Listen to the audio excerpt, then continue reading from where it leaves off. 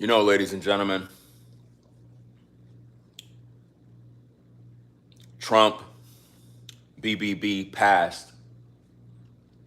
And now what content creators are doing is they're fearmongering by claiming that black people are now a target by ICE in order to get views. I tell you, man, social media, man, is filled with these sick people that will do anything to gain subscribers, to gain supporters. They lie to you all the time, manipulate you, they gaslight. Now they're telling you that ICE is trying to round up black people in order to get views. Ladies and gentlemen, come on in the building, come in the building so we could have this conversation. We got to protect our minds, people, from these demons. I try to warn y'all all the time. Like right now, a content creator is live right now spreading lies, literally lies. Like right now, while I'm live right now, a demonic fear-mongering content creator is live trying to plant fear in your mind by making you believe that black people are being targeted by Trump so that they can round us up and deport us. Deport us where? This is how these YouTubers try to make money. I try to warn y'all all the time. Turn from these demons. Turn from these entities that wake up and decide to fearmonger you into submission, to make you be afraid. ICE is not targeting you, but this is what they're going to make you believe. And if you believe it long enough, now you're going to start to attract this. And what's so crazy is this particular demon believed that black people that are from Jamaica, black people that are from Panama, black people that are from Haiti, he believed that you're tethers. A tether is a racial slur that FBAs call any black person that is, I guess, outside of America. Like they assume that you're not even black. This is how they feel about you. They're the racist blacks that don't like blacks that are overseas.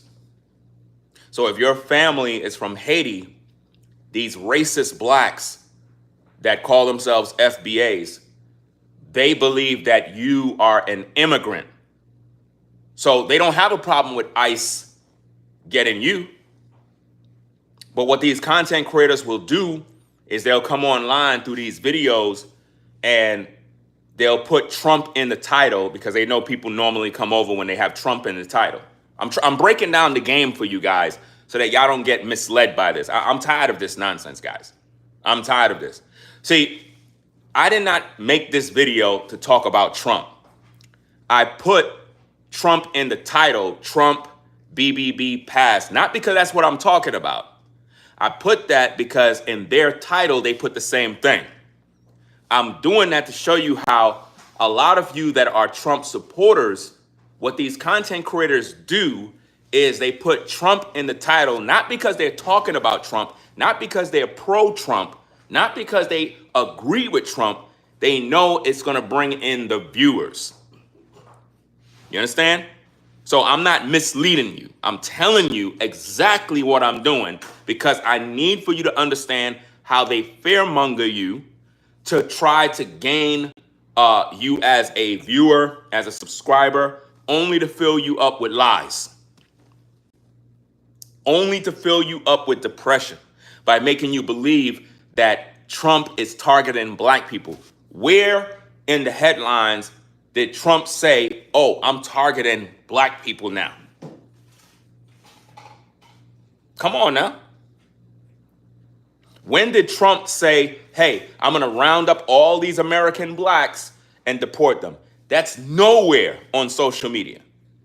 But what these content creators are doing, see, here's the thing, guys. you good people that decided to stop by this channel to hear this truth, just stick around for a minute. Don't swipe up, don't swipe down. Listen to me carefully now. A content creator is live right now with the same title, Trump BBB Passed, right? Blah, blah, blah. I put the same title because I know how this works. I'm not here to deceive you. I'm not here to manipulate you. That individual don't even like Trump. That individual can't even vote because he's a felon. That individual is not even into politics. But he put Trump in the title because in the YouTube Shorts algorithm, it normally pulls a lot of people in. And what his goal is just to gain some subscribers. That's it. My goal is to expose the fact that he's promoting fear and lies by telling you that now ICE is targeting black people, that we're being targeted now. When? When have Trump said, you know what, we're going to start targeting blacks? It's bad enough that they targeting all these Mexicans. For some reason, he don't support Trump, but he's always talking about Trump. He claimed that he's a man of God, but he's never talking about Jesus Christ. He talks more about Trump than Jesus Christ. This is crazy. Imagine a person claiming to be a believer in the Bible, and they talk more about Trump than Jesus Christ. Because see, Jesus Christ is not bringing in a bunch of viewers. When you talk about Jesus Christ, it's not going to bring 1,000 people to watch your show. But when you talk about the Savior, Trump, and you put him in the title, it's going to bring in all of the patriots. You know, 4th of July right around the corner. So when you think about this, everybody that is focusing on Trump, right? They know it's going to bring you good people into their show. And you're going to assume they got something worth talking about. I'm here to expose and lift the veil, guys, to show you what's really going on. Don't be deceived, because the devil seeketh whom he may devour. As a roaring lion, he goes around plotting and planning. Now they want you to believe that black people are a target. Now they want you to believe that when you walk outside, we need to be concerned about ICE. I'm not here to fearmonger you. I'm here to tell you what a content creator is doing right now. Like right now, while we're live, a content creator, and again, the content creator's goal is just to gain views and subscribers. Now, of course, this is YouTube. Everybody wants people to view them. Everybody want to grow their platforms. What I'm trying to show you is the manipulative tactics of how they pull you in.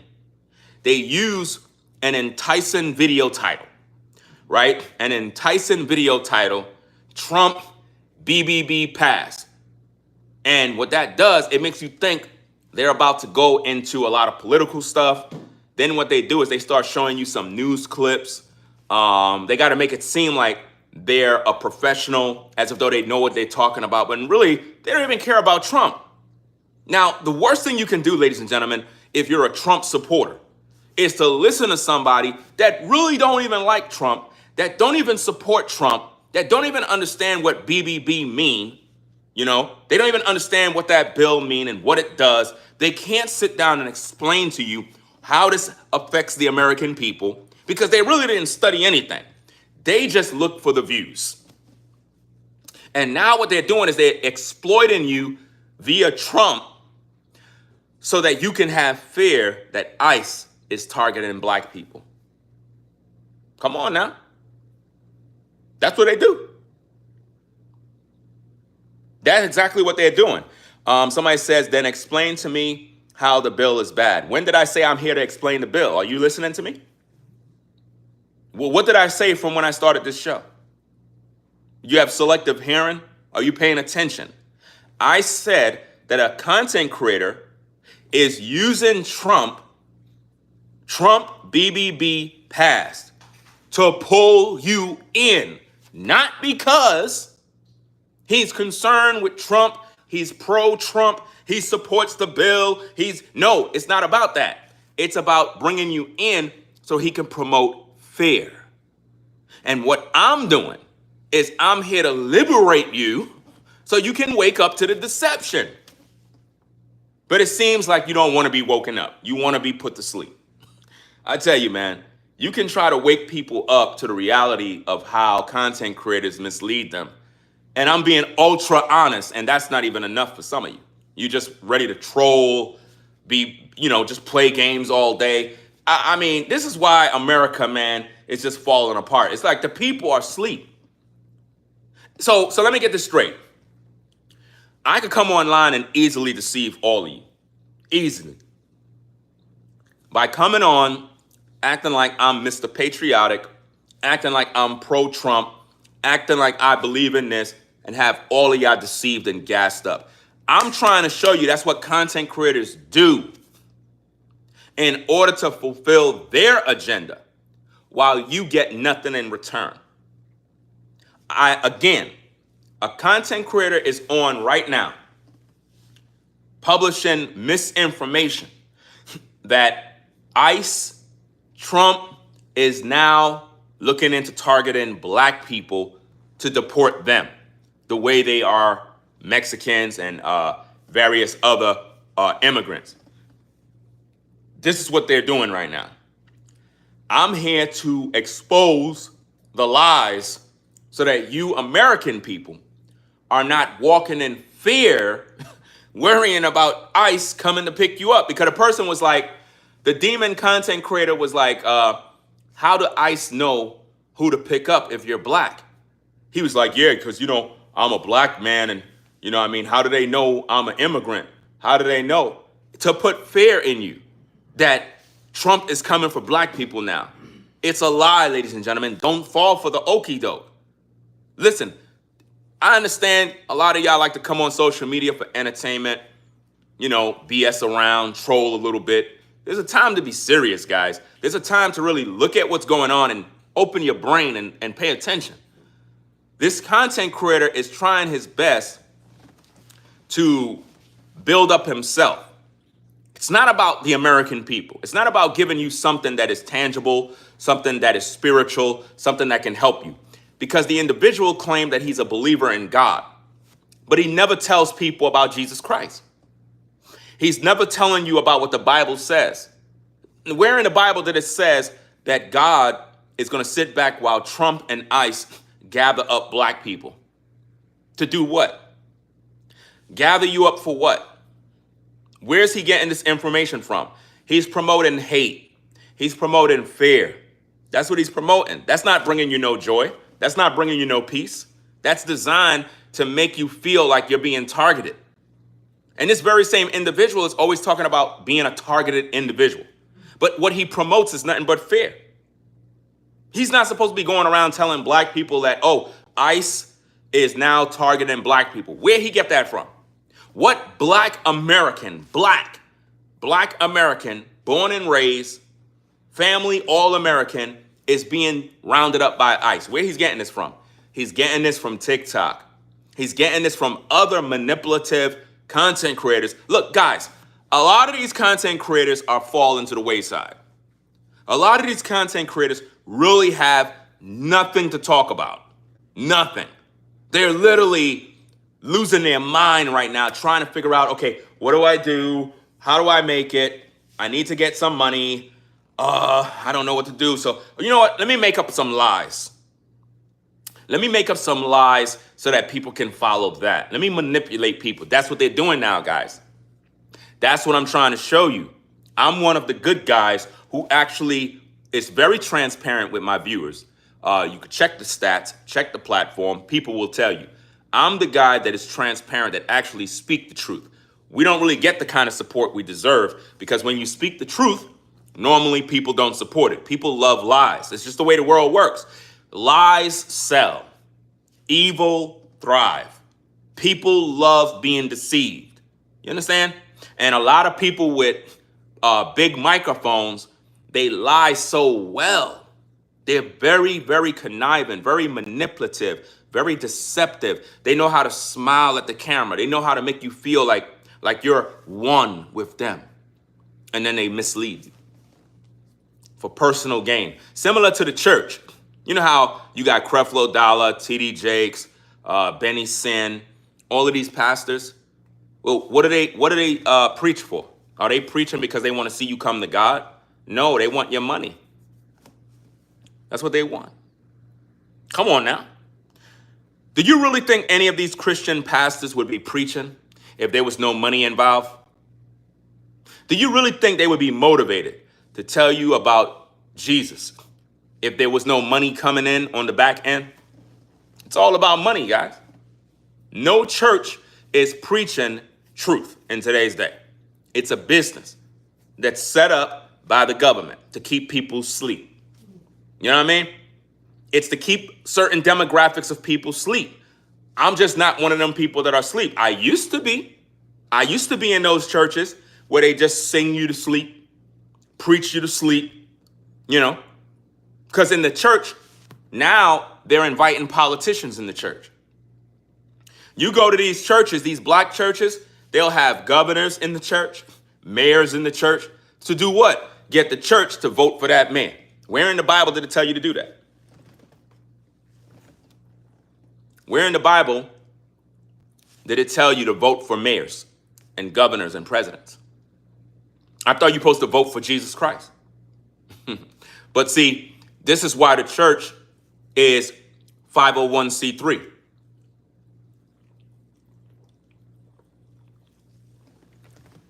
This is why the church is 501c3, tax exempt. It's because they're all affiliated with the government. A lot of content creators, just like me, I'm a content creator. I'm a professional content creator. At the same time, ladies and gentlemen, there are content creators that are agents that work with the government. They come on YouTube.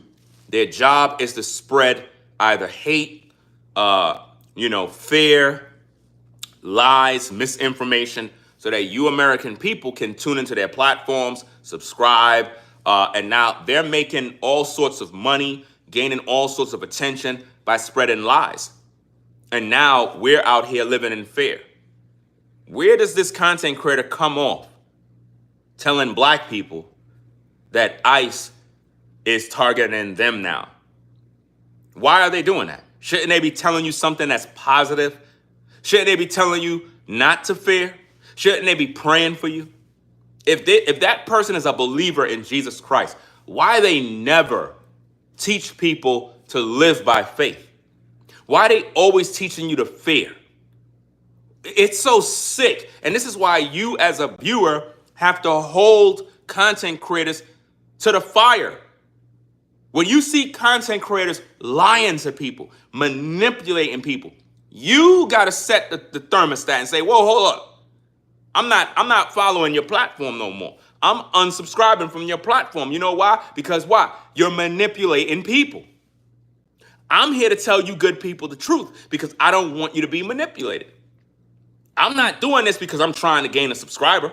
I'm not doing this because I'm trying to gain views. Of course, this is YouTube. We want people to watch our videos. I want people to subscribe to the channel because that's how we grow. I'm telling you, my motive, my purpose is to wake you up to the lies that are going on right now. There is a content creator on YouTube right now, deceiving people, deceiving black people, making black people fear. You understand? As soon as he started his show, some of the viewers recognized that he was misleading people. They started to challenge him. They was like, stop spreading hate, stop spreading lies. And he was like, what? What lies? Mind your business. How you gonna tell your viewers to mind their business when you're on social media in the public? It is their business now because they're in the public, you know? And he used the title Trump BBB Passed because he know a lot of you folks out there are diehard Trump supporters patriots of America and you love America. That very same content creator believed that he want to see death come to America. That very content creator is what they call a black Hebrew Israelite. The black Hebrew Israelites believe that they want to see death come to America. And he's now telling people that ICE is targeting black people. That's crazy. Absolutely crazy. Where's he getting this information from? Why is he promoting that? Because he want to see black people round up, because the government could be paying him under the table. Where is he getting this info from? How is that helping anybody? You have to think about this, ladies and gentlemen. What purpose is it to come online, go live, to tell people that ICE is targeting black people now, when that's not even happening? Why is he lying to people? You as a viewer must hold content creators accountable. No different than when you go into a store to be a patron. If the store is giving you disrespect, no customer service, what do as a people? How do you handle those problems? If you come into my store, you walk in to purchase an item, and I treat you like crap, talk to you like crap, how do you respond? To teach me a lesson, you hold your dollars. That's how you respond. When a store is not doing right by you, you boycott that store, you stop shopping at that store, you stop being a patron to that store. When they don't see that money coming in no more and they got bills to pay, they're going to start to treat people right. So when you see content creators spreading lies, spreading misinformation, manipulating the people, what do? You unsubscribe, you don't watch them, you don't support them, you leave them alone, and you warn other people, because that's normally what we do. If we had a bad experience at a store, what's the normal thing we do? We don't shop there no more, and then what do? We tell our friends, hey, don't shop at so-and-so. That store is no good. They treat people horrible. I was over there, they did me dirty. I'm never shopping there again. That's how you're supposed to be with content creators that mislead you. See, I'm not misleading you, because I already told you my purpose. My purpose is not Trump passed BBB, Trump BBB passed. I'm not here to talk about that. I made that very clear in the beginning. Very, very clear. I'm here to let you know that there is a YouTuber who is a black Hebrew Israelite who is spreading lies that ICE is now rounding up black people, and he's using Trump in his title because he know that, the 4th of July is tomorrow. He knows that there's a lot of patriots out here in North Carolina. They don't play when it comes to the 4th of July. There's a lot of patriots in North Carolina. I'm originally from New York. I've been out of North Carolina for about 1 year. And I'm telling you, you drive up and down the streets everywhere, there's a lot of patriots out here that they not playing flags. They ready to have parades and all sorts of stuff going on. So they take these days very serious. Now, I know the truth about 4th of July. I already know what the truth is. So I'm not really participating in the 4th of July.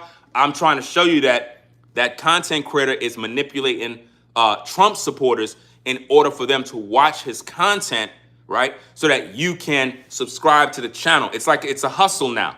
It's a new hustle that a lot of these content creators do. Matter of fact, if you were to go to his channel and you look at it, like all his videos are Trump, Trump, Trump, Trump, Trump. He's not a Trump supporter. He don't like Trump. He want America to burn, which means he don't even like America. But he's talking about Trump every minute. Why? Because he know that brings in views. Right now, he's trying to get those views. See, I'm exposing his plan, and I know it's pissing him off because it's like, man, stop telling the people what I'm doing. Stop. Why are you hating on me? Why you hating? Go find something else to talk about. Go find something else to talk about. Stop talking about Trump when you don't like Trump. He don't like Trump. He can't vote. The man didn't even vote.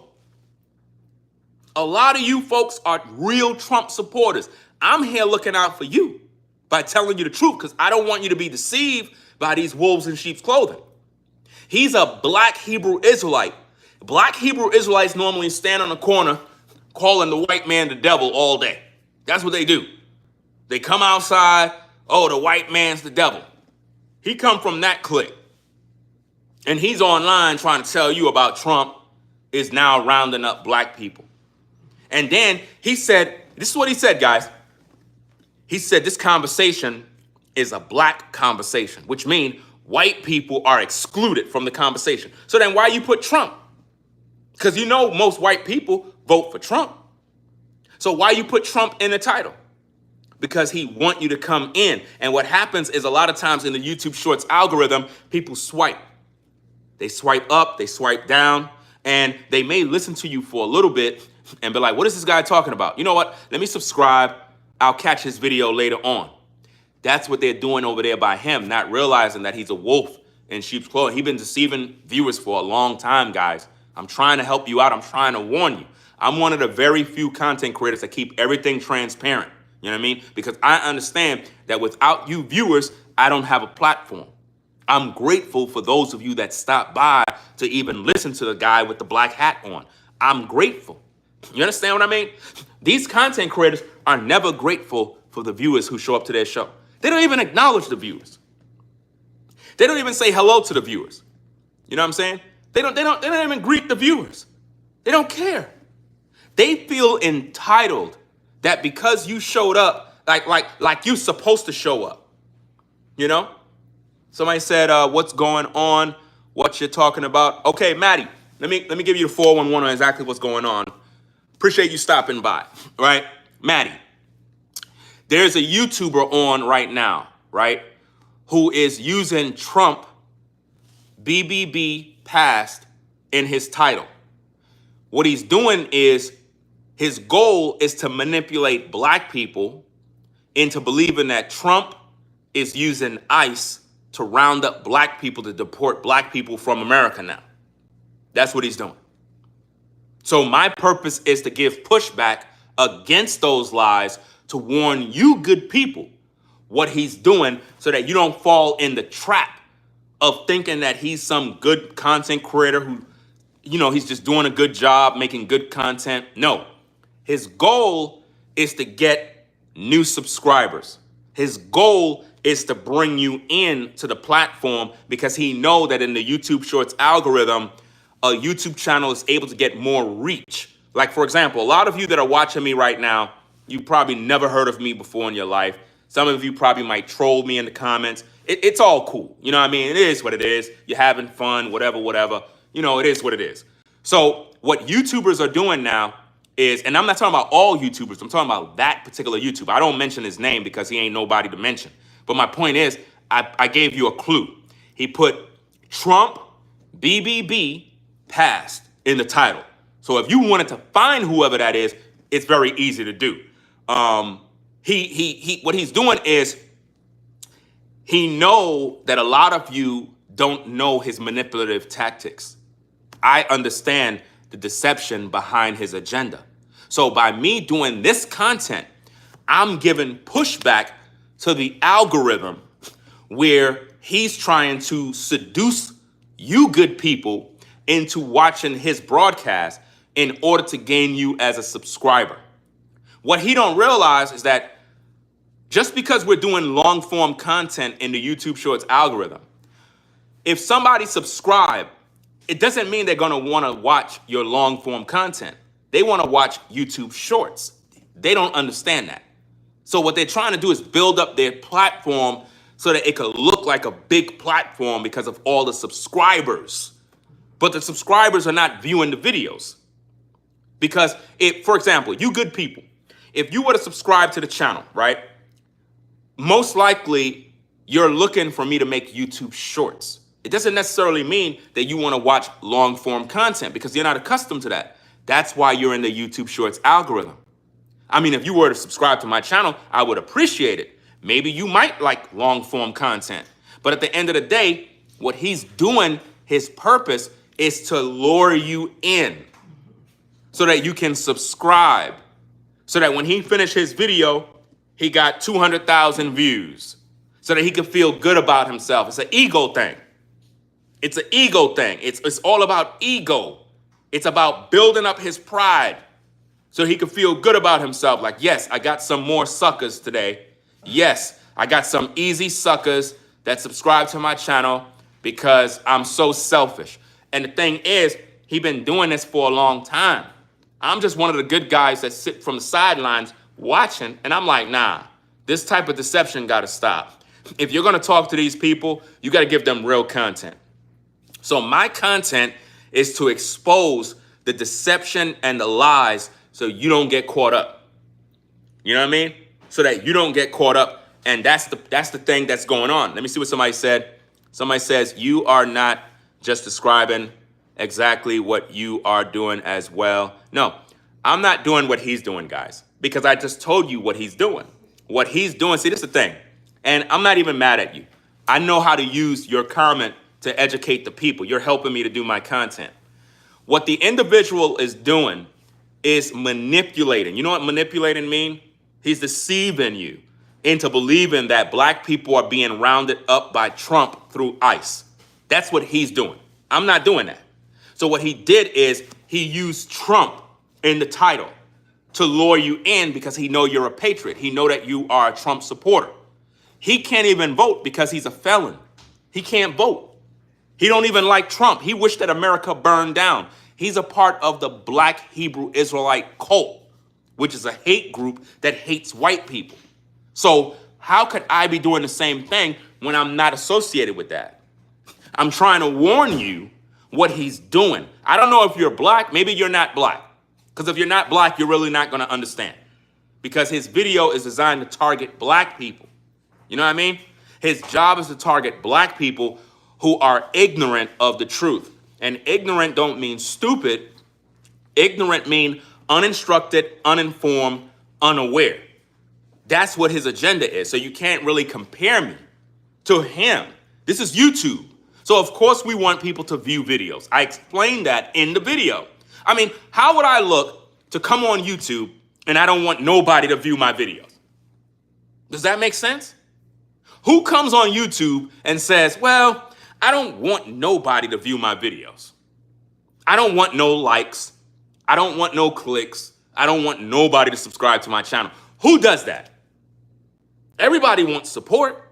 So that's not the issue. The issue is the content creator being malicious?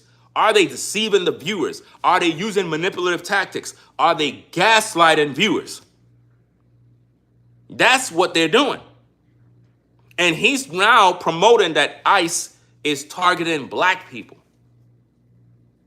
Go search for that information on Google. It's not there. But he wants black people now to live in fear. Why? Because it's boring to talk about what ICE is doing to Mexicans now. That's boring. That's no longer news. It's like, okay, they're tearing up the city. They're rounding up Mexicans. It is what it is. You know what? Let me get some new content. Let me do something that's different. And that's what he's doing. Now he's promoting that ICE is rounding up black people to make black people be concerned with that. He ain't say ICE is rounding up white people. Notice that, ladies and gentlemen. If you're white and you're listening to this content, that particular content creator that I'm talking about, why he's not saying that Trump is rounding up white people? Why black people? Why he's not saying Trump is rounding up white people? Because he know that's not going to sell. That's not going to sell. Black people are more likely to live around Mexicans. Hello? Especially in Los Angeles. Black people are more likely to live around Mexicans. That's why he's now saying that ICE through Trump is looking to round up blacks. He's not saying whites because he know white people not tolerating that mess. He know that white people are the main supporters of Trump. He know that whites are quick to have their flag, their American flag. It's 4th of July right now, just after 12. So we're on the 4th of July. He cannot tell white people that Trump is rounding up white people through ICE. That's not going to sell. It's very easy to manipulate black people, sad to say. It is very, very easy. And the reason why it's so easy to manipulate black people is because black people get manipulated by the church. These pastors, these preachers, you know, they come out with shiny suits. They sing in the church. They talk about Jesus, Jesus. Religion is one of the biggest scams there is, guys. Religion. I'm a believer in God. I'm just not a believer in religion. Like religion, I don't do religion. Like going to church, listen to some crazy preacher talking about bring you tithes. How I look like bringing you my money? Why am I giving a pastor my money? Does that make logical sense? You got bills to pay, but you giving your money to a preacher, and then he's living a good life? Think about this, ladies and gentlemen. All of these pastors that are out here, right? How is it that all of these pastors are multimillionaires and the church is poor? Come on now. How is it that the pastor is rich and the people in the church is poor? It's crazy, man. Let me see. Mega says they are easy to manipulate because they are emotional and always trying to prove their worth. That's one of the issues with black folk, is that they're so susceptible to being deceived. That's why that individual is targeting you guys. You know what I mean? Again, I don't know the ethnicity of all you good people that are watching the show. I'm pretty sure we got some white folk, probably some Asians, blacks. We got all sorts of people probably from all over the world. I'm here to tell you the truth, whether you disagree, believe, whatever the case is. I'm one of the good guys. I'm one of the guys who is trying to wake you up to the reality of the deception that's going on right now. There is a YouTuber who may be possibly a terror cell. Possibly a terror cell, because in my line of work as a content creator, influence can be used for good and it can be used for evil. And I really believe that there is a particular group on social media that work for the enemy as a terror weapon to manipulate people's minds so that they can think, doubt, fear, worry. Because what purpose would that be to just tell black people that ICE is looking for them now? Like, that didn't make no sense. So now if I'm black and I'm walking around and I see ICE, I gotta now duck and worry? Why? Why I gotta duck and worry now?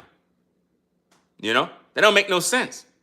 And here's another thing that he loves to do, that content creator. Again, guys, when you come into the live stream, right, it's very difficult for me to do this job in the YouTube Shorts algorithm because you're Shorts viewers, which means you primarily view Shorts and you binge watch Shorts. So it's very difficult to keep your attention long enough to give you the truth. Like, I've been on for 38 minutes. I can promise you, the majority of you have not been here for 38 minutes. So all of the information that I've given, half of you probably didn't even get. For example, if I start talking right now and I'm communicating, some of you just swiped into the video and that's all you heard is up to here. So you're gonna be like, this is boring, let me get out of here, and you're gonna leave. You just missed all the content. That's why it's very difficult to speak in the YouTube Shorts algorithm. What content creators are doing, let me break this thing down. When they go live and they talk about Trump, they're gonna always use a vertical live stream, not a horizontal. You see what I mean? Vertical. The reason why they use vertical is because it's in the YouTube Shorts algorithm. See, you're not a YouTuber. You're not a content creator, so you're not gonna understand this knowledge. In the YouTube Shorts algorithm, it allows a content creator to reach people that would normally never see their platform, right? So they go into the YouTube Shorts algorithm in hopes to gain views, subscribers, right? With their manipulative tactics. They can't do that in the horizontal. Because in the horizontal, what happens is when they go live, it's only being distributed to their subscribers and probably a few new viewers here and there if the YouTube algorithm share their content. So it's very limited in reach. What they're hoping is that in the vertical, they're able to reel you good people in, similar to a fisherman fishing at sea. There's a bunch of fish in the sea. Somebody's going to get hooked. Somebody's going to get the bait. Somebody is going to get caught, and they're going to reel you in and throw you in a bucket. That's what they're doing. I'm here to expose what that content creator is doing so you don't get mixed up. Because now they're lying to the people by telling us that, black people are being rounded up by ICE.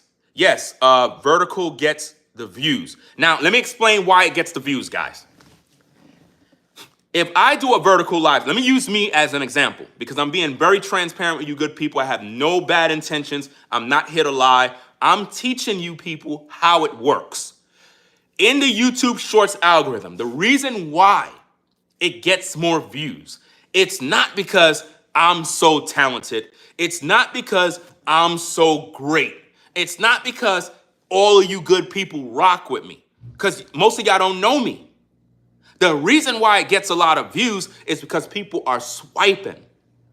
They're swiping. In other words, they'll click on this video right here, look at it for 1 minute, be like, I don't like his hat. You know what I mean? I don't like his background. Let me get out of here. And they swipe off. Then another person swiped in, swiped off, swiped in, swipe off, swipe in, swiped off, swipe in, swipe off. So it's getting all of these views. You see that? And it appears as if that YouTuber is a big YouTuber, when really,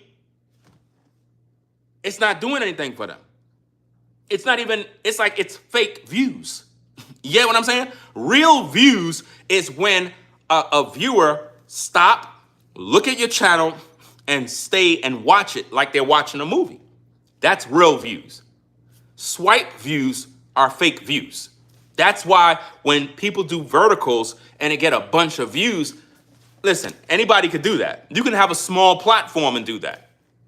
It's not, they're doing it because they're trying to manipulate people. And I'm not talking about all content creators. I'm talking about that individual who used the title Trump BBB Passed. He's going to most likely switch his title either now or maybe after his video, because that's what he do.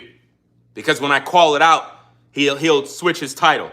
Because if you were to go on Google and type Trump BBB Passed, it'll bring up my video and his video. You know? Let me see.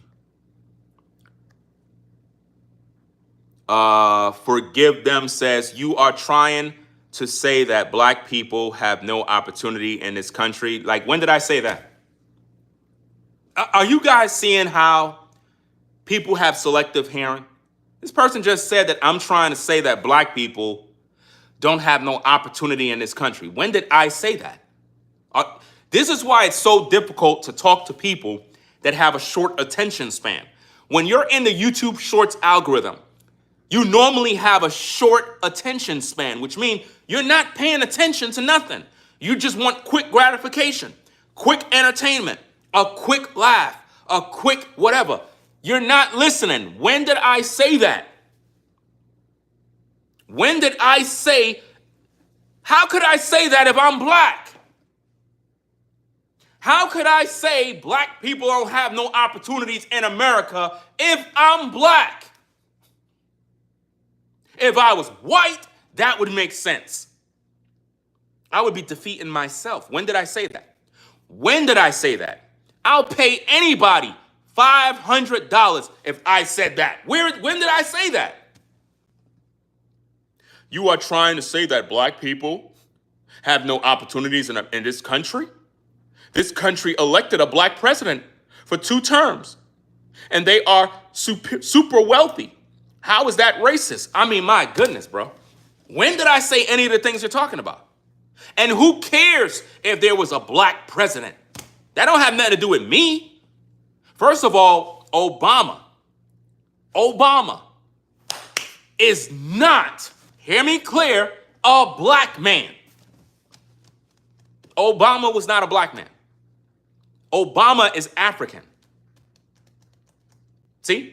We have this misconception of believing that anybody that look melanated, dark skin, brown skin, that we're all the same. We're not the same. We're not the same people.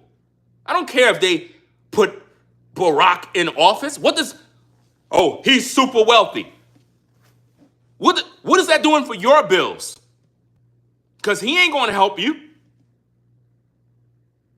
When did I say anything about blacks in this country not having opportunities? I never said that. I'm talking about a content creator who is publishing content right now saying that Trump is using ICE to now deport black people. Deport us where? Deport us where? That's what I said. You have selective hearing. They are lying, Ringo. A lot of people that come in on, that's why I said in the YouTube Shorts algorithm, you're going to have a lot of trolls. You're going to have people that just, they picking at you to make you react. I get all of that. But at the same time, it's difficult to communicate to people. That's why you got to have talent to actually communicate to people, because there's hundreds of thousands of people that be in the YouTube Shorts algorithm. I'm trying to wake people up to the reality of what's going on, because that content creator is pushing fear. He's fearmongering the people by making you believe that ICE is now targeting and deporting black people, and he have no sources of this happening. No sources. And even if he brought up a source, it's an isolated incident of somebody that is most likely not even American. And they want you now to believe that you're a target. That's what they're doing.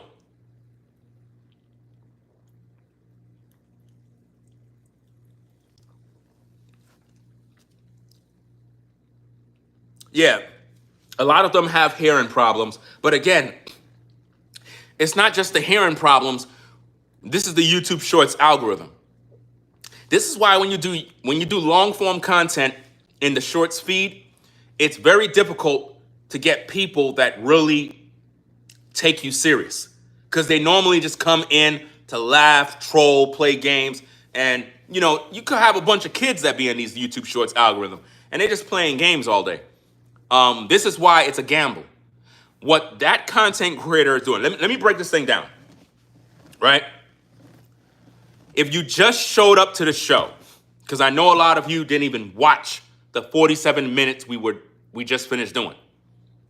There is a content creator on YouTube right now who put in his video title, Trump BBB Passed, with some other garbage, right?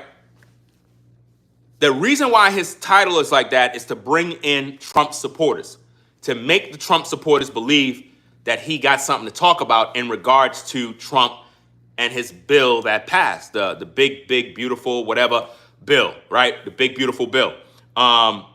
He really don't understand anything about politics. His channel is not based on politics. His channel is based on Black Hebrew Israelitism and Chosen One-ism, where all he talk about is, doom and gloom. You're a chosen one, to manipulate people for views, right? His new hustle, I'm trying to show you the hustle. The hustle is, let me make videos with Trump in the title so that Trump supporters will come in, because his own viewers never come in. Like, if he don't put Trump in the title, nobody watches. So adding Trump to the title normally bring people in. So he did that, but when you watch the video, he's not talking about Trump. He's talking about how Trump is using ICE to gather up black people in America. He's not being specific on what kind of black people. Are they Africans? Are they, some American blacks? Because you can't round up American blacks who are documented citizens in America. You can't round them up through ICE. So common sense should tell you that. The people that are being rounded up by ICE, they're not American citizens. They're undocumented, but they've been working in America for a long time. So how could Trump gather up and target black people now? Where's that coming from? But he's trying to put fear in people so that you can now worry, so that you could go to work worrying about ICE. So that if you see the ICE vehicle outside Oh, let me duck and hide. And when you do that, you make yourself a target because you're living by fear. And when you fear, it normally brings to pass what you fear. Let me explain something. That particular content creator that I'm talking about, he hates people. He hates people, guys. I promise you. He hates me. You know what I mean? My father was born in America. He lives in Texas. He's an Army vet. He's an older gentleman, so he's pretty much retired. My mom is from Panama. So you could say I'm half Panamanian, half American, whatever the case is, right? I understand Spanish, speak Spanish. I'm American. This guy got on YouTube telling everybody that I'm Jamaican, that I'm Trinidadian, that I'm Panamanian. And what he did is he's a part of a hate group called the FBA. This hate group is very, very malicious. They don't like black people that have immigrant family members. So let's say, for example, you're black and you speak Creole, French, you're from Haiti, right? If you're Haitian, shout out to all my Haitian people out there. If you're Haitian, that particular YouTuber believed that you are a tether. A tether is a racial slur that you use on anybody that is not born in America. So if you're black and you're not born in America, your family is not from America, they consider you a tether, which means they don't even acknowledge you as being black. If you're Jamaican, that content creator look down on you. He don't see you as a brother. He don't. If you're Panamanian, he don't see you as a brother or sister. If you're Trinidadian, he don't see you as a brother or sister.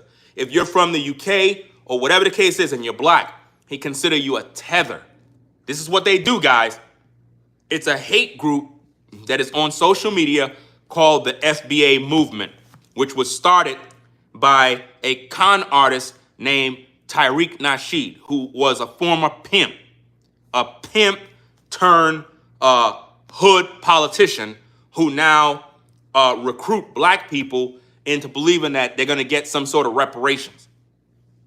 So this hate group believed that you must be American. Like, if you weren't born here, if your family didn't endure black slavery in America, they look at you as a tether. So even if you're a black man, black woman from the Caribbean, they don't see you as black. That YouTuber that I'm talking about, he's a part of that hate group. And he's a part of another hate group called the Black Hebrew Israelites. Put a 1 in the chat if you heard of the Black Hebrew Israelites. The Black Hebrew Israelites is another racist hate group that don't like white people. They hate white people. They call white people the devil all day. Even though you got black people committing crimes in the black community, you know what I mean? You got killers all over. Just the other day in Chicago, I did a video in Chicago on 311 West Avenue, a lounge called the Artist Lounge. There was a drive-by shooting which injured 14 people, right? And killed 4. In my video, I made a mistake. I thought it was a guy, a rapper named Mello. Come to find out it was a female rapper named Mello.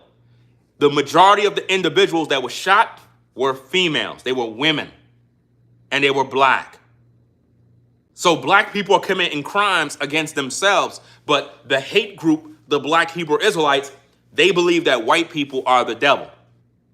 But yet in the black community, in the hood, you got drugs, you got drug dealers, you got crime, you got violence. They never solve their problems. But they got time to tell you that white people are the devil. Make it make sense.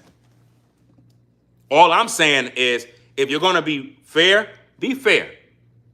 Don't be a part of a hate group and at the same time, you're trying to preach to people because it don't make no sense.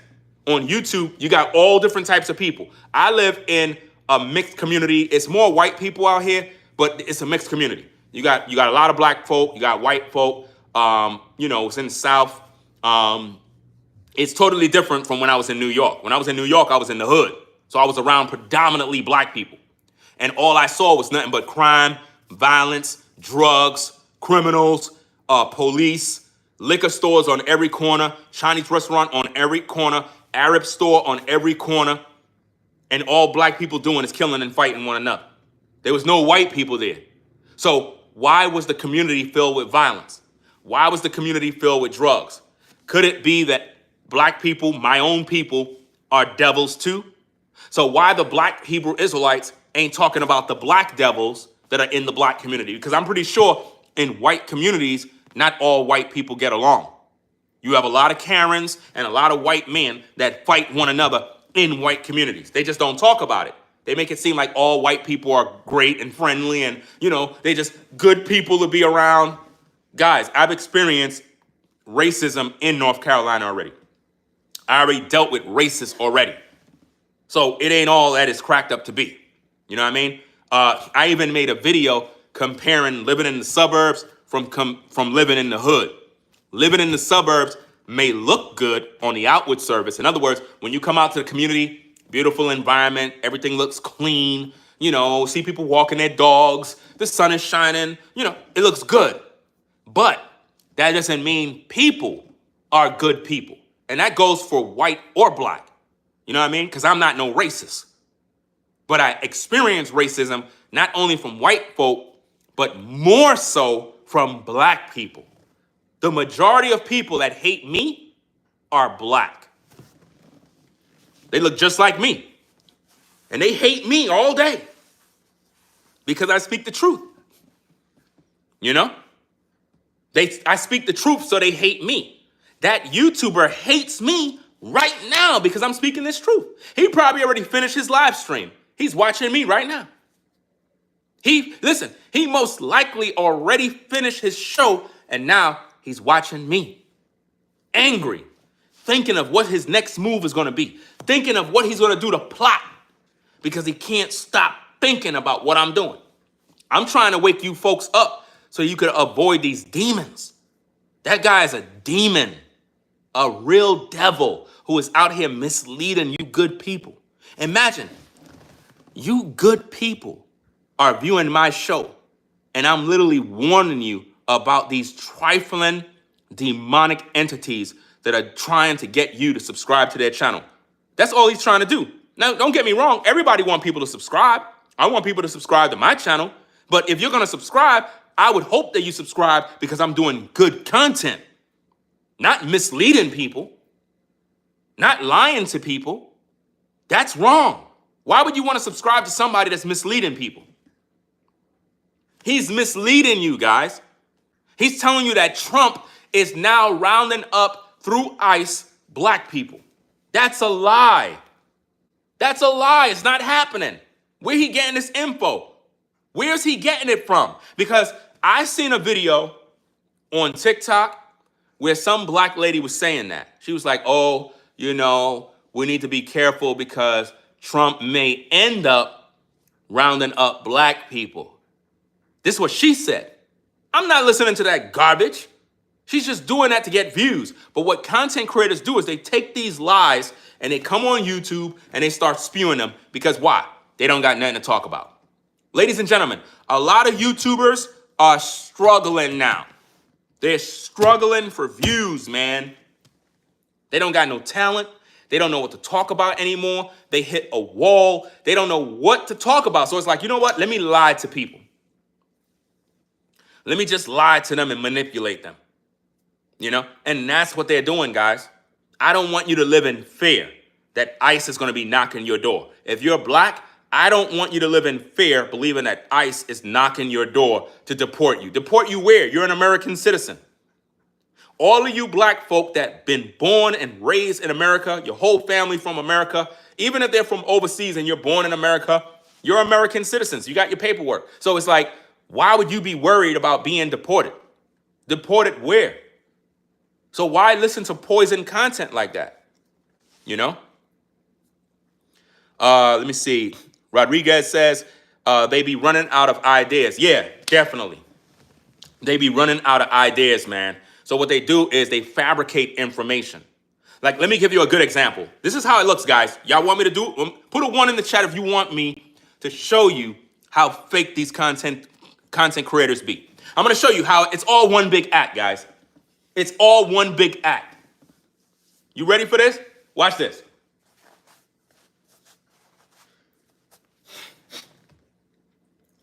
Yo, guys, Trump's new bill, it's going to affect all of us. If you're black, we're going to have to leave. I don't know what we're going to do. They're trying to take us and deport us now. All of my black people, come in, guys, come in. Trump, through ICE, is trying to get us. Guys, look, you got to share this video. You got to share this video. Trump, through ICE, is trying to deport black people now. They deported my cousin. They deported my cousin, man. They deported my cousin, bro. I'm warning all of you, man. They deporting black people now. It's not just about Mexicans. They deported my cousin, man. Do you see that? Do you see what I just did? Do you see how dramatic it was? That's what they're doing, guys. They're lying to you. They're manipulating you. That's what they're doing. It's all one big act. They're lying to you to get views. Think about how many other YouTubers do that. They come on, they be dramatic, they start acting like, ooh, something big happening, and they're lying to you. A fraud, that's exactly it, frauds. Now think about this, guys. Put a 1 in the chat if you walked into the live stream and believed me. Put a 1. If you just walked into the live, you came out of nowhere, you saw me, and you was like, oh, snap. Yo, what's going on? Put a 1 if that's you. And you really was moving. You was like, oh, snap. Yo, let me tune in. What's going on? You see the ones? You see the ones, people? That's how dangerous this is, man. That's how dangerous this is. Think about how many more people are doing this to get views, lying to the people, being a fraud, a manipulator. Now imagine if I did this every day. What you just saw me do. I would have hundreds of thousands of views, 1 billion subscribers. You see how that works? By manipulating people. But I'm not that guy. I'm not going to manipulate you good people like that. But those of you that came in when you saw that clip, you probably was invested into the content. You was probably like, oh, snap, what's going on? What's going on with this dude? He all right? Let me tune in and see what's going on, man. He said they deported his cousin or something like that. This is crazy, man. Let me get this person out of here. Bye. Blocked from the platform. Let me see. Shout out to Brainwaves. I see you in the building. You would believe the lies are true. That's what I'm saying. You would believe the lies are true because the person appear sincere. So you're going to be like, yo, this person must be true. You know, got to be true. And also, guys, Brainwaves, the other brother in the chat, Brainwaves, Advice Topic LLC. He's another good brother. So make sure you subscribe and support his platform as well. He speaks the truth too. You know, it's all about showing love. You know what I mean? Supporting other brothers that don't manipulate the people. If you see content creators that lie, you gotta call them out. Now, I didn't call the person out by name, but I gave you guys a clue. They put in their video title, Trump BBB Passed. Now, he may be like, hey, I don't care if you told them, because if they come to my platform, they're going to view my video. That's going to help me to get more views. Listen, it doesn't matter how many views you got. You ain't making no money. You could get all the views in the world. If you ain't making no money, you ain't saying nothing. Who cares if you made views? I'm warning the people of the truth because I want these good people to know what's going on. I don't want them to be deceived. You know? I don't want them to be deceived. What does it profit a man to gain the whole world and lose his soul? What does it profit you? You gain the whole world and lose your soul because you're chasing views rather than informing the American people about the truth. I didn't come here to talk about the big, beautiful bill. I made it very clear what my intentions was. Using the title to talk about what that other content creator is talking about so I can expose what they're doing.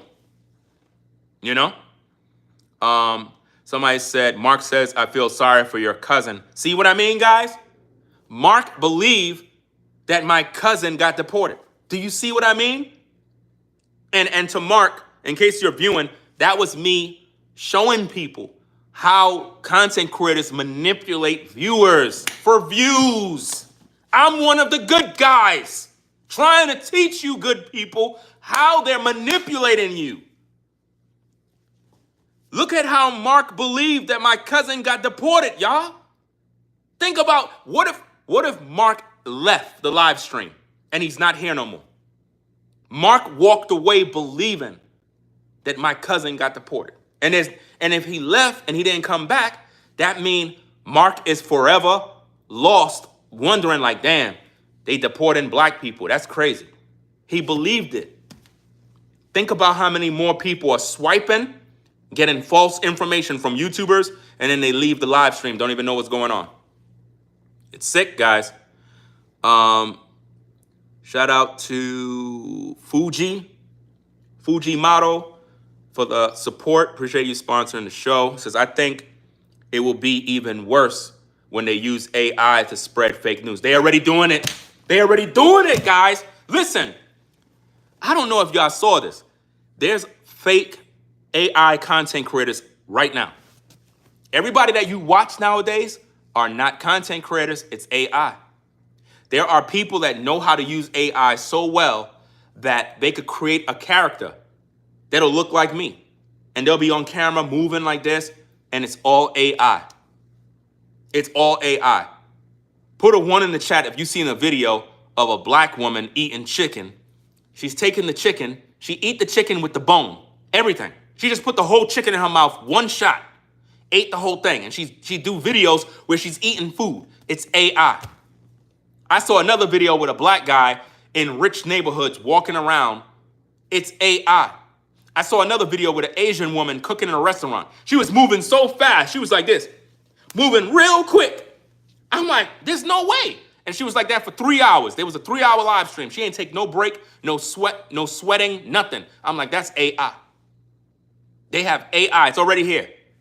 It's already here. They got news channels on YouTube that publish fake news. It's all propaganda. You know?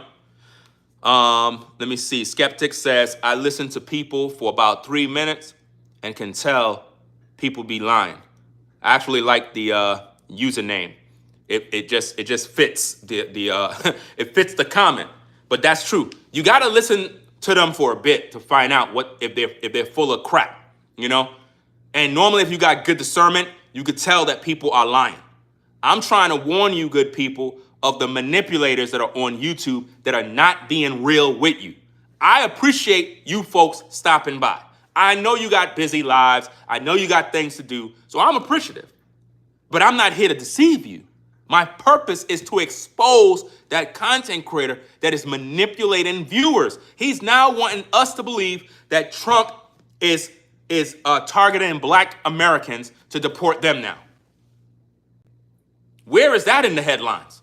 And why is he publishing misinformation and lies? He's not saying that Trump is targeting white people because he knows that's not going to work. White people are not dumb. They're not going to listen to that garbage and let it sit. They're going to come at you. They're going to be like, what the heck you talking about Trump targeting white people to deport us? Deport us where? They know white people are not going to tolerate that. But he's doing it to blacks because it's so easy to manipulate black people. It's easy. It's very easy. Shout out to Integrity Loyalty for the support, the $150 support. Appreciate you sponsoring this work, fam. Says, hey, my son turned 19 today, had full custody for 7 years now. 7 years now. 4 years ago, he called New Greed a bot, but he said he dig Ringo. Laughing out loud. My boy got discernment. Wish Joseph a happy birthday, y'all. Sending love for all the wheats in the chat. Shout out to Joseph. Happy birthday to Joseph. Appreciate you for sponsoring the work, fam. Whatchamacallit. I'm glad he got discernment, because at his age, 19, and have discernment, that's a blessing. Because most 19-year-olds, they caught up. So for him to be able to see through the BS and know real from fake, that means he's already done on the right path. You know what I mean? Already on the right path. So again, shout out to Integrity, Loyalty, Love for the $150 support. Happy birthday to Joseph. Appreciate the support. August Queen says, I'm Haitian. See, if you're Haitian, right, that content creator don't like you. He believed that you're a tether. That's what's so sick about this. And I grew up around Haitians. Some of my friends that was in my building, we grew up in the sandbox. You know what I'm saying? Shout out to those brothers. Matter of fact, I'll shout out their names. Shout out to Tristan. Shout out to Piero. Shout out to those brothers. You know what I mean? They were Haitian. They were my first Haitian friends growing up as kids. And all we did is play baseball and whatnot. You know, we all grown men now. I don't know how they doing now. That was many, many, many years ago when we was teenagers. We was kids. You know what I mean? But I knew his family. You know, his mom. You know what I'm saying? She always treated me good. You know what I'm saying? She passed away. R.I.P. Condolences to them. She passed away when we was kids. You know what I mean? I think she was into the medical field, a nurse. And I was a skinny stick back in the day. And she would always get Ensure, you know that product Ensure that they give patients in the hospital to feed them. She would bring a bunch of cans, bro. She used to get that stuff easy. And she would bring that stuff home and she would give me all of that stuff. She was like, you got to take this, man, to gain some weight, because I was a skinny stick. You know what I mean? So, yeah, shout out to all the Haitians out there, all the Creole speaking people, the French speaking people. Shout out to y'all. Shout out to Robert for the support. Robert, shout out to you. Appreciate you sponsoring the work. Forever Studios, what's going on, bro? See you in the building. George says, not a lot of people give respect. That's true. I try to acknowledge everybody because we're all on the same path. We all want what they call the American dream. We all want success. And even if you're outside of America, that's no disrespect that you want the American dream. It's just that you want success. You want to be at peace. You want to have something good for your family. And we're all striving towards that. But you have to give respect. You have to treat people with dignity and honor. I just don't like when people manipulate people. I don't like that. I don't like when people take advantage of good people, especially for clicks and views. You know what I mean? You have to earn your way. You know what I mean? You have to earn your way to do what is right. And that's how you gain real supporters. Like, for example, any of you that subscribe to this channel because of this video, hopefully you subscribe because you like my personality. You feel that there's something that I said that stimulated your thought and made you want to learn more about my content. But if you subscribe because, you know, I was manipulating you, I wouldn't want your subscription. You understand what I'm saying? And that's what that content creators do. He manipulate people to get views. He manipulate people to get clicks. That's wrong. That's wrong, man. Telling black people that ICE is now targeting them, that's wrong. That's misinformation. That's not true. That's deception. That's what the devil would do. The devil do that. You know? Let me see what's going on. Dun, dun, dun, dun. Yeah, so easy to be deceived. It's just like when the media lies. Yeah, the media lies all the time. The media lie all the time. It's just that now content creators are lying for views because they don't have nothing to talk about no more. A lot of YouTubers are just not talented. You know what I'm saying? Like, I got a lot of talent. Like, I'm a music producer. I'm a film producer. I do films, right? I have a channel that I will be starting soon where I'm going to be uploading actual movies, actual films that I produce, direct, write, all of that good stuff, right? Just like how somebody was like, oh, Ringo, you're a good actor. You know what I mean? I appreciate that, you know, but that's what I actually do too. Or, you know what I mean? I actually do that. There's multiple different things I do, guys. And one of them is speaking. I'm very good at communicating. I'm very good at having conversations and also breaking down videos and talking about different stories. I'm very good at that. Now, the problem on social media, a lot of people want to be YouTubers. They want to be influencers. They want to be content creators because they're chasing money. They really don't have no talent. So what happens is they hit a wall. They run out of things to talk about, and most of them just copy what other people do. They'll see somebody talk about one thing. They're like, oh, that got him some views. Let me talk about it. It don't take much talent to do that, guys. Watching somebody talk about something, then you go talk about it, that's not talent. You're just regurgitating information, you know? Let me see. Skeptic says, so glad that foolishness didn't pop up on my feed. Yeah, that's why I had to go live. The reason why I went live, guys, see, again, I'm always transparent. I'm always truthful with my viewers because I understand that without you, I don't have a platform. I understand that. I understand that if you good people don't watch my show, I don't have a show. So I'm grateful. So I'm not here to lie to you. These content creators don't care about what they do. They're very malicious. You understand? That's why I came on live. I was actually chilling in the crib, just kind of just doing my thing because I had took a nap and got up. I was like, okay, cool. Let me see what's going on.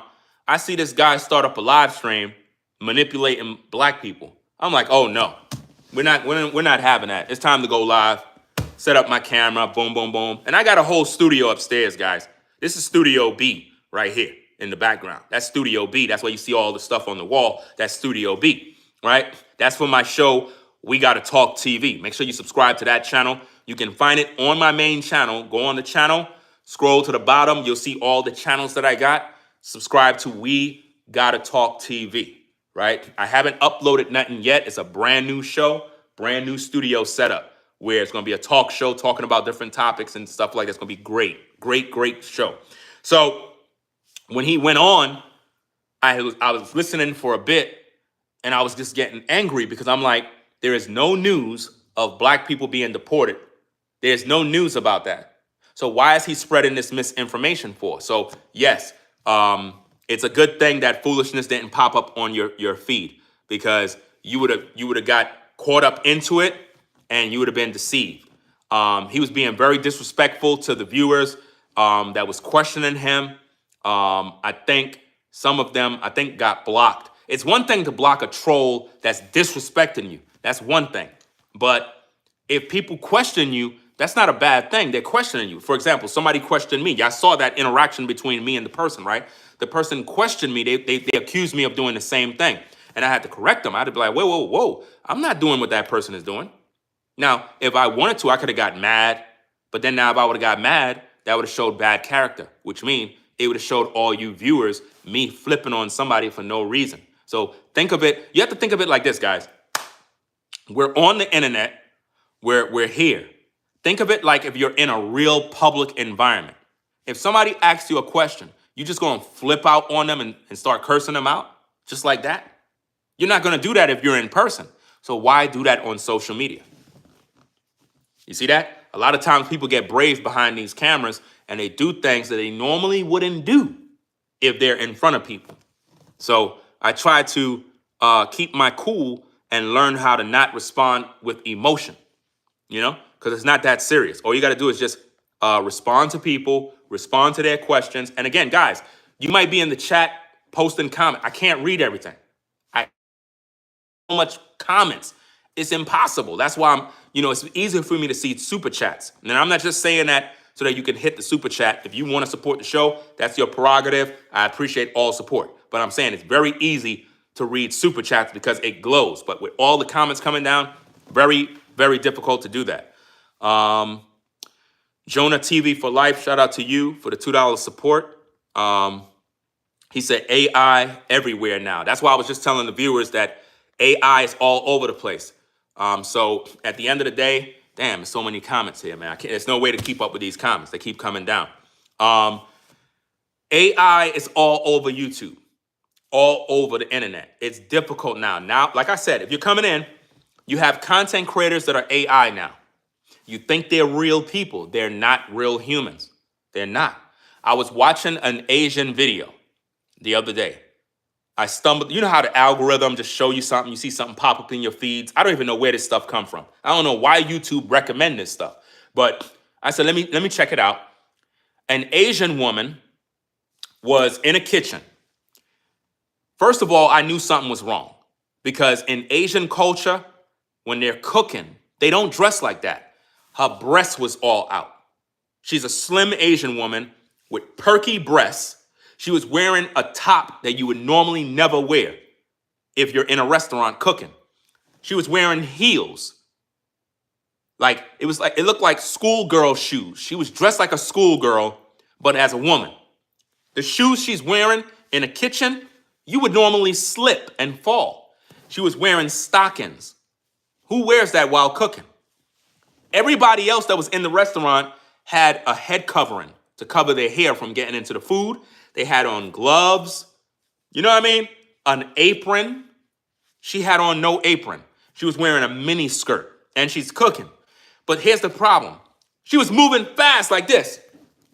Ultra fast, cooking, oiling this up, greasing that up, packing in this, putting this in the plate. I'm like, there is no way anybody could be moving that fast.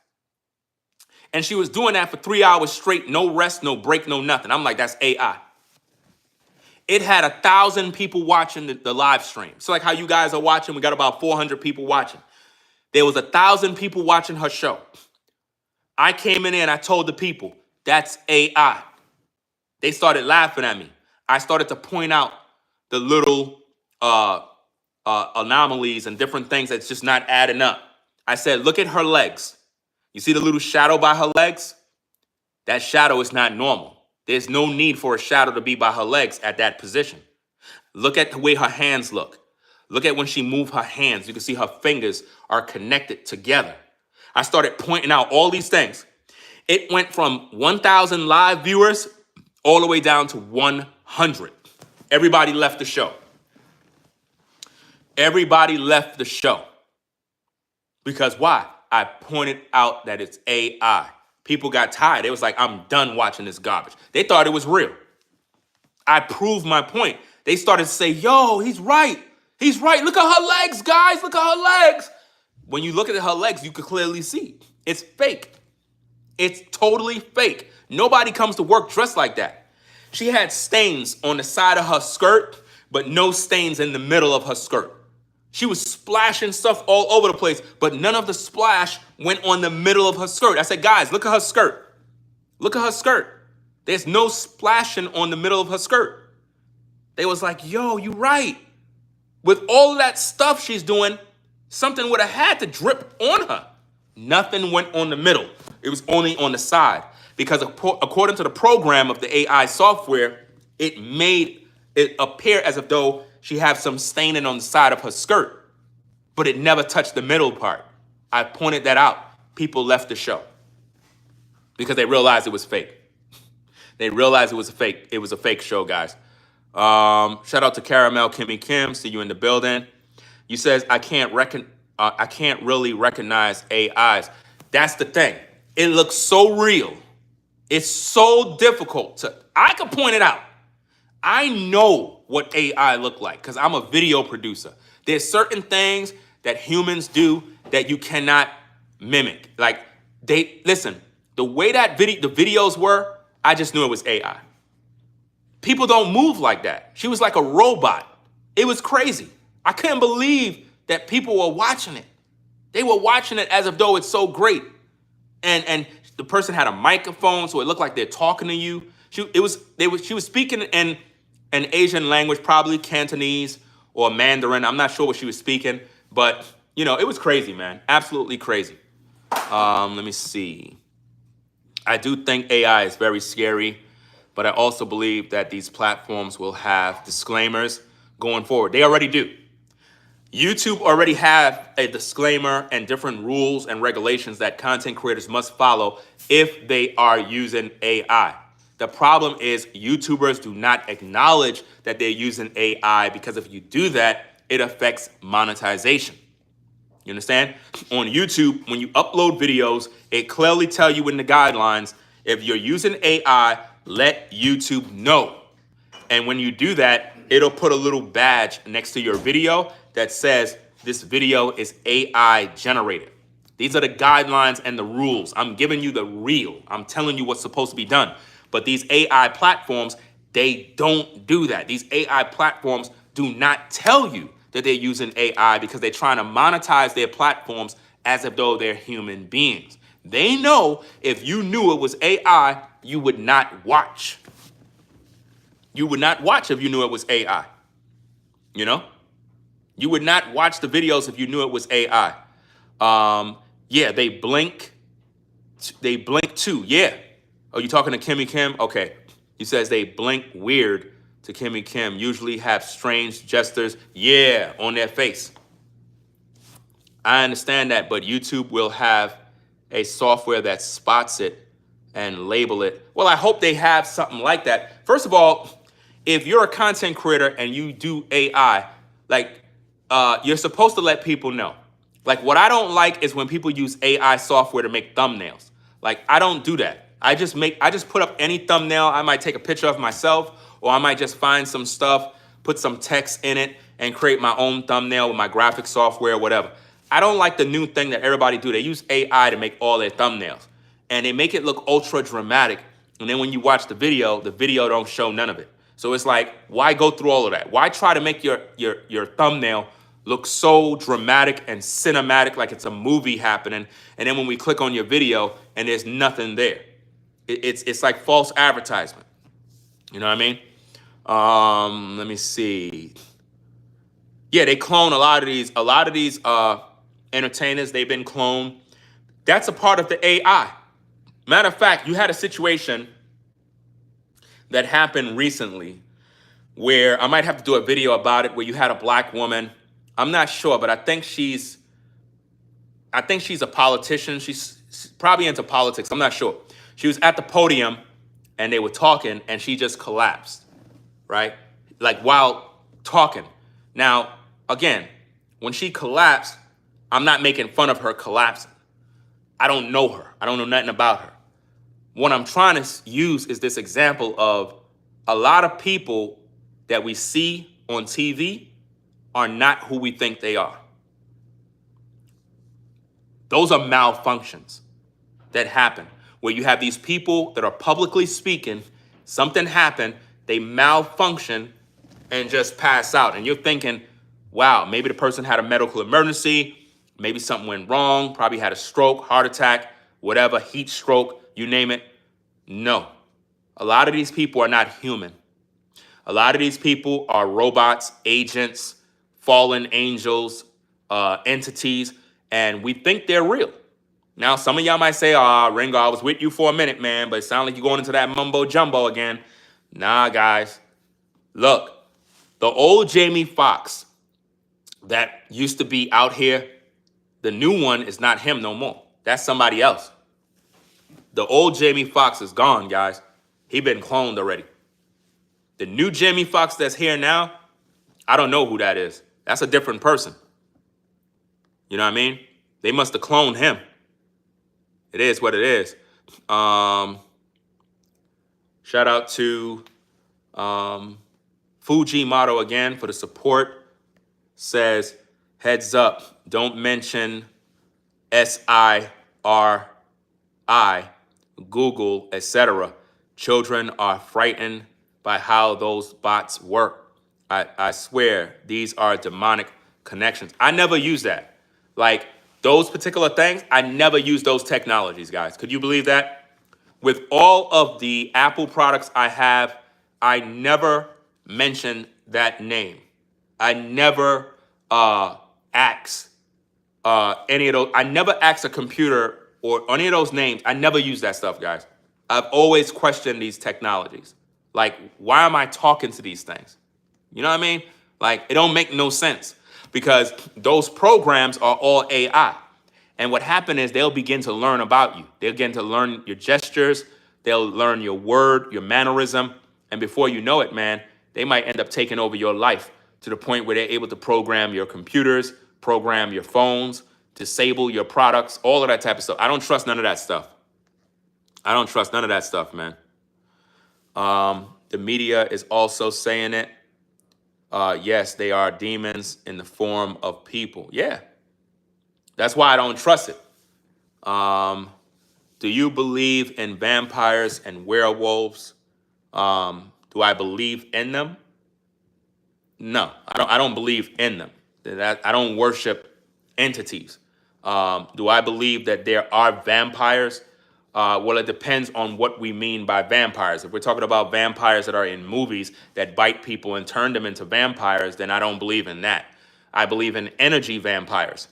These are vampires that come in the form of humans, but these are demonic people that they harvest your energy. And once you're bitten with their energy, it's like you lose your soul. You know, these energy vampires, what they do is they come around you, they get into your life and they drain your life force. You know, that's what they do. Are demons real? Yes. But demons can only work through human beings, people that are possessed by these devils. You know what I mean? And it doesn't matter if you're white or black. This is not a race issue. Demons can affect every human being. If you're not connected to God, it's easy for you to be possessed by a demon. You know? So demons are definitely real. And these vampires, they're energy vampires, you know, that destroy you through people. Let me see. Ellen is a clone too. The dude looks weird and scary. He don't look real. A lot of people have been cloned. What's that comedian? What's his name, man? What's this comedian, man? The brother that I just seen a video with him, man. What's this guy? The one who went to Africa. The one who went to Africa and he was on Oprah and said that he said the industry is crazy. Yeah, Dave Chappelle. He was cloned already. He's no longer with us. Dave Chappelle is no longer with us, guys. The Dave Chappelle that's out now, that's a different man. Remember, the old Dave Chappelle was a skinny guy, very, very funny, very talented. Once Dave Chappelle, the real Dave Chappelle, got on Oprah and spilled the beans about the industry and talked about how the industry is sick and all this other stuff, that was the last time we seen Dave Chappelle. You know? That was the last time we seen Dave Chappelle. Now Dave Chappelle, you know, it's look like he's in the gym. You know, he's like this. And, you know, like, come on now, that's somebody different, guys. That's a different person. That's not the same person. Yeah, Beyonce's clone, Jay-Z's clone. A lot of these people are not real. A lot of them are not real. I know y'all believe, some people believe these people are real. They're not real. I don't believe these people, man. It's crazy. Let me see. Shout out to Integrity Loyalty for the support. Let me see. You says, watch the movie Gamer. It came out in 2006. Trust me, it says a lot. I'm gonna have to check that out. Is it on Netflix? Because I turned off my Netflix. I closed that account, but I still have some days to watch it. Is it on Netflix? Is it on Netflix? Because I'll go watch it after this show. You know? Yeah, TD Snakes, he already died already, guys. When he had that so-called medical emergency in the church, that was the Most High putting him to death. So he already died. The TD Jakes that you see now, that's a clone. They brought him back to life through the witch doctors, and they did something to revive a demon inside of him. That's why he said, oh, I'm stepping down from the ministry, but we still seen him preaching after he stepped down. Make that make sense, guys. After he stepped down from the ministry, we still saw him preaching. I thought he stepped down because they know that's the clone, which means it can never be the same. This man went from dying on the pulpit, because he did die. Don't let it fool you. He died. And then he came back and he was like, oh, I'm alive. I'm this, I'm that. No, he got punished because he was with Diddy. He been fleecing the flock for many, many years. He been lying to the people. A lot of you probably believe TD Jakes is a man of God. TD Jakes is a wolf in sheep's clothing, guys. You know what I mean? Back in the days, I used to be a part of the Christian movement, the Christianity religion. And when I was in it, I was in my early 20s. You know what I'm saying? I'm 48 years young right now. I'm 48 years young right now. And when I was in my 20s, you could say from my teens to my early 20s, I was in the Christian religion, and I was following Creflo Dollar Ministries. Creflo Dollar Ministries is the ministries that I was a part of. And when I got affiliated with Creflo Dollar Ministries, back then, he wasn't preaching prosperity. He wasn't talking about money, money, money. He wasn't talking about none of that, guys. It is when he got connected to Kenneth Copeland. He got connected to Kenneth Copeland, Jesse Duplantis, Oral Roberts, all of these particular pulpit pimps. And then Creflo Dollar translated into, he transitioned into the prosperity gospel. Then he started to preach money, money, money, sow a seed, believe God. And once I saw all of these changes, it messed me up because he really used to preach the gospel, guys. I'm serious, no cap. Creflo Dollar used to preach the gospel of Jesus Christ. He used to preach it, guys. Then he stopped. He started preaching prosperity, get your money, rich, rich, rich, sow a seed, believe God for a harvest, blessings, blessings.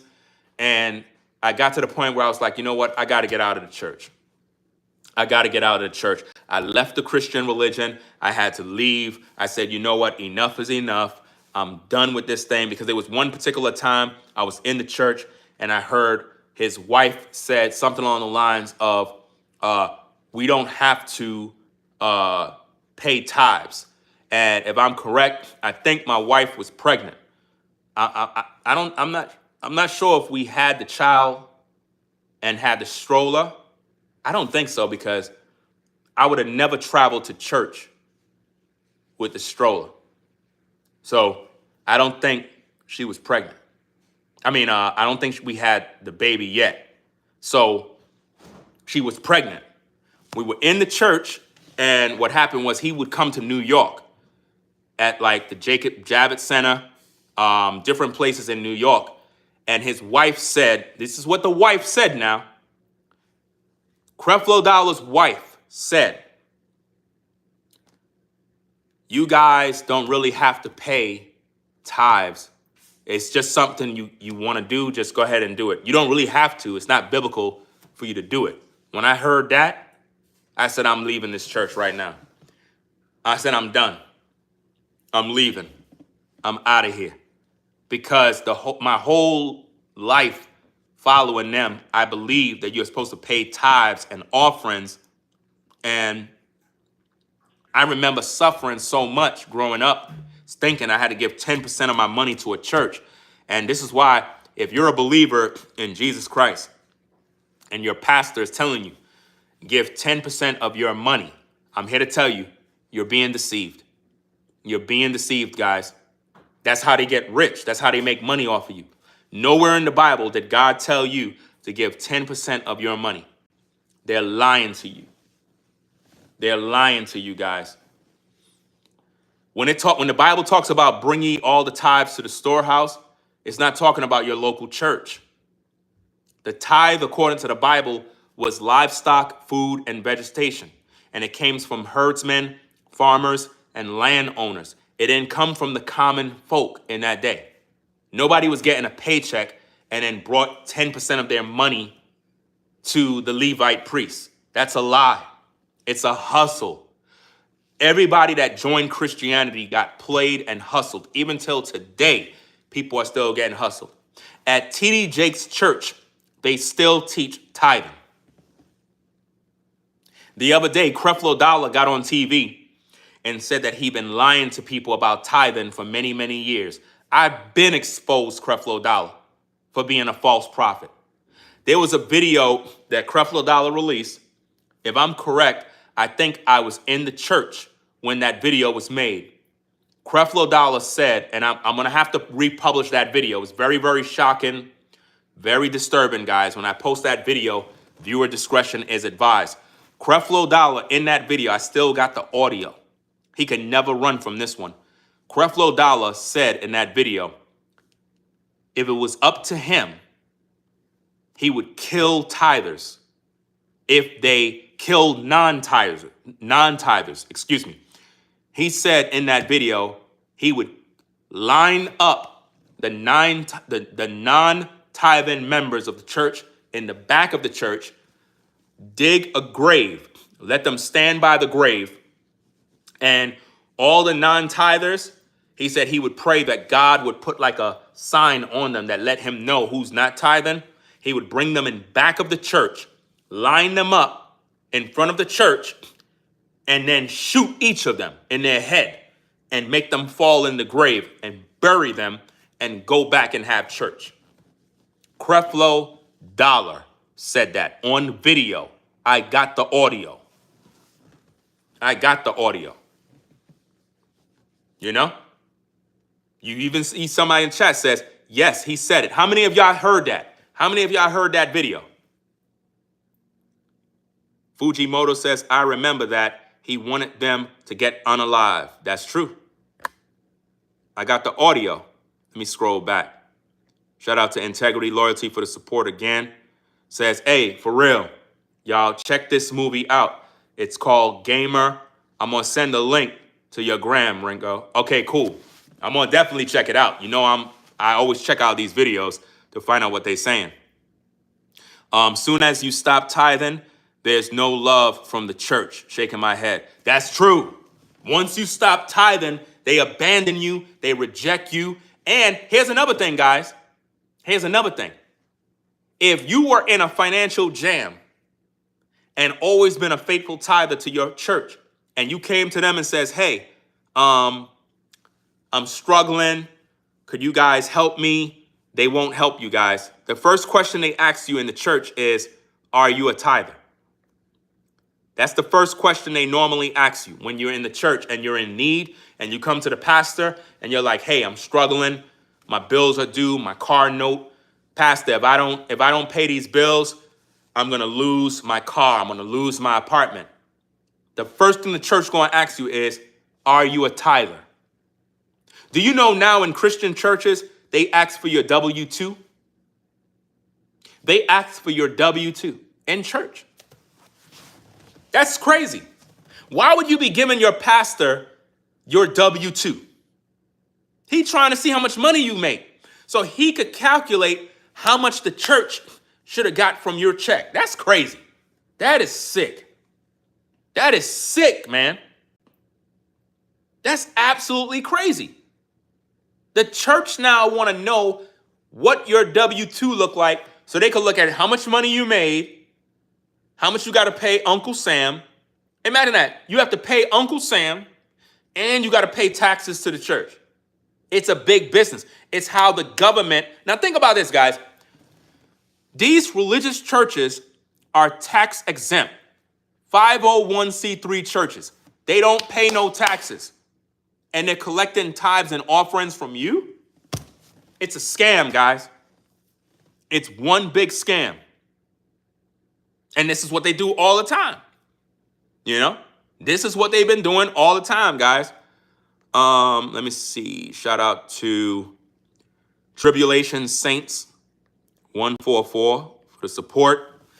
He says, the modern false breakdown of tithing started with the metaphysics in the Catholic Church. It was and is still used as a way to tax people to worship God. Modern churches still use this witchcraft. Wow. I'm gonna have to find your comment later on. I'm gonna have to look into that because I didn't know it started in the Catholic Church. I'm gonna have to look into that because when I was a teenager, that's when I had started tithing because, you know, the pastor said this is what you're supposed to do. And they would put fear in you. They would tell you, will a man rob God? You have robbed me in tithes and offerings. Prove me now herewith, saith the Lord of hosts, if I will not open the windows of heaven and pour out a blessing and rebuke the devourer for your sake. You know, once we heard those scriptures, we were scared. We was like, man, I don't want to get in trouble with God, you know? So let me tithe. And the thing is, now that I look at it, guys, when I look back, the more I tithe, the more I struggled financially. I couldn't pay my rent. I couldn't buy groceries. I struggled. I was living in the hood, you know what I mean? And it was either you pay the rent or you pay your tithe. And I can remember no grocery in the refrigerator, and I would be scared, and I would pay the tithe, even though I'm hungry. But when I get to church and I pay the tithe, everybody would be dancing and celebrating God, and we're blessed and we're prosperous, but I'm hungry. I'm poor. And I did that for so many years, thinking that I'm worshiping God, like I'm doing something biblical. And it's until I started to open the Bible for myself. This is something that believers don't do. They don't read the book. I started to read the Bible for myself. I started to read it. And when I read it, man, I was disgusted, man. I couldn't believe it.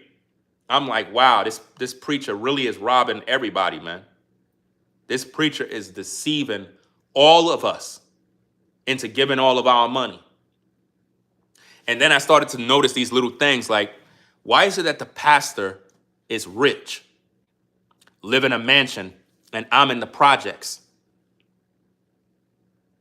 Why is the pastor driving a Rolls Royce and I didn't even have no car? That's crazy. I mean, I purchased my first car at 47. My first car. I mean, when you're in New York, you don't really even need a car, but I'm saying, I purchased my first car at 47. The pastor is driving Rolls Royces and Bentleys, living in a mansion while I was in the hood in the ghetto, paying tithes and offerings, making him rich. He's tax exempt, 501c3, connected to the government. That's not the church of God. That's the devil's church.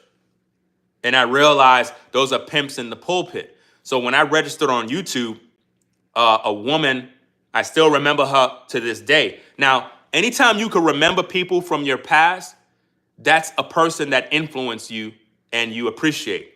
A woman, her name is Kina Butter. That's her name. She introduced me to YouTube. Because I used to be on all of these Christian forums exposing preachers and preaching the gospel, quoting scriptures, and I was getting banned every minute because they didn't like the fact that I was teaching the truth. And this woman named Kina Butter, you know, a sister that she's very colorful in her style and whatnot. She introduced me to YouTube. She was like, hey, there's this website that was started up called YouTube. I think you should register over there. I think you can upload videos and stuff. And I think it'll be good for you. You love to talk. You love to post. I think now you can really do your thing. So YouTube started in 2005. I registered on YouTube in 2006 because of her. And I can recall I was still on YouTube and I was exposing false prophets. I was exposing Creflo, not in the beginning, but I started exposing Creflo in like 2007. 2007, 2008, I started to just destroy Creflo Dollar and all the mega church pastors. But once I got on YouTube, I started exposing preachers. Yeah, it was Kina Butter that introduced me to YouTube. So I appreciate the fact that she did that. I was on a forum that was by some Christian artist named Kanai. And they used to always say, we look alike or something like that. Kanai, I think he's with the Rainbow community, and he was one of them type of Christian artists. I wasn't no fan of his music. I was just on the forum because I knew Christians would be there, and I would always try to wake them up. And I frequent all the Christian forums, and I was getting banned from each of them. So when I got on YouTube, that was a good look. So Kina Butter, I met her through, not Instagram. Instagram wasn't around. Whatchamacallit, I think it was MySpace, or it was probably on one of them Christian pages. And I can recall her and some other Christians. I knew them from the forums, and eventually I invited them to New York. Like, I invited them to New York. They came over to my apartment, you know what I'm saying? Showed them hospitality. You know, everybody had a great time. They came over, we listened to music. They was in the recording studio and whatnot. And that was a cold day. when they visited, it was a cold day. But those are just some memories of the people that pretty much was influential in directing me to YouTube. So if it wasn't for Keena Butter, I wouldn't even be on YouTube, guys. You know what I'm saying? I wouldn't even be on YouTube. Let's see what we got. You can baptize yourself in the tub because water holds the sacredness, not any religion. You shouldn't follow religion at all. Religion is toxic. Shout out to Exandra in the building. Appreciate you stopping by. So we have Exandra, we have Caramel, Kimmy Kim. Shout out to all the mods. You know, I know all the mods, they got busy lives. They got things that they got to do. Yeah, we've been talking for a minute, guys. If you're now joining in and you're probably looking at the video title and you're probably like, oh, that's clickbait. You're not talking about Trump. We talked about all these different things earlier, guys. We talked about the topic already. Normally when we get to the end, I'm just kind of chopping it up with the viewers. We're just hanging out, having conversation, right? So let me see. Let's see what we got. Does he own a church? Who? Does he own a church? You're not talking about me, right? Because I don't participate in religion. I'm a believer in Jesus Christ. I follow the Bible. I'm not into no church. I would never go to a church another day in my life. I already did that already. Religion is the devil's system. That's how the government keep the people in subjection. It's through church. You know? That's how they do it. Shout out to Forever Studios for gifting 5 people with memberships. Appreciate that. Appreciate that. So Tyler got a membership. Integrity Loyalty got a membership. Letitia, I believe that name is.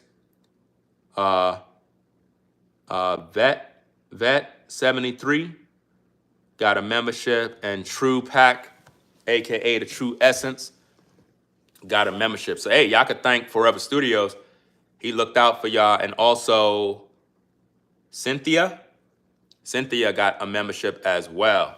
So hey, salute to Forever Studios for gifting them with membership. Shout out to everybody that support the show, all the brothers and sisters behind the scenes that support the show.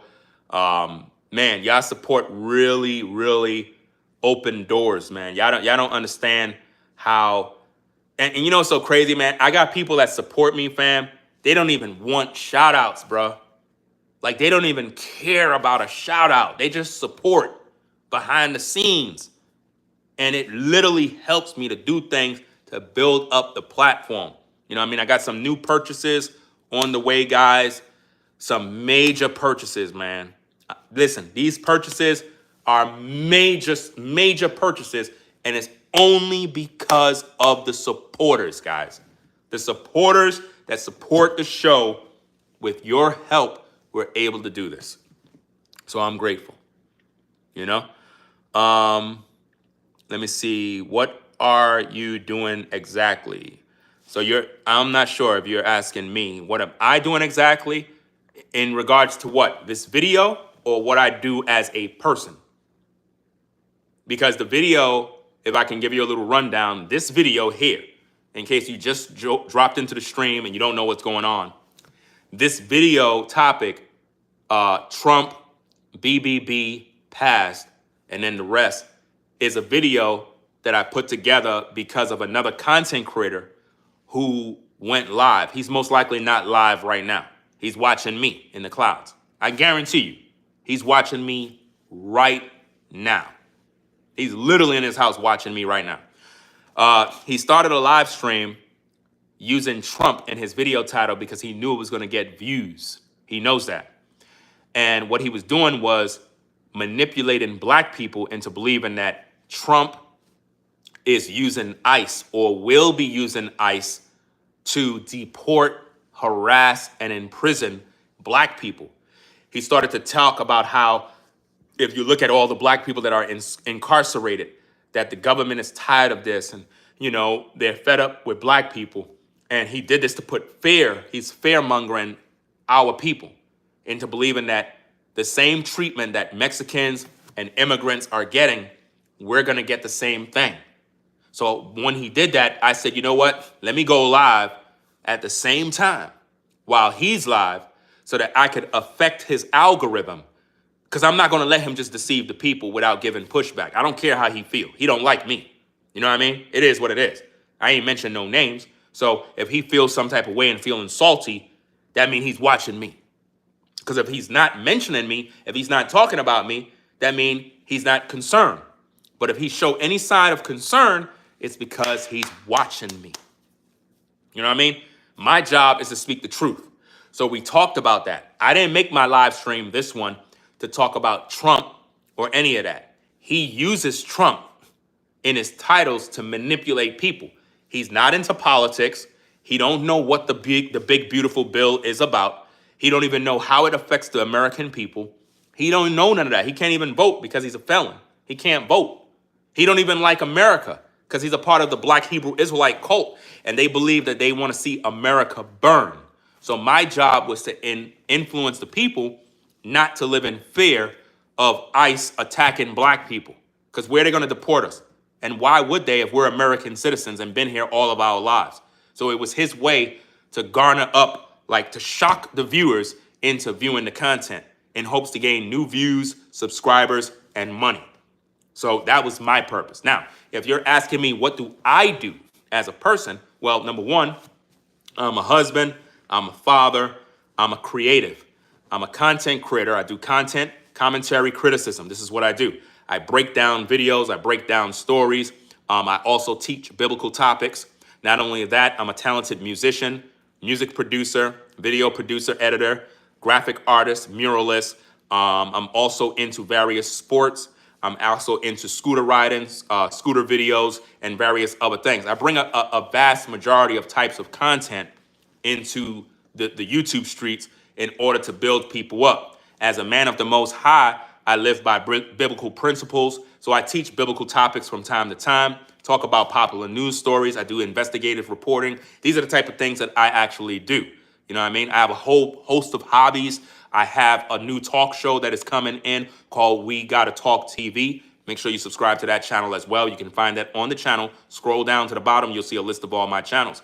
So not only that, I have a family show that we're working on right now. We're into film production, where we're going to be doing a family show, doing various skits, various short films, and stuff like that, with various messages in the films that can reach people in a manner that is never seen before.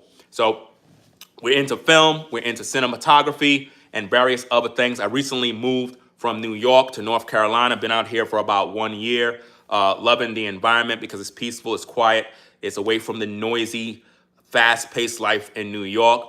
And my goal in life is to make sure that my family is at peace and that my children have better opportunities than what I had growing up. So pretty much I keep God first. I'm a believer in Jesus Christ, as I said before. I teach people positive things. I expose false prophets, false religion, false ministers, people that deceive people. I don't like deceivers. I don't like thieves. I don't like frauds. I literally despise those kind of people because they're evil doers. They need to be exposed.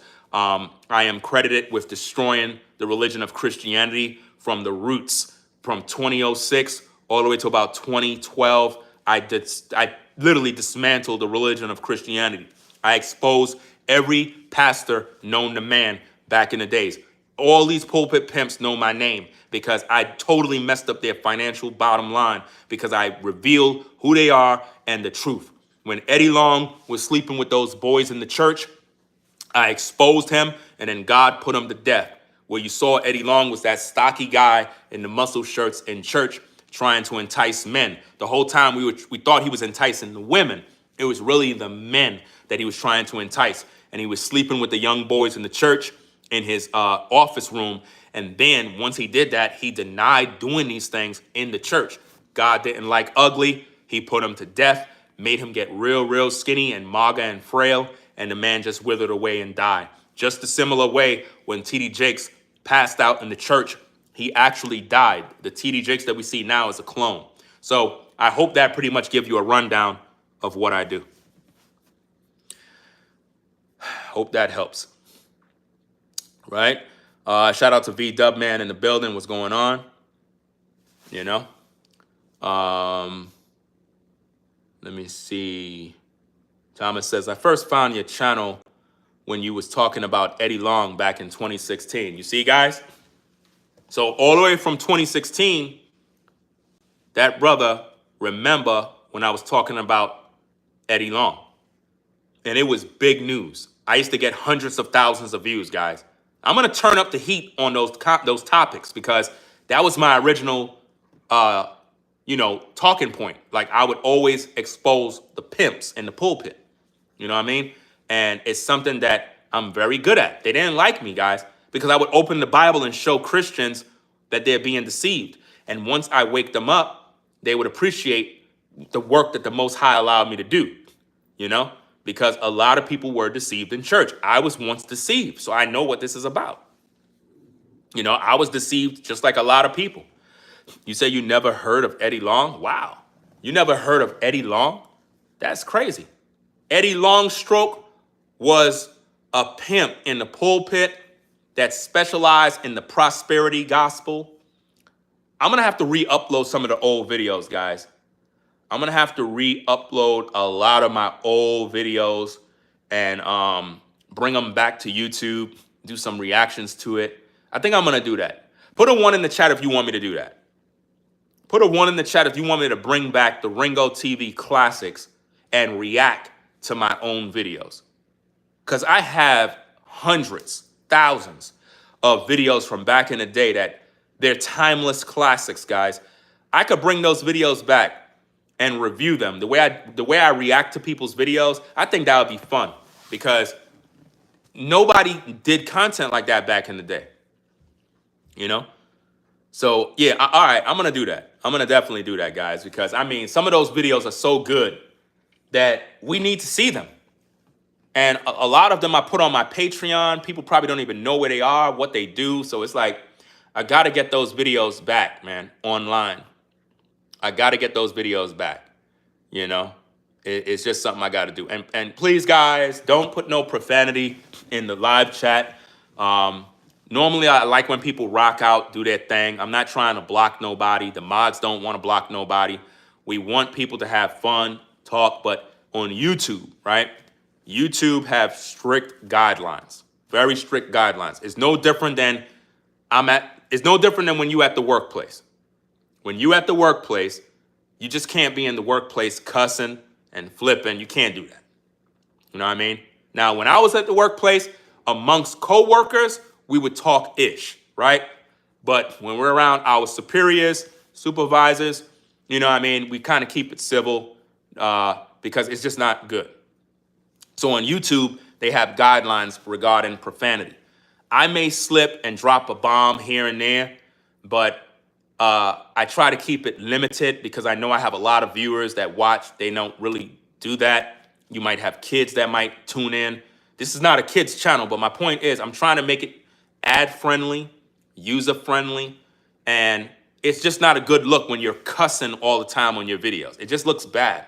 You know what I mean? It's like, learn how to communicate. That's all I'm saying. So don't put it in the chat because when you use profanity in the chat, it sends a signal to YouTube. And YouTube also have moderators that tune into certain live streams, and you might see it in the comments where, let's say if one of you were making crazy threats in the comments and stuff like that, YouTube will be notified. And they will have a YouTube moderator that will come in and they can override everybody that's in the live chat. And you'll see it. Comment removed by YouTube. I don't want YouTube to come to my live stream to exercise their authority. They have the power to do that. I've seen that. You know what I mean? When the big boys come to your live stream, it's no different than the supervisors come down. Not saying that the moderators that YouTube would send are the supervisors. What I'm saying is I don't want that attention. You know what I mean? I don't want that attention on my show. But yeah, I've been in live streams where I was streaming and I seen a comment removed and it says comment removed by YouTube team. I was like, oh, whoa. I didn't know they could do that. They be watching in the clouds. They be watching your live streams. So you really got to be careful. Just keep everything clean. You know what I mean? Like I said, you could use asterisks. Like if you wanted to use like a F bomb or whatever, you could put the F with, 4 asterisks. That way we know what you're saying. That way it's clean. Let me see. What's going on, chat? Shout out to, what's that, Sis Girl too? Appreciate you stopping by. Yeah, we kind of just chopping it up, guys, because I'm at the end of the show right now. I'm going to pretty much shut it down. We pretty much talked about what we had to talk about already. Just don't get deceived, guys. Shout out to everybody that supported on the Cash App. You know what I mean? Appreciate everybody who support on the Cash App. Look, all you folks that support via the Cash App, y'all literally afforded me to go and make some purchases for some equipment for the show that we're doing here and the film show. The mic been ordered. Those of you that know, I bought the cheaper mic and it's cool, but I should have bought the professional one. But now that order is on the way due to the support of the people that rock with the platform. So it really, really helps. It really, really helps. Those products are coming in. We made those purchases, and you will see those items on camera. Because when you support the show, I make sure that everything is accounted for. I'm not one of these YouTubers that get support and I'm not putting it back into the content. You know what I mean? It's you good people who believe in what we're doing that allows me to do what I'm doing here. And I appreciate that. See, a lot of content creators, they get big, right? And they forget about the viewers. They forget it's the viewers that were tuning in. It was the viewers that clicked the like button. It was the viewers that supported the videos.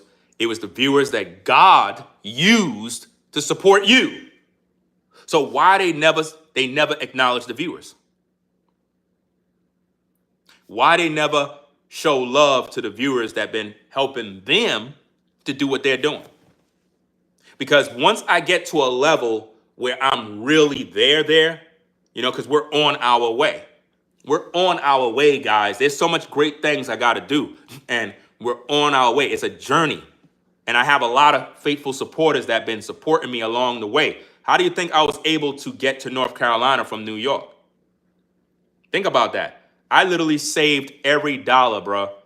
Like when I was working at the 9 to 5 before they fired me because I didn't want to take the shot, I literally saved every dollar, bro. Every dollar I made, I saved and saved and saved and saved and saved and saved and saved and said, you know what? I got to make the move. I got to make the move. And I ain't going to hold you, fam. It was scary. Making a move, it's always tough when you relocate. It's a scary process. Moving is not easy, especially when you don't got it like that. Now, if you got it like that, then it's easy to move. You could literally get up, pack, because you got a whole pile of money in your bank account. But when you don't got nothing and you relocate, it's scary because you don't know what it's going to be, So I had to step out in faith. I used every dollar to make the move, to transition, because I knew in order to elevate, I got to get out of the environment. I got to get out of the hood. I can't stay there and expect to elevate. It's just not going to work. So I made the move. They fired me from my job. I had a lot of people that was supporting me, getting me through, helping me to make it to the next month. And I really appreciate those people, man. They don't know. I mean, they do know, but I'm saying they don't understand. Like, it's like a dream. I can't even explain it. It's like a dream. Like, I know the Most High is with me. But to have people that actually believe in what I do, that's crazy. I'm overwhelmed with joy at times, because sometimes, like, I have people behind the scenes that support the show even when I'm not even on. Like, it could be a day where I'm just in the house, support comes in, and I'm like, yo, who made that person send this support? I'm not even on doing videos, because normally people support you when you live. Like, when you live and they see you working, they feel like, okay, he working, let me support the show because he's working. I got people that support me behind the scenes when I'm not even online. They just send support. And when they send that support, I use the support to put back into the business, to produce better content. Like I said, guys, when you see the films that we're about to release, it's going to blow your mind. I can't wait to show you guys this stuff, because I've always been into cinematography, but it's like, you know how when you have talents and you just kind of let your talent die? Like, you get so busy. You always been a good violinist. Maybe you play the piano. Maybe you could sing. Maybe you have a skill, but you just never used it. It's like you just kind of just let it sit. That's what I've been doing with cinematography. I just let it sit. And I put the camera down. I put the video camera down. I stopped editing. Literally, when I had to go back to my editor, there's certain things I forgot because I stopped. Like, I used Final Cut all my life. Man, I tell you, when I pick back up Final Cut, I'm like, hold up, what? How do I had to literally go back and learn how to do this. And I'm like, man, I got to get back into my stuff, man. Like, it's crazy. You can't forget your talents. So when I release that first film, it's going to really show people a side of Ringo TV they never seen before, man. And I can't wait for you to see it, just to get the feedback, so to hear what you got to say. Whether it's negative or positive, I'm going to receive all of the criticism, because I feel that it's going to make me better. So even if people troll, oh, it's garbage, I don't like it, man, you don't know how to act, it doesn't matter to me. I'm going to receive all of that criticism, because I really feel that that's what I'm supposed to be doing. I really believe it. And I have the space in this house to do it. That's the thing that really, see, at the old apartment, I didn't have the space. And I could have done it, but it wasn't the environment I wanted to be in. I didn't want everybody in my business. You know what I mean? I kept all of that low key. But it's a lot of stuff, man, that we got coming down. It's gonna be dope, man. I'm telling you guys, it's a great time to be alive, man. It's a real great time. So again, I'm really appreciative of all you good people out there that rock with the platform, that subscribe, that hit the like button. And if you don't know how to hit the like button, when it's a vertical, you got to double tap the screen to give it a thumbs up. That's how you give it a like. Let me see. When it's your calling to do something. Yeah, it's like the things that I do, I actually love to do it. And I've been doing it even before YouTube had monetization. You see? When I registered on YouTube in 2006, there was no monetization. So I was doing videos, I was doing film, I was doing commentary, and I loved it. And I was just doing it for free. I didn't care about making money. I just loved to upload videos. I couldn't wait. I would sit hours and hours editing a video, couldn't wait for the viewers to see the videos. I got joy watching the viewers get the videos, especially when I was exposing all these false prophets. So there was no money in it. When YouTube introduced monetization, I still never monetized my channel. I never did. It took another moderator that's on this platform. Her name is Sherelle. Sherelle is the woman that pushed me to monetize my channel. Because I never monetized the channel. Literally, I never monetized the channel. I think, I don't even recall when. I think I monetized my channel probably in 2017, 18, somewhere around there. So think about it. From 2006 all the way to about 2016, no monetization. I never monetized the channel.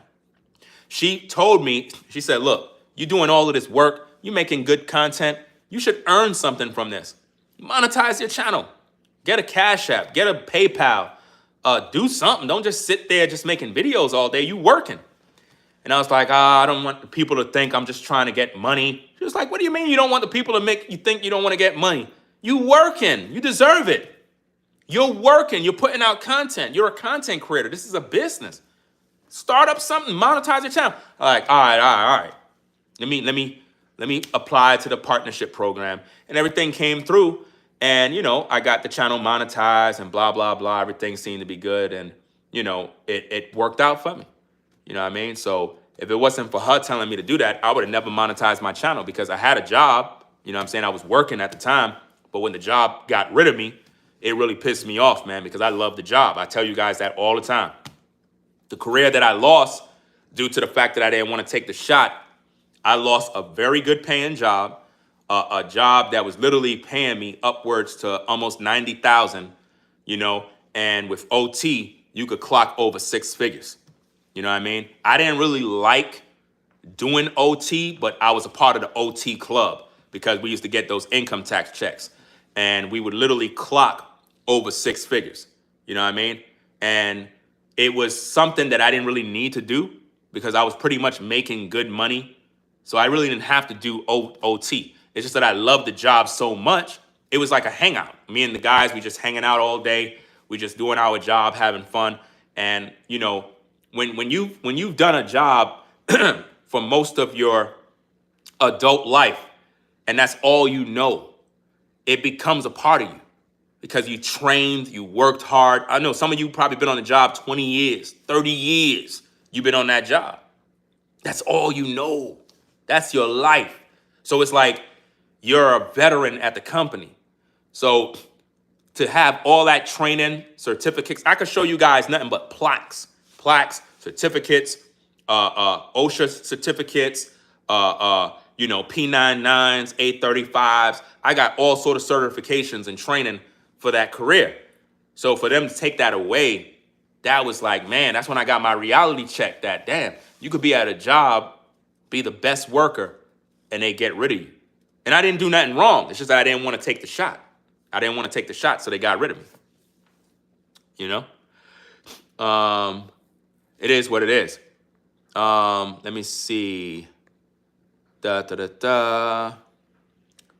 Congratulations and shout out to you, sister. Okay. Something happened in the live chat. Something happened. I'm scrolling through. I don't even see what's going on. Maybe I missed it. It wasn't meant for me to see. Something happened in the chat. I must have missed something. I don't know. I'm scrolling. I want to see. Yeah, and ignore all the haters, guys. I got a lot of people that hate me. Because I'm blessed, they hate me. It's crazy. A lot of sick people, man. Very, very sick individuals in this world. That's why I tell you, you got to really focus on your purpose. Keep God first. Understand that there's entities and demons that don't want to see you successful. They sit all... look, guys, you got people that are demon-possessed, and they think about you all day, guys. Like, weird. Like, you could just be minding your business. They think about you all day, all night, because the devil uses people. That's why you got to stay blessed and stay positive and always strive to be more successful than you possibly can. That's why it's good to have a good support base of people that rock with you. A lot of people are jealous of the fact that you got the support. They jealous of that, guys. They don't get no support. You know, a lot of YouTuber channels are dry. They don't get no support. Nobody rock with them, and they burn bridges. They just hate, man. It's like it don't make no sense to be a hater because you're missing out on your own blessings being a hater. You know. Let me see. Integrity says I started a junk removal business because I thought they was gonna let me go, but now my business doing good, and I never got fired for not taking it because we had less than 100 employees. Wow. At least you started something at the same time. See, I don't know exactly which state you in, but in New York was the testing ground for that shot. And they punished everybody. They told everybody go home. I was what you call an essential worker, where even while the pandemic was going down, I still had a job. So I was happy about that I was still able to go to work and get a check. But majority of people in New York was sent home. They didn't have no job. They were sent home to sit down, to sit this one out. So I was grateful. But once we were at the job, I kind of knew something was coming down the pipeline. I never would have thought that I would lose the job. I knew they were going to come up with some sort of vaccine. We knew that. But then me and the workers, we were thinking about, man, they're going to probably want to force something on us. And I was like, nah, I don't think they're going to do that. I mean, we got good paying jobs. We're union workers. They can't fire us because the job title that we had, you couldn't just fire us. We were civil service workers. You couldn't just fire us. You know what I mean? We have a union backing us, man. You ain't firing nobody. But then, I don't know how it happened, through the mayor and the governor, man, they messed up the whole system. You know, they messed up the whole system and started getting rid of good workers. You know, good workers. And you know, I didn't see it as being a slave. If you see your job as being a slave, then you're a slave. I didn't see it as being a slave. I trained for it. I studied for the job. I was very, very professional. I carried myself with dignity and honor when I did my job. And my greatest joy was serving the people. That's something that I really enjoyed. I remember this one particular situation where I went to work. I had to work on a weekend. I think I was the only worker that was there on that day. I was working the weekend because I wanted to do the OT. And when I got to work, the boiler plant was flooded. The boiler plant was underwater, ladies and gentlemen. The boiler plant, underwater, at least 2 feet underwater. A boiler plant was underwater, 2 feet underwater. There was 1,000 tickets because the boiler plant shut down. When you have a flood in the plant, the flood sensor, the float ball lifts, it shuts down the ASCO system, and all the boilers were shut off. So no heat, no hot water was being given to the residents. When this happened, it created a disaster.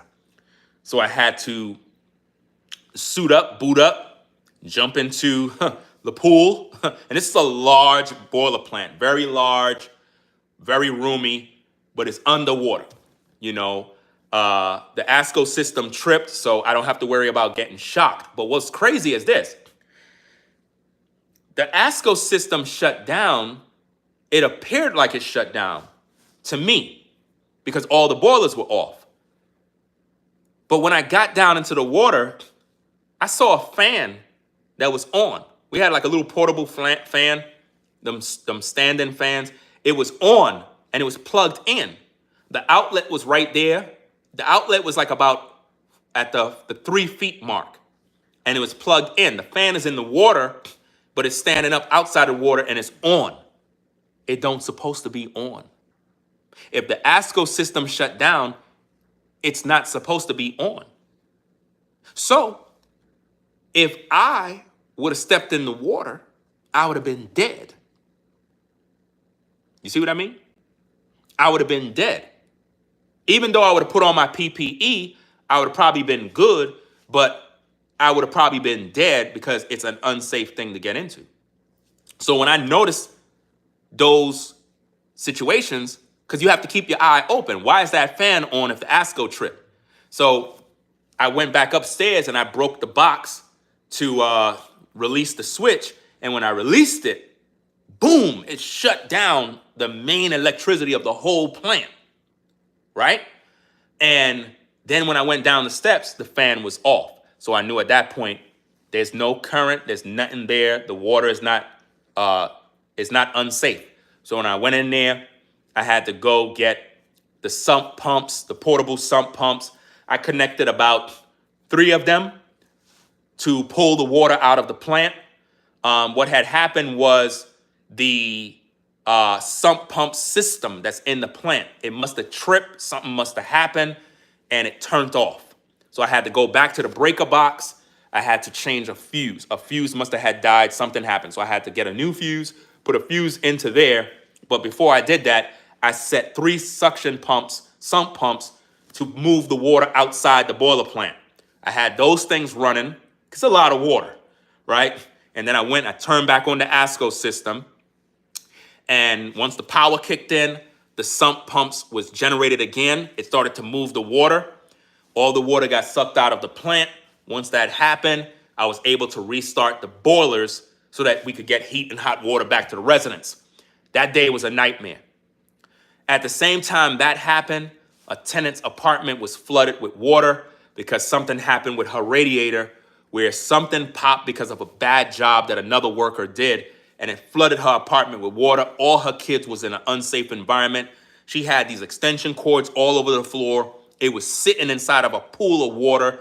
I told her, Miss, get all your kids in the room. Get all your kids in the room.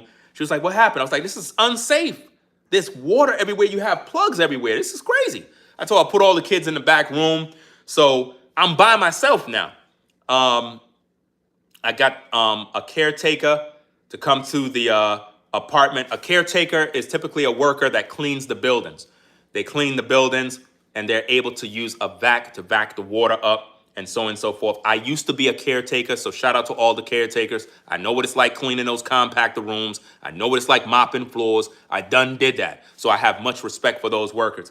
So I had one of them come in to assist with the cleaning up of the water while I'm servicing the radiator to secure the leaks, the pipes, stuff that's on there. I had to secure all of that and change some valves and various other things. I had to change a trap on the radiator as well as a radiator valve because that was leaking. It was just a mess. Whoever did the job did a horrible job. And they left the lady apartment with kids in a hazardous environment. So once I fixed everything, everything was done. I thanked the caretaker that assists, told the resident everything was cool. She was happy. She was excited. You know what I mean? She was like, wow, really thankful that you even came out, because normally when they put a ticket in, they never come. Those of you that ever worked for housing or live in New York City Housing Authority, a lot of you know, you put tickets in, they never show up, they never do the job, they're very sloppy, it's very political, it's just a mess. So I was the type of worker that took my job serious, guys. I don't know how serious you are with your job. My job wasn't a job. It was a career. When I went to the job, I was a professional. And my job was to make sure that the tenants that I served were taken care of. That's what brought me joy. Is going to work, seeing the smiles, making sure the job is done, providing heat and hot water to residents. I was that guy. So when I lost the job, I was disappointed because it took away my joy. You know what I mean? I mean, I still get joy doing my content because I'm able to help people. But I'm saying it was something that I wanted to do because a lot of people that worked at that agency, they were just collecting a check. You know, like how YouTubers, they do videos and they get a check, but they don't work. So at that agency, a lot of workers would go to work, but not do their job. And they were collecting big checks. Big checks, man. And it would always piss me off. So anytime I would go to do my job, the residents would complain. They'd be like, you know, housing sucks. You guys don't work. You guys never do nothing. I don't got no heat. My hot water's funny. You guys don't work. I don't trust none of you. I'm suing. And I would have to talk to the resident. I would like, miss, calm down. She's like, don't tell me to calm down. She would curse me out, cuss me out. I didn't take offense, guys. I had to literally speak to the resident. I said, miss, could I talk? She said, go ahead, talk. What you got to say? I said, first, I want to apologize for how you feel. I know what you're saying is true. Everything you're saying is true. A lot of these workers, they don't work. Housing sucks. The workers don't work. You're right. She's like, I'm right. I was like, you're right.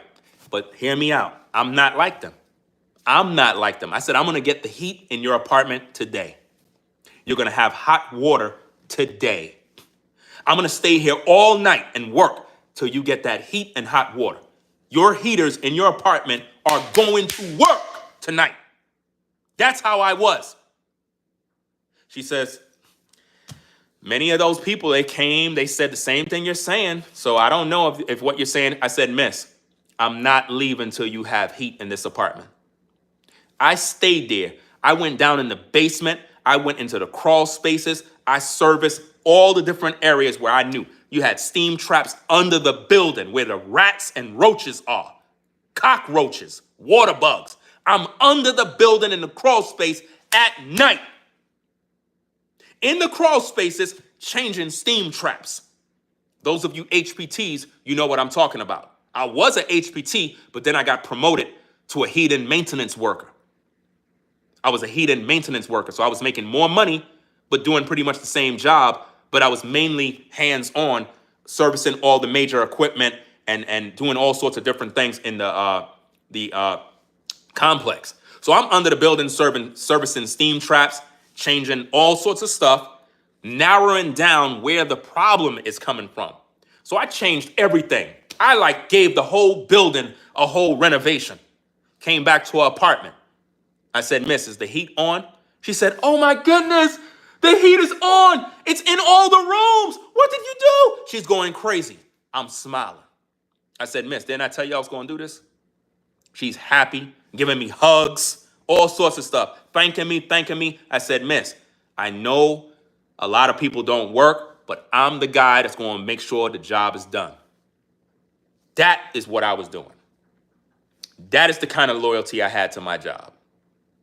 Making sure that I provide the service for the customers. This is why I always tell you, when you're on your 9 to 5, don't hate your job. Do your job to the best of your abilities. If you're in fast food, service the customers. Put a smile on your face. Make somebody's day happy. You might have had a bad day. You know, it might suck, but who cares?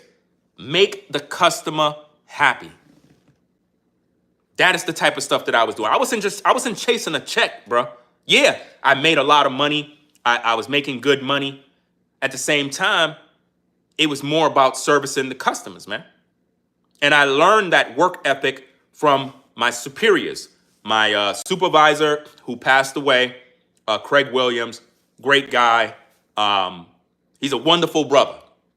Stand-up dude, very thorough. He lived by the books of the company.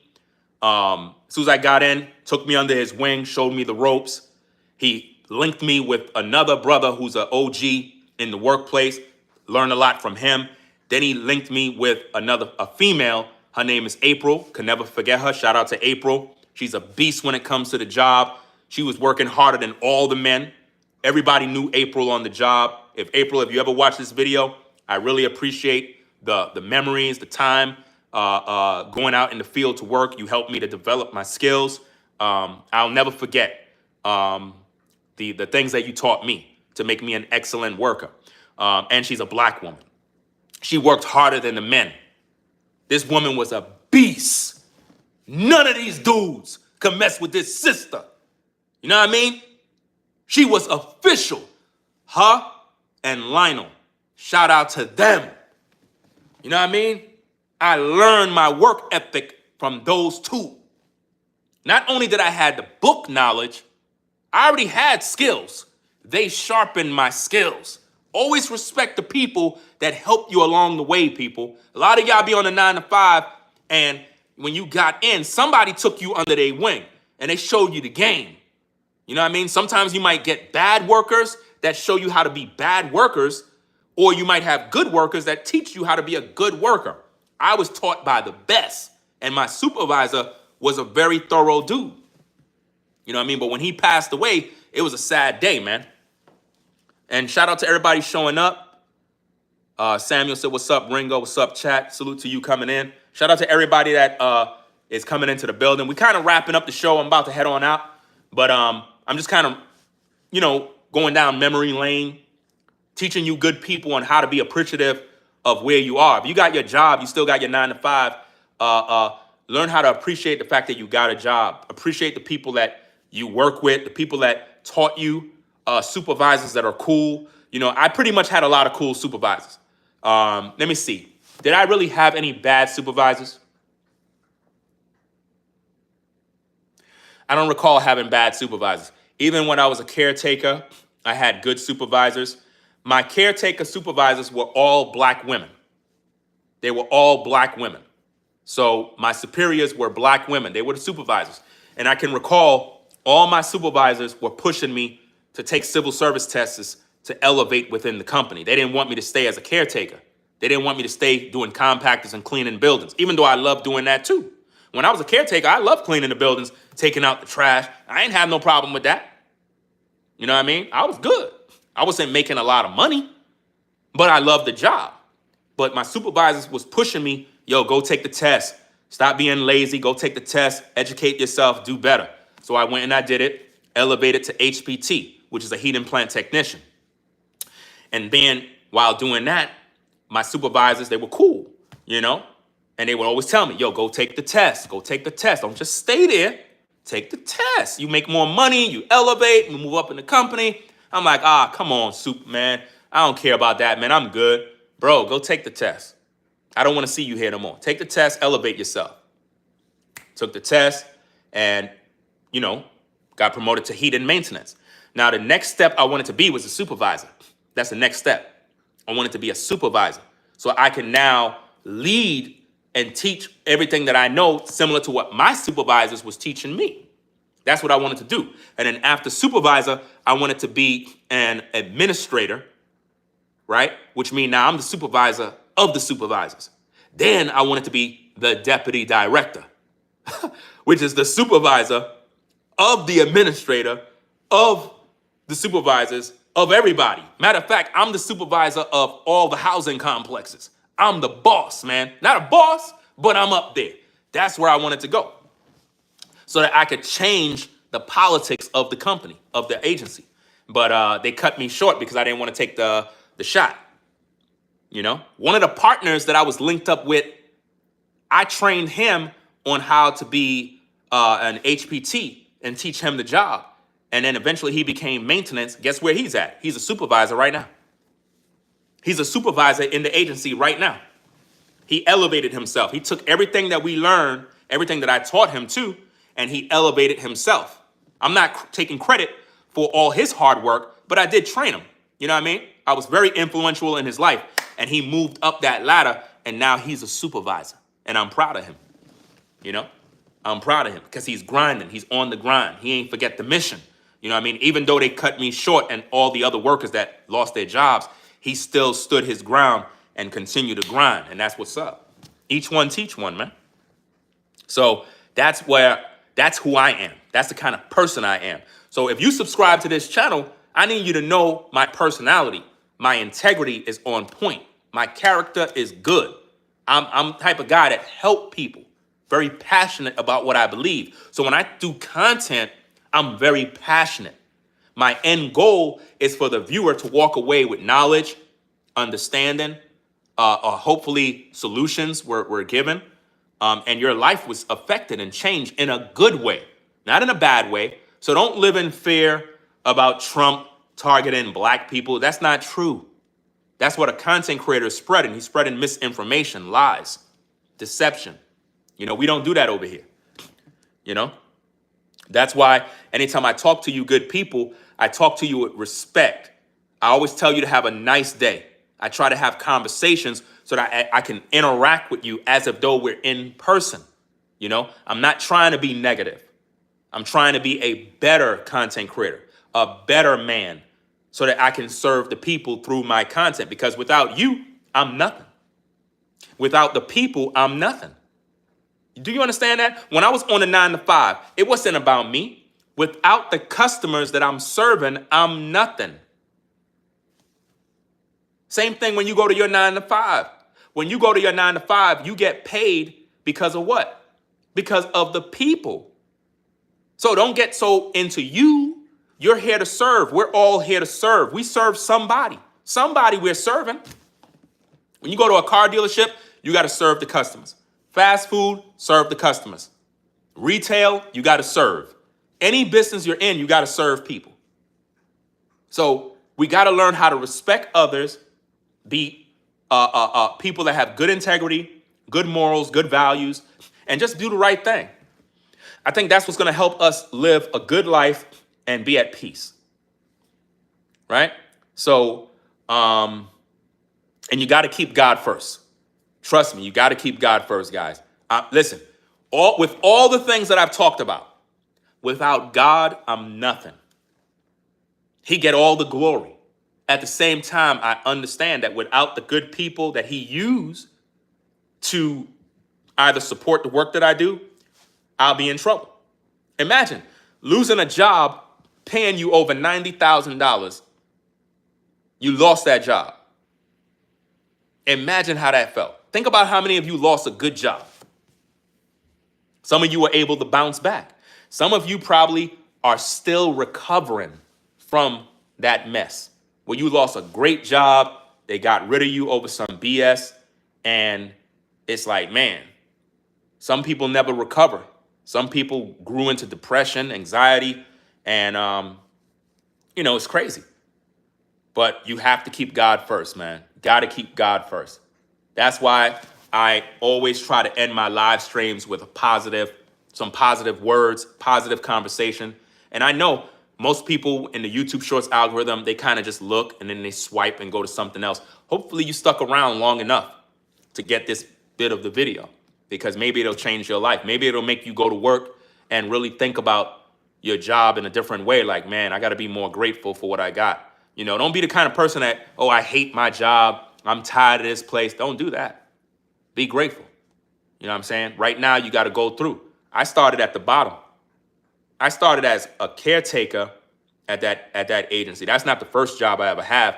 That was pretty much probably the first real job that I had, because I worked other jobs. I worked in barbershops. Shout out to all the barbers out there.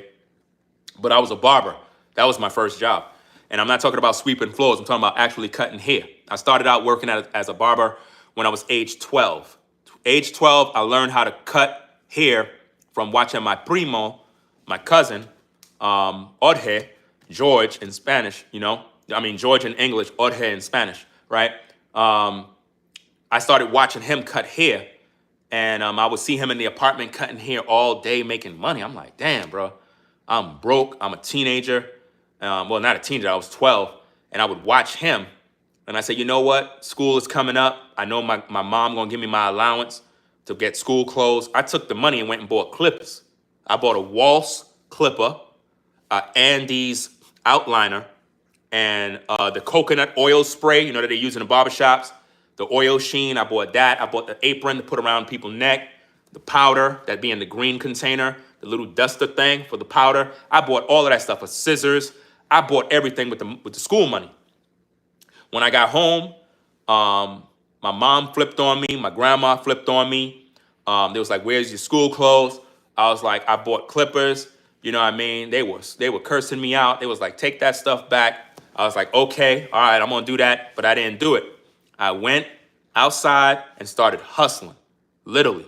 I went up to people. I was like, yo, bro, you need a cut? They already know me from the hood. They was like, you cut hair? I was like, yeah, man. They was like, you don't know how to cut hair. I was like, listen, if I mess up your hair, it's for free. For free? All right, I'll do it. They went, came to the crib. I cut their hair. Boom, boom, boom. They're like, yo, bro, this is crazy. You know how to cut hair. My primo came into the apartment. He was like, hey, what happened, La? What's going on here, man? You cutting hair? Where you learn how to cut hair? Stuff from you. I started cutting hair. Went over there to my other peoples, got them, brought them into the apartment. Fam, I made probably $200 to $300. $200 to $300. School is the next 2 days. So everybody's getting their haircuts. I cut everybody hair. I was cutting everybody hair on the block. I went to the other block next to me, started promoting. Yo, bro, you need haircuts? I'm cutting people hair outside on the block in the hood, making money. I said, you know what? Let me go get a job. I went to a barbershop on Dipmiss Avenue, Dipmiss and Flatbush. You know what I mean? It was a Haitian barbershop, Dipmiss and Flatbush, next to a pizza restaurant that made some slamming pizza in Brooklyn. And I went in there. I was like, yo, I need a job. They started laughing at me. You know what I mean? But I was like, look, I know how to cut hair. They was like, you don't know how to cut hair. So I brought one of my peoples up and cut his hair in front of the Haitian guys. They saw a kid, 12 years old. It was like, give him a job, give him a shot. They gave me a chair. I started cutting hair. And they end up firing me. They end up firing me after about 7 months. They fired me because I was just buying video games with my money. Video games and sneakers, right? They fired me from the job because what they wanted was to teach me. I'm glad they fired me. I wasn't mad. I'm glad they fired me because they wanted me to buy expensive clippers. Those of you that get your haircuts, you know, barbers spend hundreds of dollars on tools. They wanted me to buy the interchangeable blade clipper. I believe it's from a company called Oyster, if I can remember. It's been in such a long time. Most of those expensive clippers, I don't even know where they go. The only clippers that I have now is the Andes Master and Andes Trimmer, right? That's the only thing I have just to shave and line up, stuff like that. Remember, I got locks, so I don't cut hair no more. But they wanted me to buy these $200 clippers. I'm like, I'm not buying that. You know what I mean? So because I didn't buy it, they end up letting me go. And it's because I was taking a little too long to cut people's hair. And I get it. They were trying to teach me the ropes. So I eventually left that job. And I can recall going to an arcade room on, well, I'm not going to say where, because the dude that gave me the job, this Jamaican guy, very, very cool. He was into, you know, hustling. Y'all know what I mean, hustling, right? So I don't want to let know the location of where he was at. But I remember I was at the place and I was on the arcade, and then I started cutting this other dude hair. And he walked in, he was like, my youth, what y'all do here? Y'all trim? And I was like, yeah, I cut hair. They're like, you want work? I was like, nah, I'm not really into that. I thought he meant like, you know, sell stuff on the block. You know what I mean? I was like, I'm not really into that. It's like, nah, man, me have a shop there upon the road, you know, there upon 38 on thing on church. So I was like, you have a barber shop? He was like, yeah, I have a barber shop. So he told me go there. So I went, I pulled up, I walked into the shop. Now keep in mind, I'm like, I think I just turned 13. So I walk in the shop, they thought I wanted a haircut. I'm sitting there, they're like, yo, you next, bro. I was like, nah, I don't need no cut. I'm waiting for so-and-so. I'm not gonna say his name because you know, woo. I'm not gonna get into all of that. But I said I'm waiting for so-and-so. Once I said his name, they knew I must know him. They was like, what, you good? I was like, yo, he said he got a job for me here. A job? He's like, yeah. He said, I'm a barber. He's like, you're a barber? He started laughing. I'm like, all right, it is what it is. So he came in, and as soon as he saw me, right, there was another dude that was working there, and I guess he was getting rid of him. The dude is cool too. I think he fired him or he let him go. I can't remember the brother's name, man. I can't remember the brother's name, but he was a smart dude. He was a black guy. He had the flyest Mustang in Brooklyn. He was going off to college. So he was going to lose the job anyway. He was going off to college. So I don't want to make it look like he fired him, but it's like the dude's name is right there. I see the name, but I can't get it out. He had the dope Mustang. It was purple and blue and black. The dopest Mustang you ever seen, bro. The dopest Mustang ever this dude had, bro. His pops bought it for him because he graduated high school and he was going off to college. And he told me that chair's where you work. So he told the dude, let him work. So I got in the chair. Customer came in. I started cutting hair. That's when all the barbers respected me that day. They didn't respect me when I walked in, but when they saw me cut that fade, they saw how I lined them up. They was like, yo, this young brother got potential. You know what I mean? And through that barbershop, I think that's where I learned how to be a man. Because in that barbershop, you know, I was surrounded by grown men. And, you know, they were in their 20s, but I was a teenager, 13. So they would tell me, yo, save your money. Get yourself your own apartment. You know, don't waste your money on a bunch of junk. Come to work on time. You know, I mean, I had most of the work. They would make me sweep in front of the building. I ain't have no problem with that. I'm the young kid, so I ain't have no problem doing all the work, taking the trash out, stuff like that. Everybody would take turns sweeping the shop, but I most likely did all the extra work. You know what I mean? It was a learning process. So I was able to learn different things about manhood, taking care of business, being honest, being productive, and learning how to move and stuff like that. So I owe it to all of those guys in the barbershop. You know, you had the Jamaican brother, you had the Trini brother. Shout out to all the brothers in Trinidad, all the Jamaican yard brothers. You had the other Panamanian brother. I already know about Panama. My mom's Panamanian, so I already hang around Panamanians all day. You had the Panamanian brother, and you had Otis. Shout out to Otis, bro. That's his name, dog. Yo, shout out to Otis, man. Yo, that's the Most High, bro. The Most High just gave me his name, bro. Yo, that's crazy. Yo, the Most High just gave me the brother name. Yo, no cap, dog. I haven't remembered that brother name in years. Yo, that's crazy. His name is Otis. That's his name. His name is Otis, bro. Dude had a dope Mustang. He was going off to college. He was also a barber. I learned from him as well. He wasn't mad that I was taking his spot. He was kind of shocked that the boss gave me his chair so quick. So we was kind of sharing the chair. Otis, that's his name, bro. That's crazy, man. Yo, I remembered his name, man. Yo, that's wild, dog. Yo, when I tell you I forgot this dude's name, man. I forgot this. The last time I uttered that man's name was when I was 13. Otis is his name, man. Man, yo, that's crazy. Yo, Otis, if you watching this stream, if somehow God made you see this stream, dog, yo, shout out to you, bro. Shout out to you. You had the flyest car, bro. You were the man, though. I ain't gonna lie. This dude was the man back in the day, bro. He had the dope. I was 13, so nice cars was something back in the days. You had the Mustang, you had the Maxima, the Cressida, the Lexus, the box Lexus, the long block box Lexus. That was the car, but mainly the Cressida.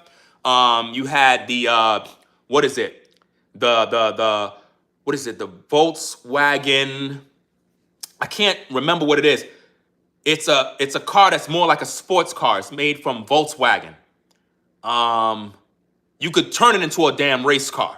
They would deck out the car, make it look fly. That was another dope car back in the day, but the Mustang was sick. His Mustang was modded out, bro. Imagine the 90s and you have a dope Mustang, bro. You the man. And I remember one time, I think he was leaving. He was leaving the barbershop. He never let nobody around his car. You know what I mean? Never let nobody around his car. He was very protective of his car. He never let nobody drive his car. None of that type of stuff. And I was leaving. I used to always bike ride to work and whatnot. And I was leaving. He was like, yo, fam, I'm out, bro. Heading off to college, man. You know what I'm saying? I'm never coming back to New York. You know, I'm out, man. I was like, yo, man, you out for real, dog? He's like, yeah, man, I'm out, bro. I was like, yo, man, hey, good luck, man. He was like, yo, you want to take a spin in the Mustang? I was like, the supercar, bro? He was like, yeah, man, you want to take a spin? I was like, yo, I was just heading home. He was like, yo, I could take you home, bro. He had one of those bike racks on top of the car. So we put the bike on top of the car. He was like, yo, get into the car. So I got into the car and he made me rev up the car. Now remember, I'm 13. He made me rev up the car. You 13, you revving up the car. Fam, that's like a dream, bro. You know what I'm saying? So he ended up dropping me home. And yo, when I tell you, it was like we were celebrities, man. I would never forget that, man. Yo, shout out to Otis, dog. That was a crazy experience, man. That was at 13 years old. I never experienced nothing like that, bro. It was like we were stars. Some of y'all today, y'all might listen to my story and think, oh, this ain't nothing, man. You a clown.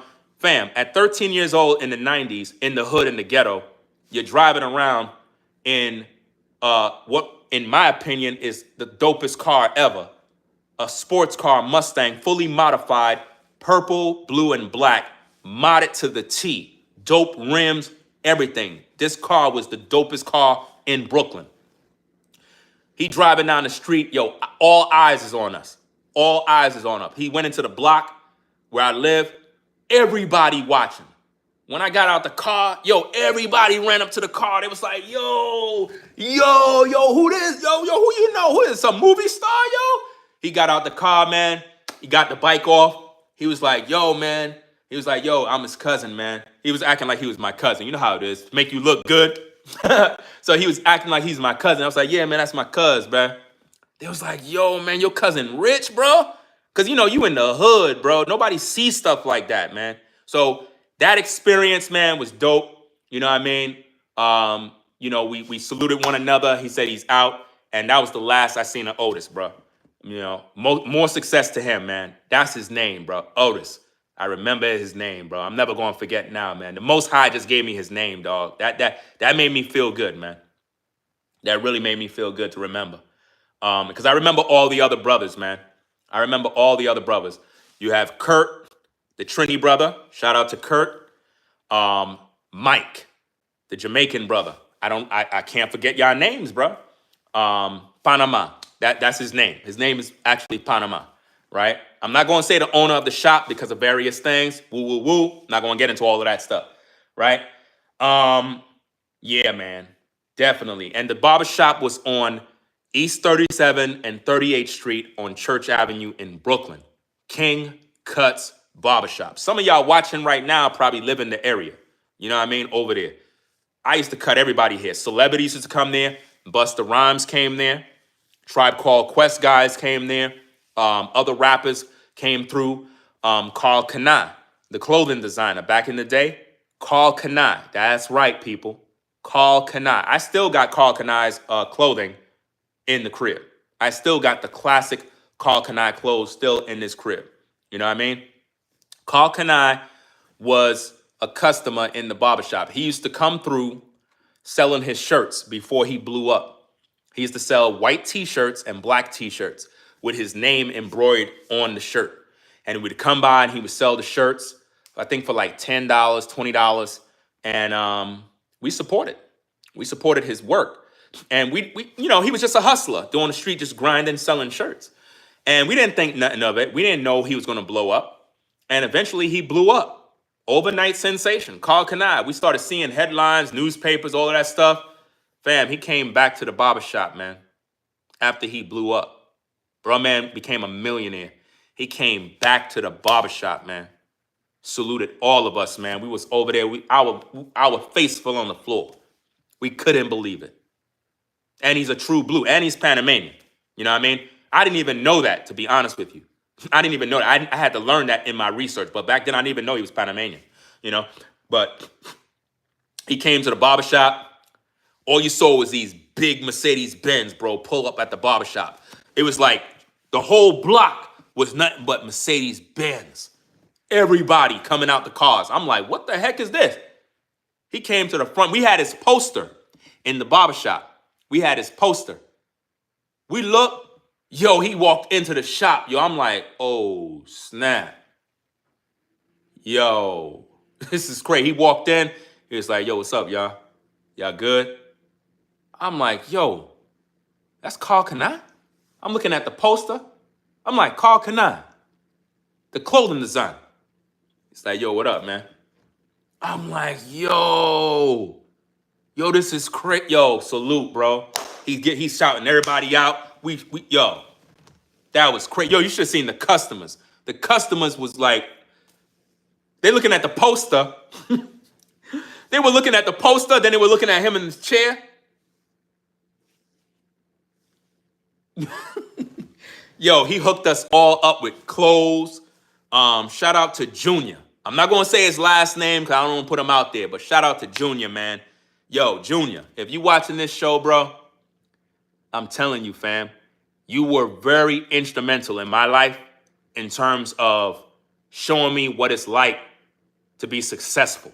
Because Junior is a dude that was working. He was working for Carl Kanai.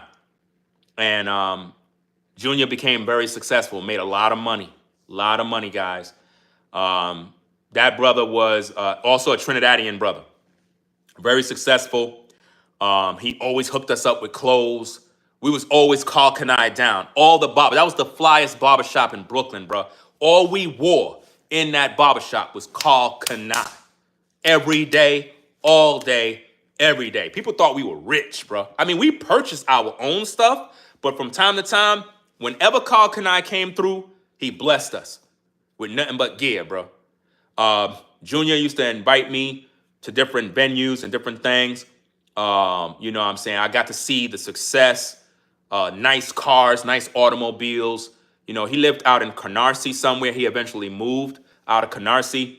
I remember I was invited to Carl Kanai's birthday bash at the supper club. I was underage. They invited me. I was able to get into the club. You know, when you rolling with Carl Kanai and the big wheels, you able to get into all these venues. So I'm in the club. I'm probably 16, I think I was. I think I was about 16. And I'm drinking Long Island iced tea, y'all. I didn't know what that was. I ain't gonna cap. I didn't know nothing about these, because it's mixed with, like, I think 5 different types of drinks or something like that. So when I got in there, it's like, yo, what you want to drink? I'm 16, bro. I don't know what to drink. I don't know what it is. You know, only thing I drank was like Heineken every now and then. But that's only when I was at the barbershop hanging out with the fellas. Everybody would be smoking weed. They'd be like, yo, you want some of this? I'm like, nah, I never smoked weed a day in my life, never smoked cigarettes, never did a day in my life. They would always try to pass blunts around, but I never smoked. I would drink a Heineken and stuff like that, but that's about it. So when I was in the club, they was like, what do you want to drink? I was like, you give me some tea. You know what I'm saying? I didn't want to drink nothing. They was like, you give me some, I was like, you give me some tea. So when they brought back the drink, I was like, it's not warm. I thought it was like regular, like iced tea, because that's what I thought it was, right? So I'm figuring this is some iced tea, but I'm like, it's clear. So I didn't know what the hell it was. So I just drank the damn thing. I'm like, what the hell is this, man? It was like, it's tea. It's Long Island iced tea. It's a special kind of tea. So I'm 16, bruh. Next minute, the room started waving. The room started going like this. It's me. I'm literally tipsy as hell, bro. Next minute, I'm drunk. I drunk the whole glass, bro. Long Island iced tea, bro. All I can remember is I'm on the floor laying down, looking up at the ceiling.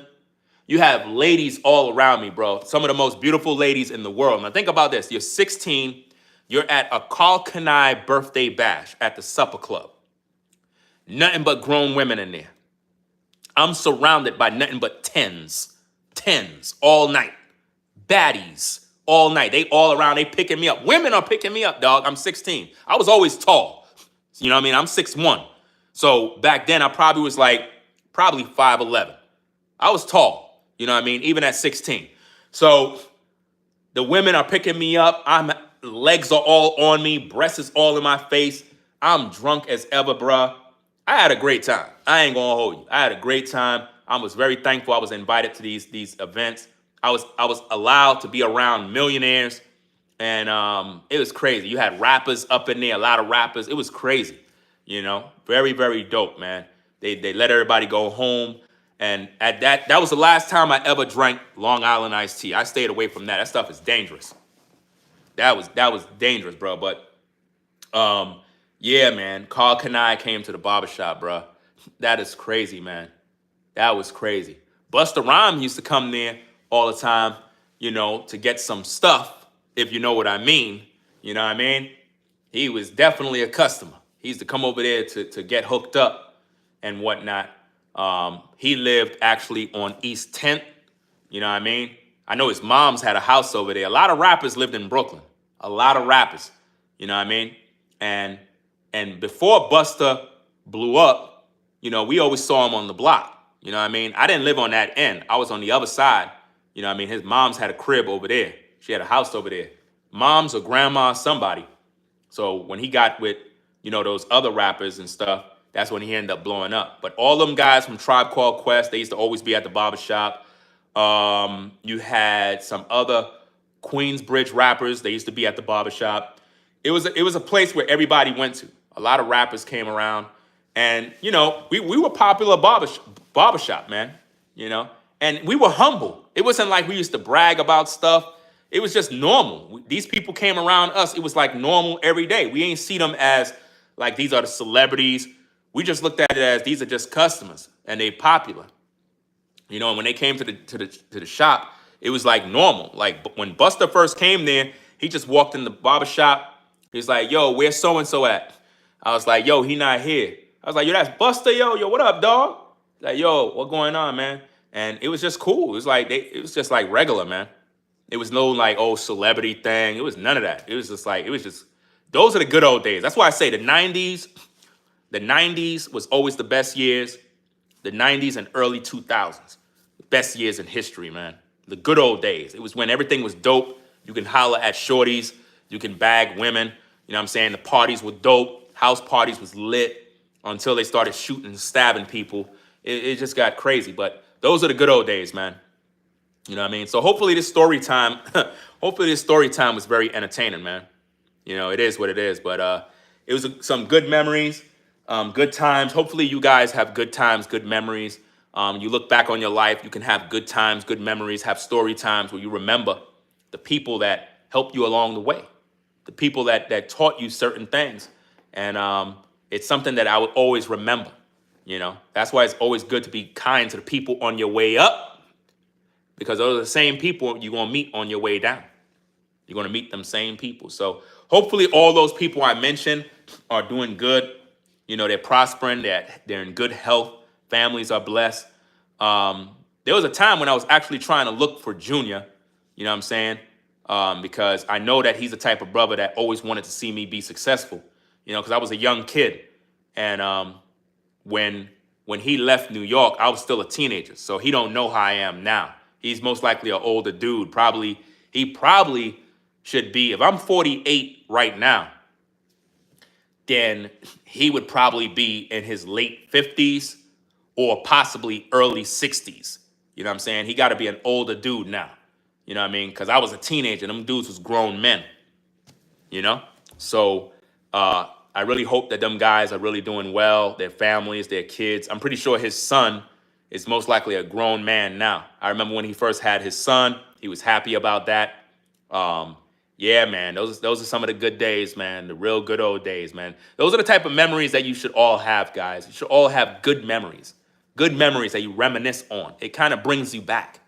It recalibrates your life. It recalibrates your memory so that you're in tune with nature and who you really are. You know, so I'm gonna get up on out of here.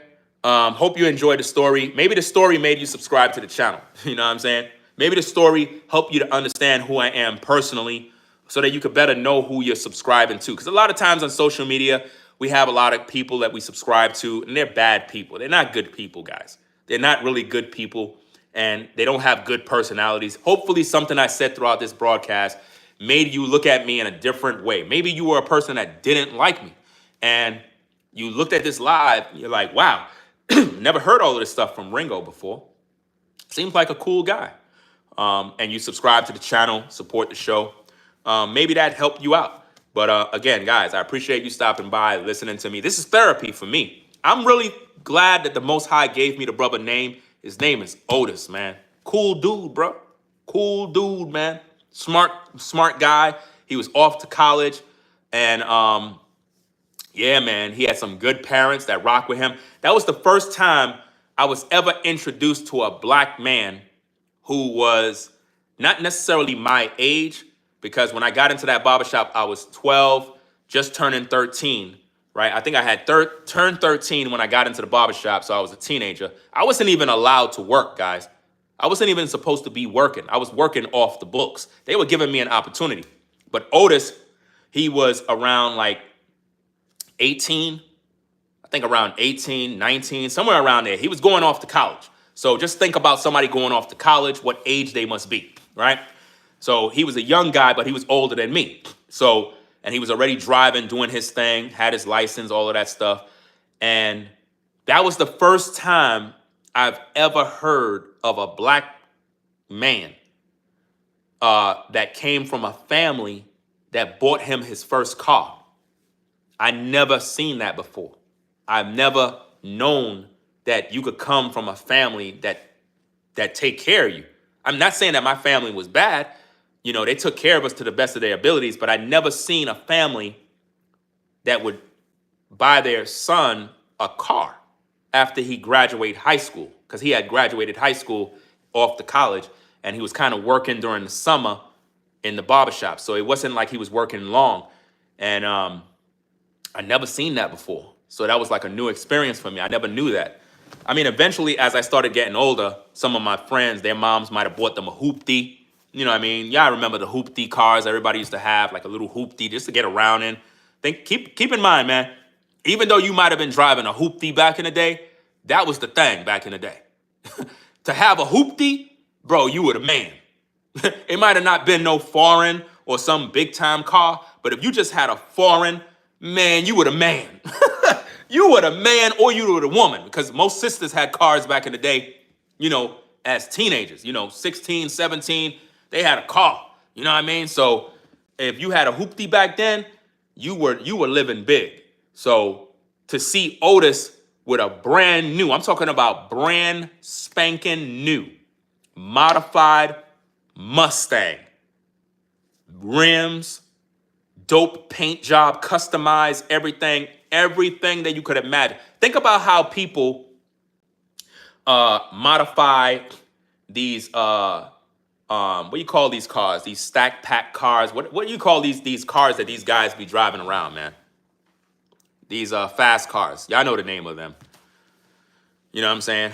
What are these cars, man? These fast cars that these dudes be not a Tesla, a sports car like that they can modify. Y'all know what I'm talking about. Scat Pack. What's the next one? Nah, not Lambos. Not Lambos. Not AMG. Hellcat. Thank you, V-Dub man. Hellcats, Scat Pack, those type of cars where they modify those cars. Challengers, those type of cars. Challengers, Hellcats. I think AMG is one of them too. You know what I mean? Those particular cars, right?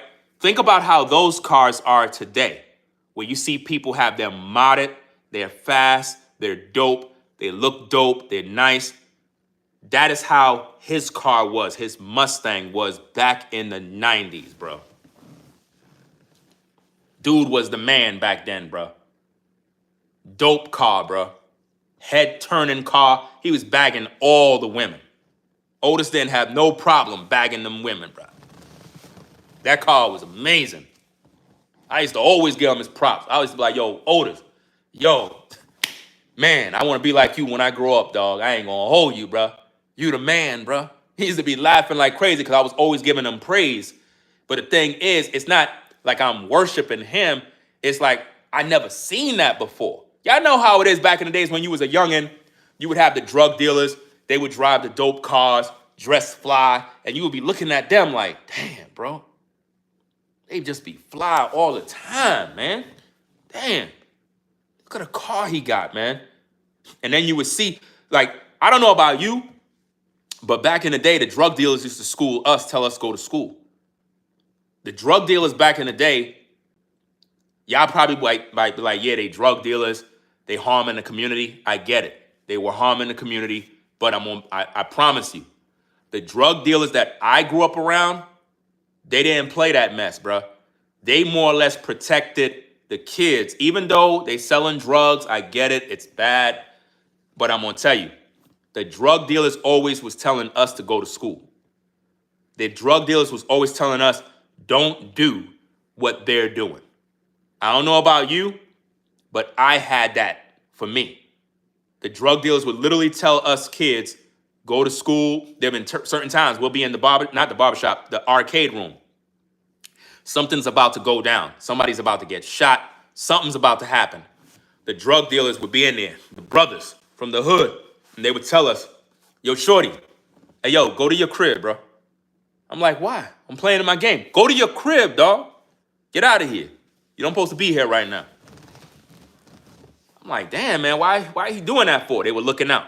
They were looking out for the kids. They were looking out for the kids. Anytime we would be in the arcade room, if the drug dealers came in, they would give each of us like $20 in quarters. Literally. $20 in quarters for each of us. Each of us. They would give us money to play the arcades. They would let us buy chips, hamburgers. They took care of the kids. I ain't gonna hold you. Even though they were selling drugs, they were doing dirt, they were in the streets. I'm gonna tell you the truth, man. The drug dealers back then looked out for the kids. They did not play that mess. If you harm kids, you going in a box. They did not play that back in the day. They would always tell us to go to school.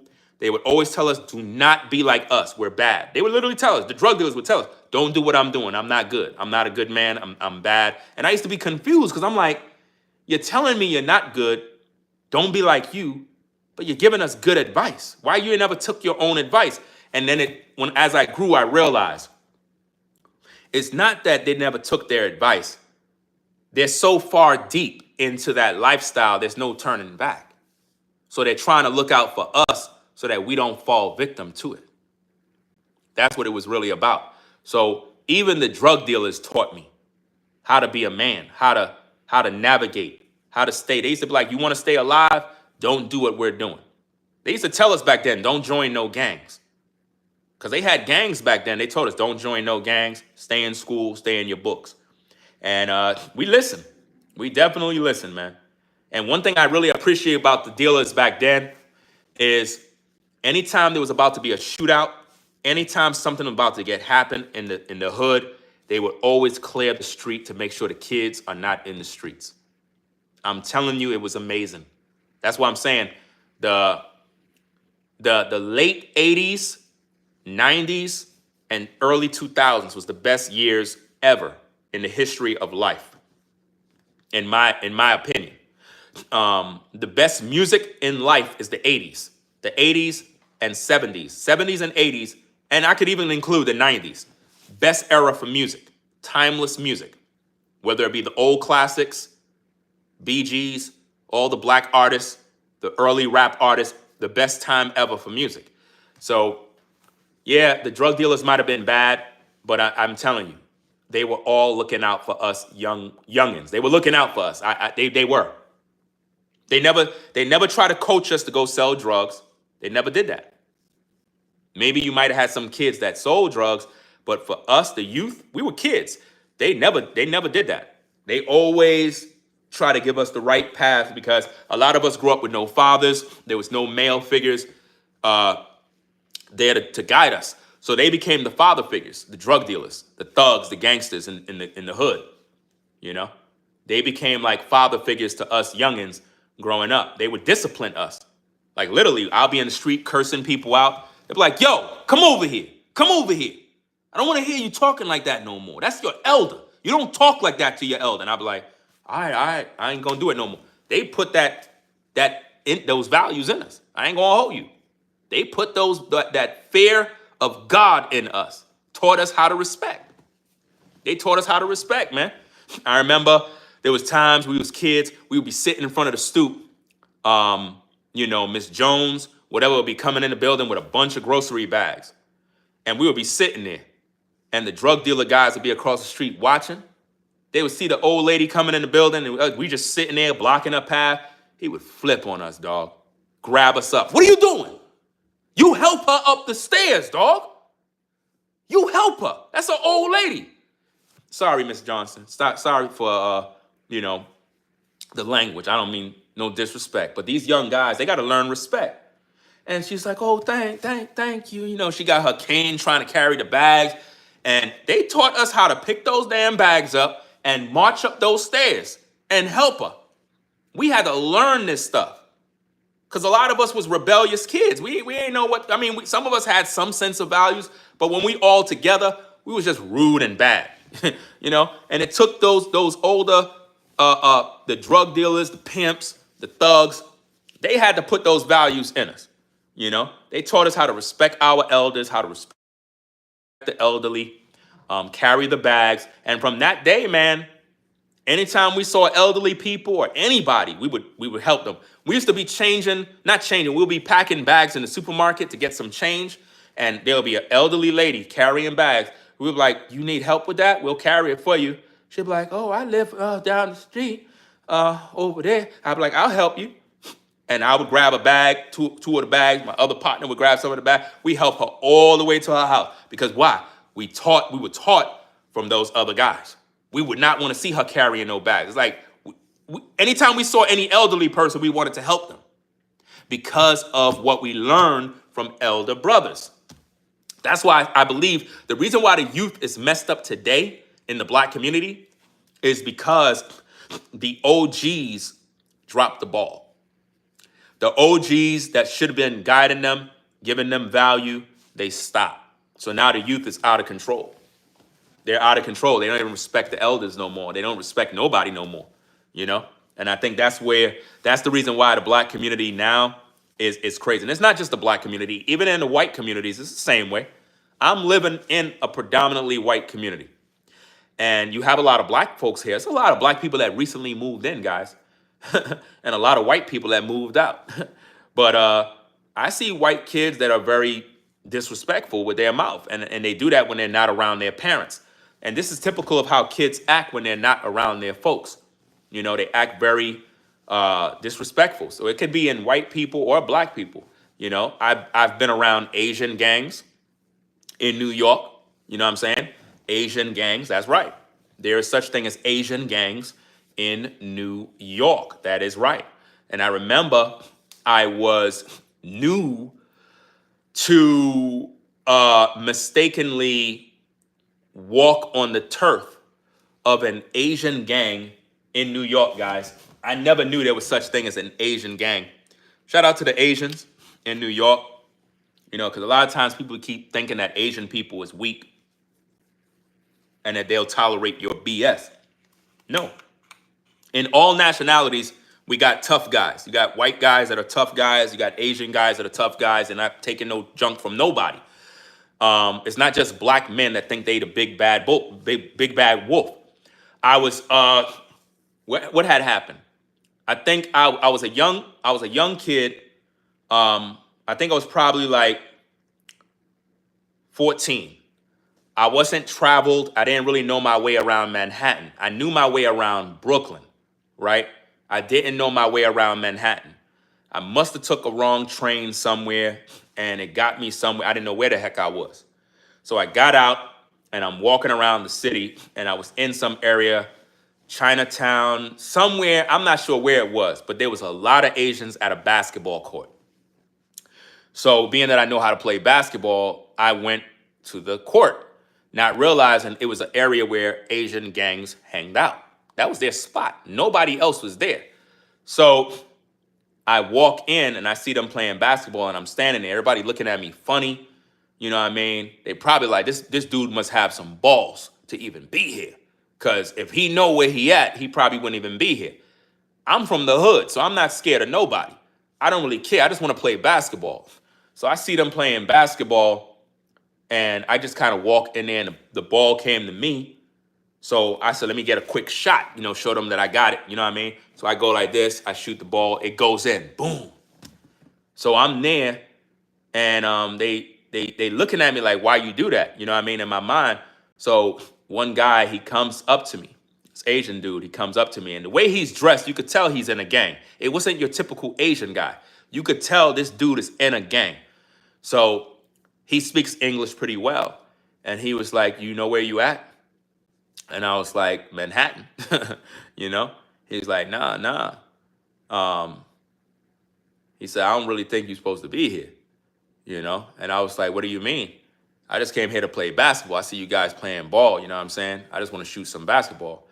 He was like, nah, you don't supposed to be here, you know what I'm saying? Like, this area here is dangerous. And I didn't realize, but Asian gangs, they also had issues with other Asians. This is something a lot of y'all may not know. Asian gangs in New York back then had beef with other Asians. And they would literally clash and fight. Like, really. I didn't know that. So while he's putting me on to that, I was like, oh, my bad. I didn't even know it was like that. You know, I thought I could come over here and play basketball. And one of the other dudes that's in the gang was like, leave him alone. Leave him alone. He playing basketball. Leave him alone. And he was like, come over here. And I went over there. I was like 14. He was like, you wanted to play basketball? I was like, yeah, I just wanted to play basketball. You know what I mean? I'm not trying to start no trouble or nothing like that. That's when I played basketball. He was like, he spoke in their language. I didn't know what the heck they were saying, but he was like, let them play. So I got pretty much down. I started playing, basketball with them, and put down my book bag, whatever the case is. Started playing basketball, and it is what it is. I never came back. I never came back over there because I knew what it was. I wasn't supposed to be there. You know what I mean? That was all gang affiliated. And you could tell that they have everything set up the way they did. People be thinking everybody's a punk. In every culture, there are gangs. You go to the UK, there are gangs. White gangs, black gangs, there's gangs everywhere. I was just in the wrong place at the wrong time. But they recognized that I didn't know what I was doing. They recognized I didn't know what I was doing, and they recognized I didn't mean no harm. I just wanted to play basketball. They let me play. I was playing there for about an hour, and then I left. Eventually found some directions from somebody. I actually got the directions from them. I was like, I'm trying to head back to Brooklyn. And it's like, oh, you from Brooklyn? Brooklyn? And it's like, yeah, Brooklyn. It's like, oh, okay. So it's almost like they respect me once I said Brooklyn. And I told them where, like Flatbush. It's like, oh, Flatbush. Oh, I know Flatbush. I know Flatbush. They knew exactly what that meant. It meant that you're probably around gangs too. They didn't want no smoke. They didn't want no problems. They saw that I did not fear nobody. There was no fear. There was nothing to be afraid of. You know what I mean? You're men like me. I mean, I was a teenager, but I just wanted to play basketball. I didn't want no trouble. And that situation taught me a lot about different cultures and different ethnicities, because sometimes when you're black, you don't even hang around them. I mean, I went to school with predominantly white folk and Asians, but I lived in the black community. You know what I'm saying? I went to New Utrecht High, and I went to Dyker Heights in Bensonhurst. So I was around Italians all day. You know what I mean? That's where I got my first taste of racism, where a white kid called me the N-word, and I broke his 2 front teeth. Like, them things came out. I was his dentist for that day. I took those teeth out, right? Some other white boys did the same thing, called me the N-word. He's looking at my shirt. He's like, he's an N-word. Wow. Because there wasn't no real black people in the school, not a lot. And I had to fight my way into people respecting me. And then when they learned that all the 8th graders that were about to graduate, they were all from my hood. All the 8th graders that are black, they were from my block or from Flatbush. So when they saw me, man, that just gave me so much respect in school, because I was a freshman. And then when they learned that they recognized that I was there, they was like, yo, this dude is official. Shout out to Ron Duke. He lived on the block. He was graduating. He was in the 8th grade. And he was pretty much graduating. And I came in as a freshman. So he pretty much brought me around the school. He let everybody know that he know me. And all the racist white kids in the school, they didn't play around. And a couple of more black kids came in, and it was all respect after that. All that racist stuff ended up stopping. They probably had pockets of racists in the school, but for the most part, I think the blacks and the whites began to see eye to eye. I think it really was basketball that stopped all the racist stuff, because when playing basketball, the blacks and the whites got along perfectly when we would play basketball, because you had white boys that knew how to hoop. They knew how to hoop, so you had to respect it. You had Asians that knew how to hoop. You had to respect it. That's the thing that was the language that pretty much brought everybody together, I believe. Before that, it was just a lot of racist stuff going on. The white boys would come up with baseball bats. The blacks would have guns and knives, and it would be crazy in Bensonhurst. You had a lot of Italians out there, and that's when I pretty much was exposed to, I guess, people having luxury homes, or what appears to be luxury homes, because the Italian kids that was out there, their moms and pops had beautiful homes, man. I never been in those type of environments. And I remember when we play hooky, they would be like, hey, come to my house. And I remember there was 2 white boys, I was supposed to cut their hair. They didn't go to the school. These were the dudes that was in college, but their younger brother went to the school, and it was like, you cut hair? You know how to cut white people hair? I was like, I cut anybody hair. And they invited me to their house, like a mini mansion in Bensonhurst somewhere out there. And man, that was my first time being exposed to that environment, man. I'm talking about big homes, high ceilings, swimming pools, pool rooms. I mean, man, this is nice, man. Like, I never been around that type of stuff. So it was like, man, those experiences was crazy. And those dudes, they was like, yeah, their parents is racist. They was like, they're not racist, but their parents is racist, like crazy. They was like, look, man, you got to hurry up and cut here, man. My folks come home, it'll be a problem. They don't like black people. They were putting me on. It was like, yeah, man. They was like, I'm white. I'm not no racist. I got a lot of black friends, but my parents, I can't say that for my parents, man. They don't like black people. And they were telling me everything. It was my father's racist. My mom don't like black people. They be talking crazy about black people in the house. And that's when I learned that not all white folks are racist. You know what I mean? That's why when I look at the black Hebrew Israelites and they're always calling white people the devil, I'm like, not all white people think like racist. There's some white people that are cool. You know what I mean? As long as you respect them, they respect you. It is what it is. It goes both ways. You know what I mean? So I had to be exposed to these things and different cultures of people to understand how they are. This is why when I was growing up, anytime I had white friends, I always want to know, do you play the guitar? I don't know what it is, but there's a thing with white folk and guitar.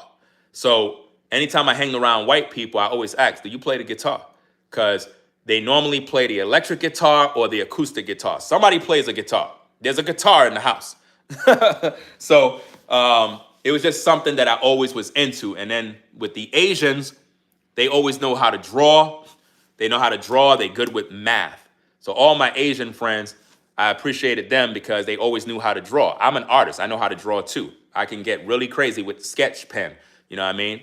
And I'm a muralist as well. All my Asian friends growing up in school were all artists, and they always passed the art challenges. They always won. I could never win the art challenge. They would always outdo everybody. But it is what it is. So it's always good to respect all different peoples, different cultures, different backgrounds, rather than being a racist. You know what I mean? It doesn't help anybody. You know what I mean? Always be respectful of other people from other places, different languages. This is why I was disappointed when the YouTuber Lao Shu passed away. I'm not sure if you're familiar with him. Put a 1 in the chat if you know who that is. Put a 1 in the chat if you know about that YouTuber Lao Shu who passed away. Have you ever heard of him? Did you know about him? I don't want to let what he did out until I see if anybody know who he is, because he was very popular. He had over 1 million subscribers. He was a guy that spoke languages. He spoke many different languages. And he made videos where he would travel and he would speak Cantonese, Mandarin, Spanish, Arabic, you name it. He spoke multiple languages. This guy probably know like 50 different languages. If you look him up on YouTube, you'll find him. You would immediately watch his videos. You'll binge watch his videos because it was that good. He had passed away. I think they killed him. Somebody set him up. I'm not sure if it's government related, but this guy was very good, man. He was one of them type of dudes, man. It's like his brain, he had a special mind to learn languages. He knew all languages, guys. Like all languages. I don't have my laptop with me. If I had my laptop near me, I would have logged in and give you guys the channel. But if you just type in Lao Shu in the YouTube search, let me see.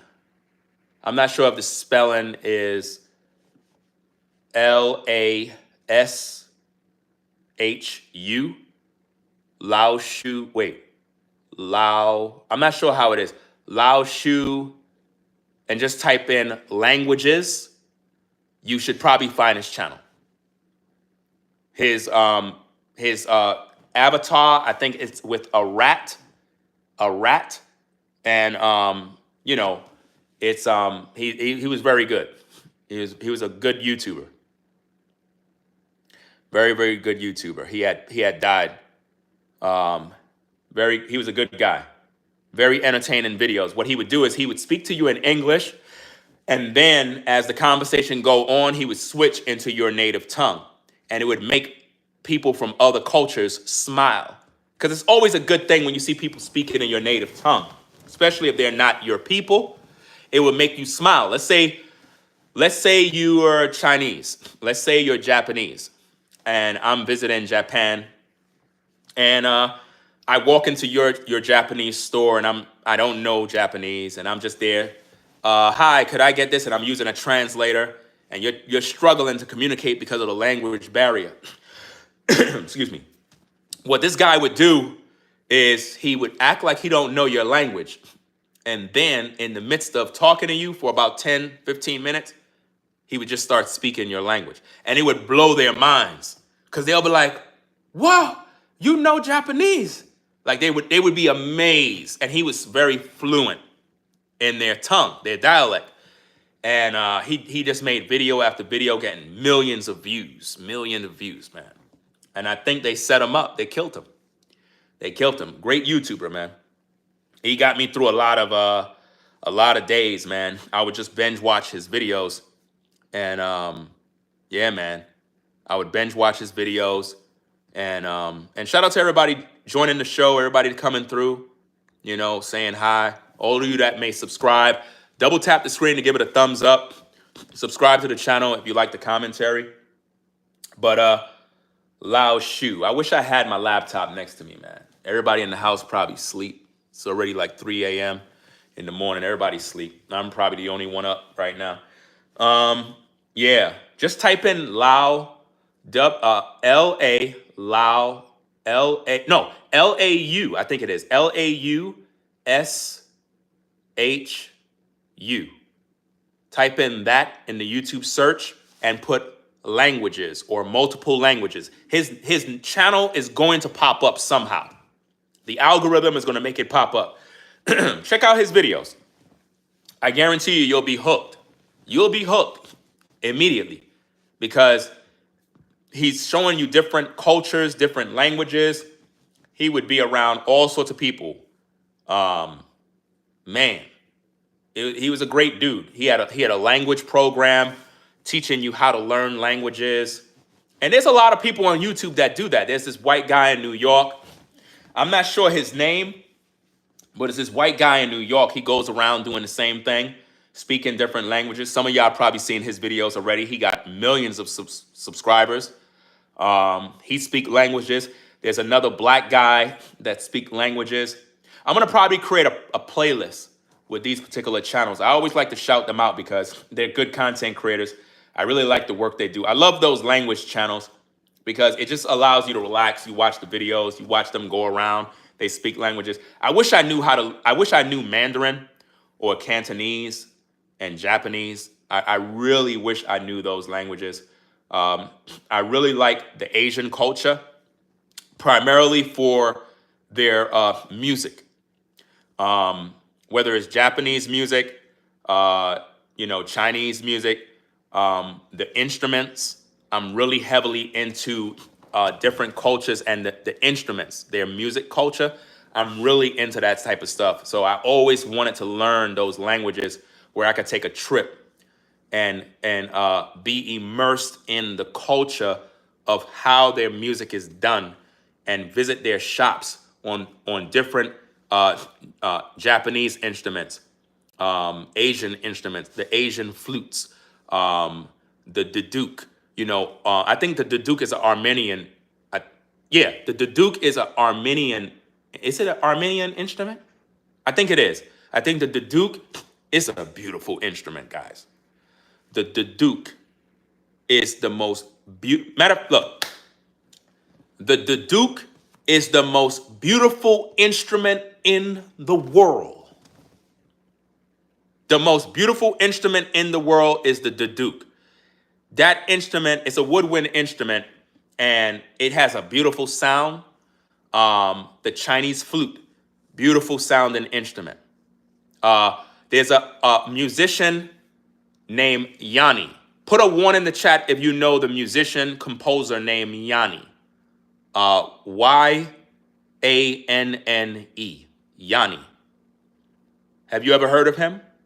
He's a musician composer named Yanni. I have all of Yanni's albums where he performed at the Taj Mahal at the Forbidden City. He also performed there at the Forbidden City, the Taj Mahal. He do excellent concerts. Man, beautiful music, beautiful musician, very talented. His orchestral group, the band, the guitarist, all of these people, very, very talented. One guy, Pedro Utosh, I'm not sure if I'm pronouncing his name. Very, very talented musicians. Man. You have another instrument called the didgeridoo, which is another crazy instrument. I'm very much into a lot of instruments, drums, percussive instruments, various sounds, string instruments, woodwind instruments, guitars. I really am into these type of things, guys. So I always wanted to learn Mandarin or Cantonese, Japanese, to visit these places, to go to where the instruments are, to experience these things in real time and actually make purchases of real life instruments. Not so that I can destroy the instruments, but to have a piece of history and to use them in my own personal recordings. Because I could always get these instruments through synthesizers, sound libraries from like Native Instruments, Impact Sound, all these different companies. I could do that because I'm a music producer.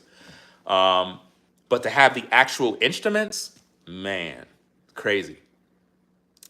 So try to find that guy's channel.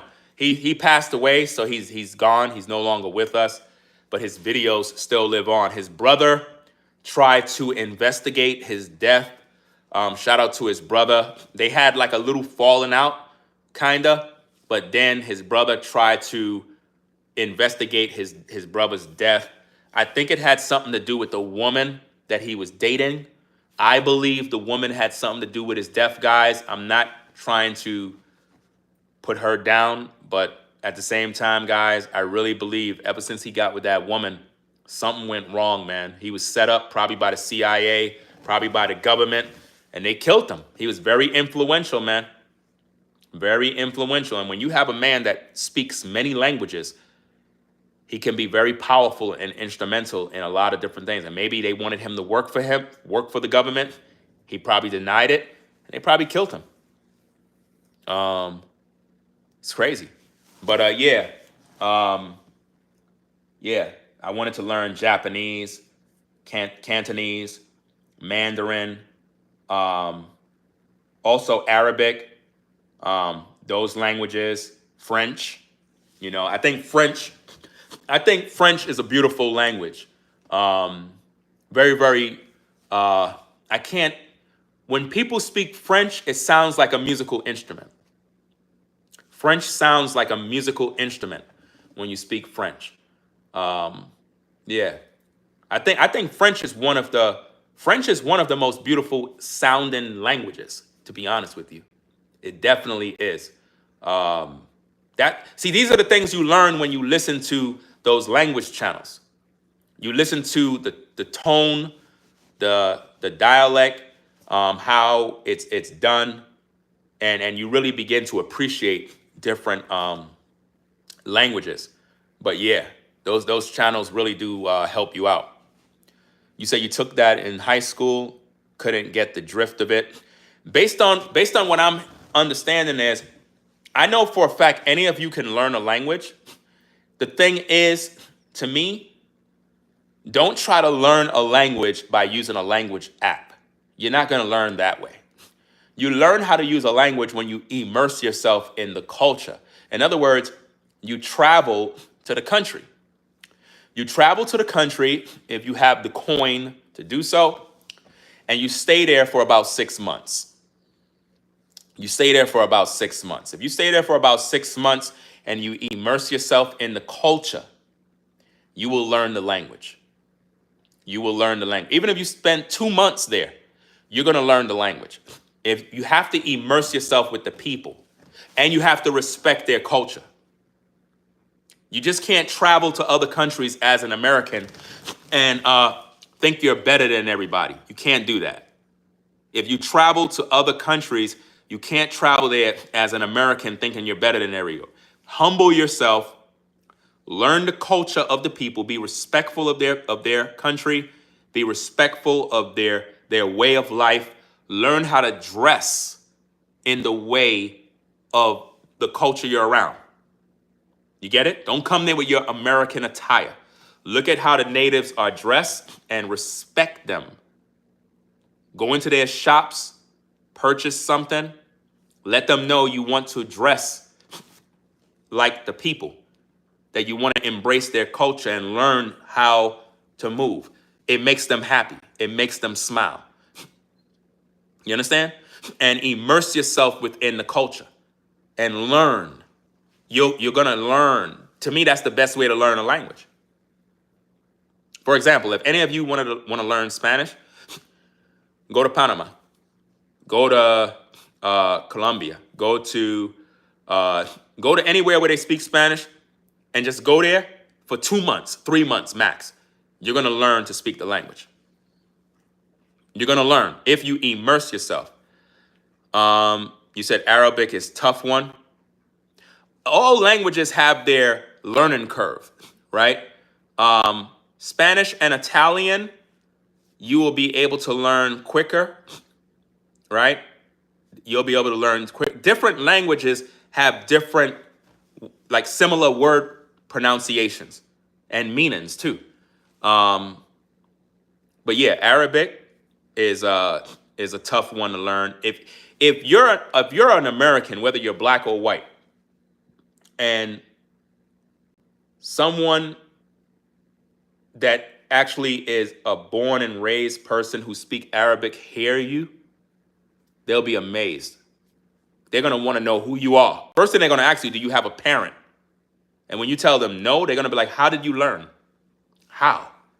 It's very difficult to learn. So it's like, man, they're going to respect you one time. I think that's one of the best things you could do, man. If you travel overseas, one of the best things you can do as an American is learn the language. Don't just be over there with a translator.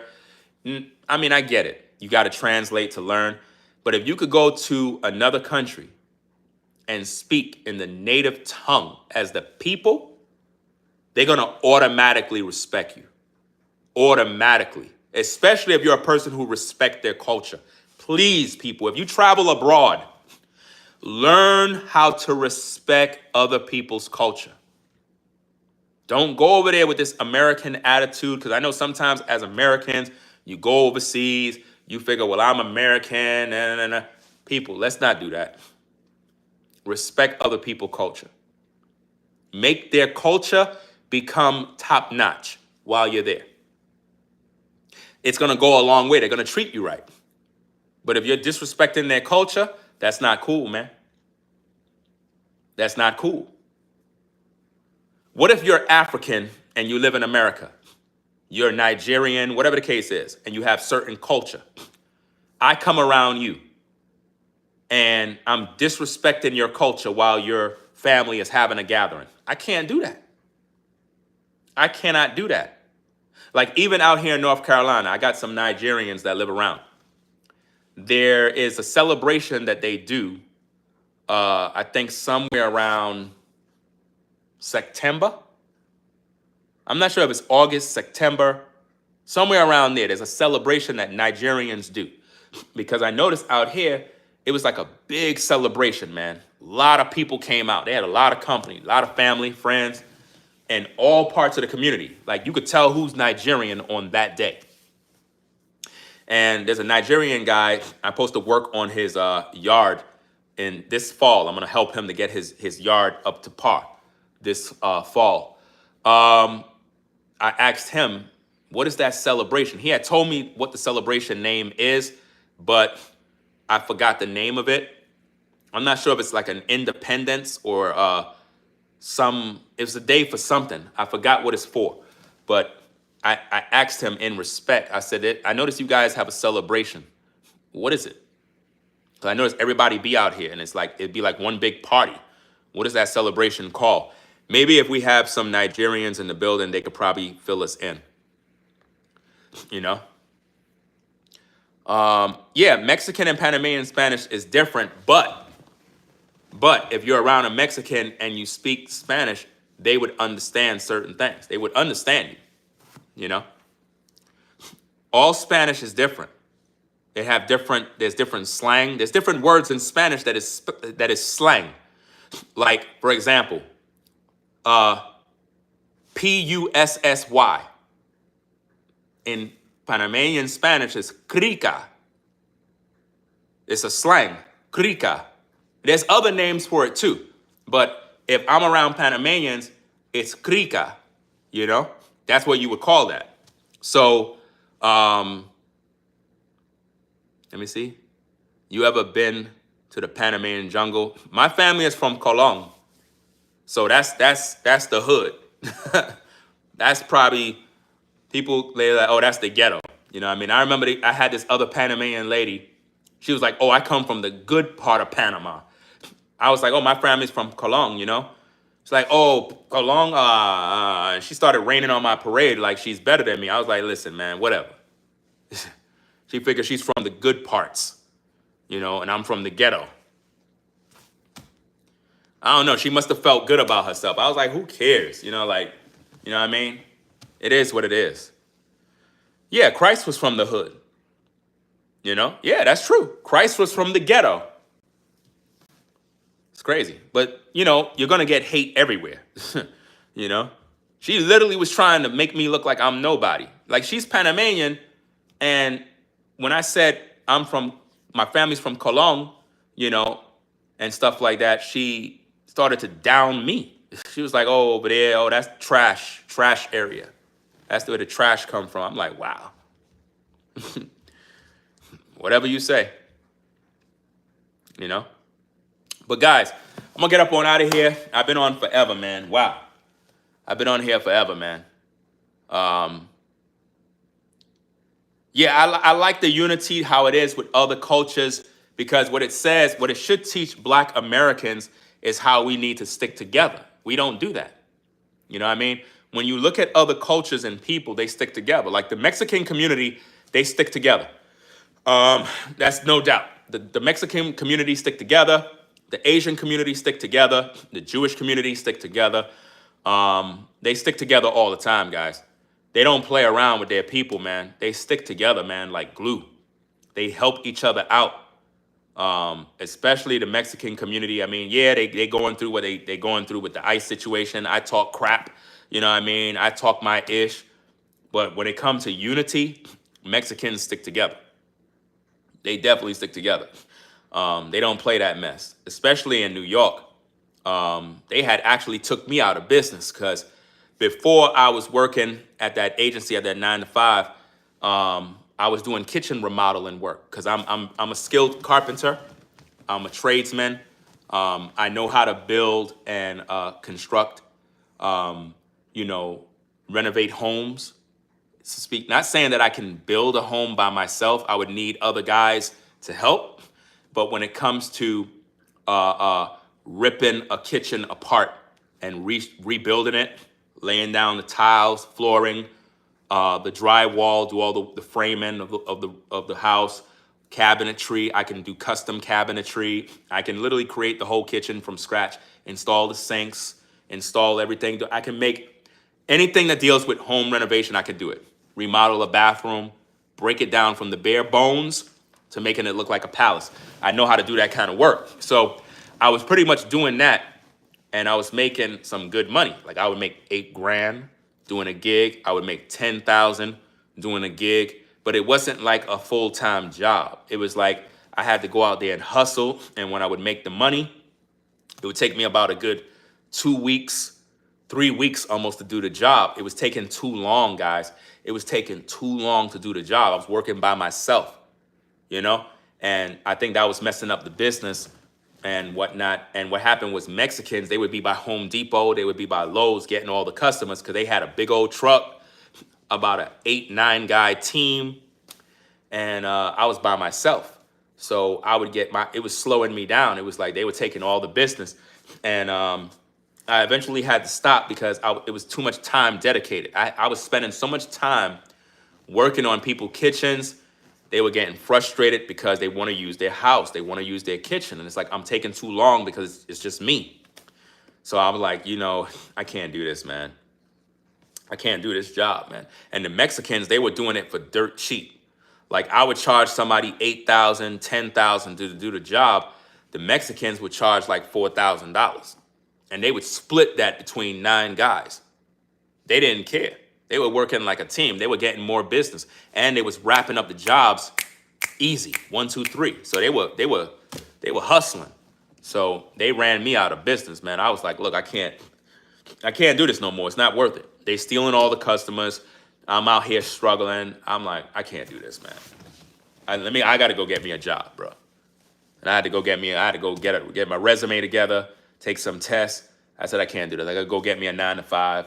Cause yeah, it was fun. I love doing that type of job, but doing it by myself, it's just not working, So yeah. So guys, I'm gonna get up on out of here. I hope you learned a lot about me, because I mean, if you just rewind back this video and just listen to when I started chopping it up, I shared a lot of info about me, guys. A lot of info. So hopefully you got to know who I am, what I do, and it broke that barrier of, oh, he's just another YouTuber. Hopefully you learn about me, the man, the person, the father, the husband, Ringo TV, the content creator, and you learn a lot of different aspects about what I do. So guys, if you're not subscribed to the channel, subscribe today. Double tap the screen to give it a thumbs up. Also subscribe to my We Gotta Talk TV channel. We're gonna be producing some content soon.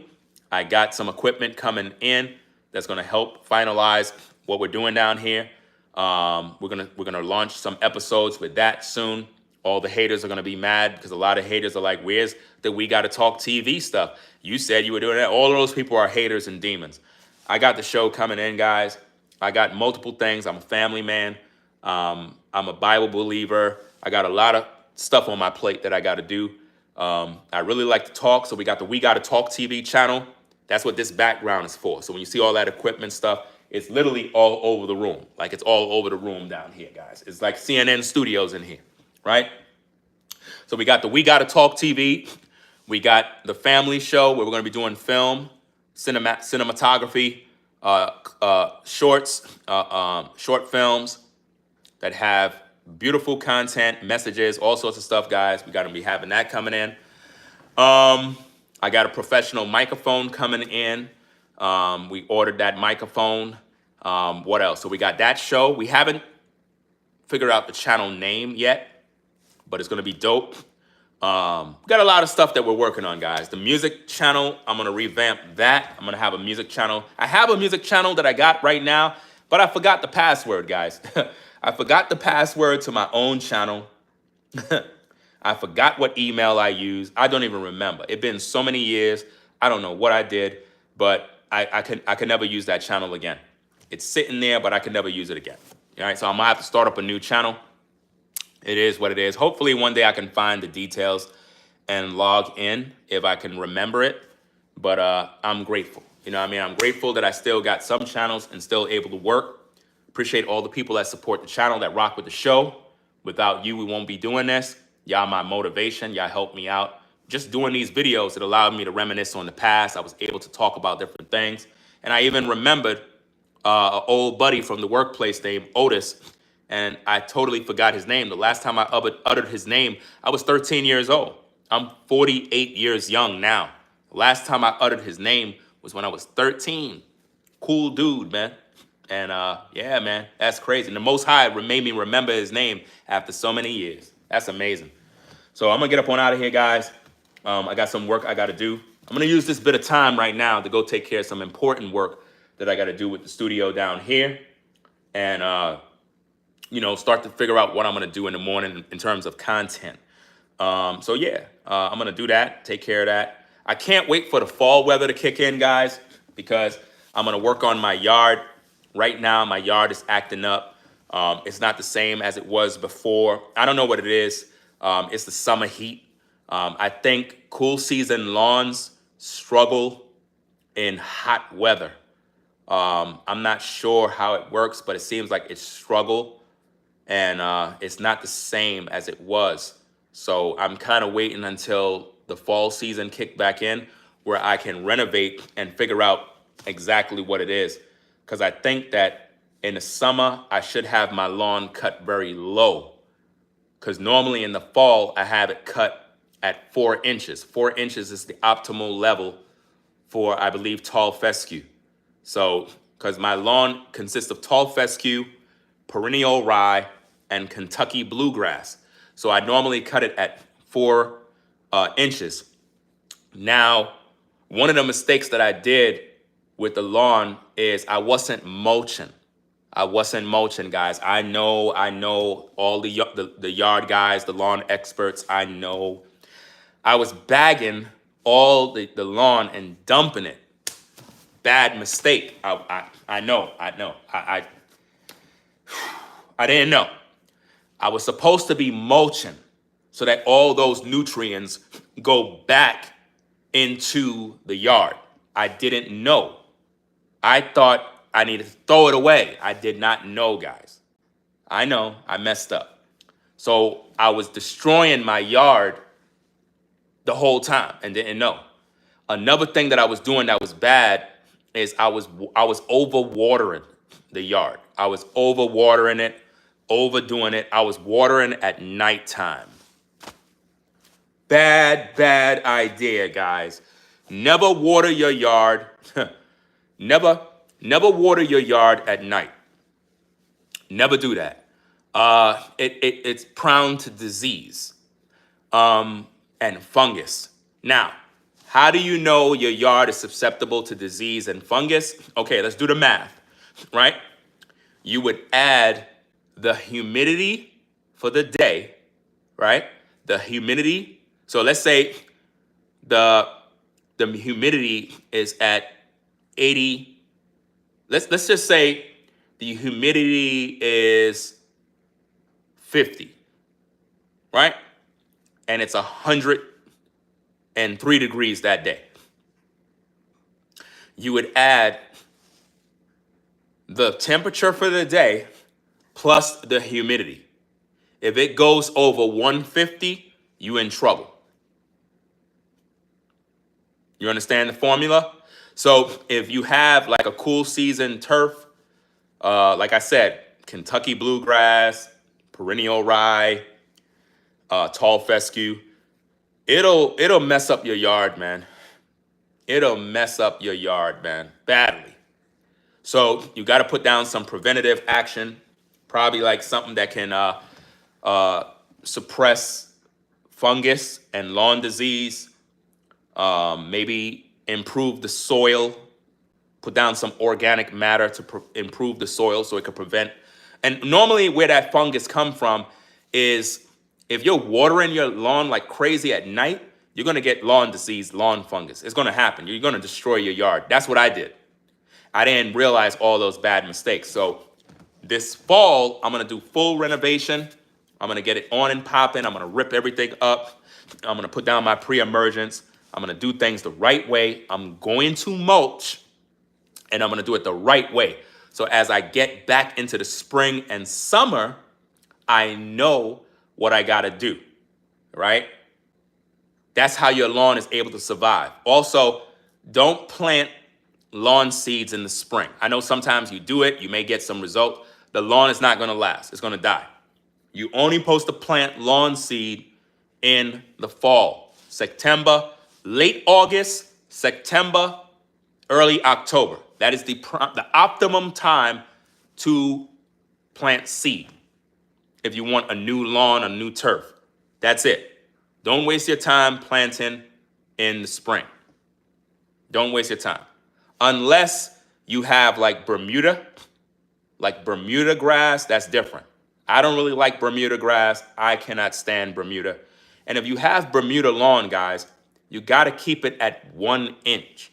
Y'all be letting y'all Bermuda grass grow 3 inches, 4 inches. That's crazy. It's not designed to be that tall. That's crazy. It's supposed to be short, like a golf course.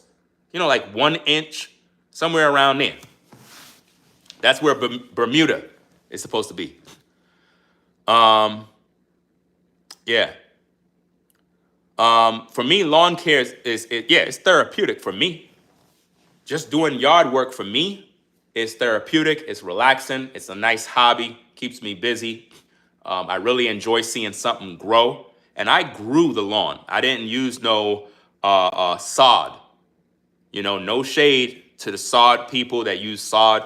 I'm just not into that. You know what I mean? I want to see it grow. You know, rip the ground, aerate, dethatch, you know. But first put down your pre-emergence. Put down your pre-emergence, kill off all the weeds, kill off all the junk. You know what I mean? Put down a lot, go heavy, kill everything. Then you wait about 4 weeks. You wait about 4 weeks before you put down seed. Don't put down your pre-emergent that killed the weeds and all that other junk, and then in a week put down the seeds. It's not going to grow. You wait about 4 weeks. Read the label. Wait about 3 to 4 weeks. I would just wait a whole month, right? Wait a whole month. Let that pre-emergent work in the yard. Your yard would look horrible. It'll look disgusting. Who cares? Who cares? It'll be the best yard on the block when you're done, right? Once you finish, put down your pre-emergence. You wait about a month. Then what you want to do is you want to scalp the yard. Scalp it down low to about 1 inch if you could get it down that low. Remove all the debris. You know, dethatch. Once you finish dethatch, get all the debris up, dump that, take it to the drop site. Next step, you want to get your not pre-emergent, you want to get your aerator. Rent an aerator from Lowe's or Home Depot. Punch those holes into the yard. Rip the yard up. Make a bunch of holes. What that's going to do is going to loosen the soil to avoid compaction. Compaction is when the soil is so thick, it becomes like stone. No grass seed is going to grow in that mess because it can't go through the soil. You need to loosen the soil up. So aerating allows holes to be dug into the ground, which allows the soil to move around, making it soften, right? That's what you want to do. Now, the chunks that is left on top of the yard, you could remove it, but a lot of experts say to just leave it because it'll go right back into the earth, right? If you're trying to start a new yard or just to renovate, I would remove those clunks. I would get rid of them because we don't want it to be compacted again. So I would remove it, right? Because you want to plant new seed. I don't want to have all those clumps all over the yard. So scoop all of those things up, get them out. Then you want to get a scarifier to rip the soil further, rip it up, right? And so that the soil is nice and fresh and is ready to plant seeds. Now you get your spreader, spread the seeds evenly, go ham with the seeds, you know what I mean? Spread them things good, you know what I mean? Then once you spread the seeds all over the turf and everything is good, the next step after that is you can get some compost. You know what I mean? If you could get some compost delivered to your house, that's even better. You get the truck, they deliver, they pour it on the yard, and you could just scoop it on your thing and put it around. If you don't want to go that route, you can always go to the big box stores, get some compost. There's a lot of different type of compost you can use. You have the cow manure.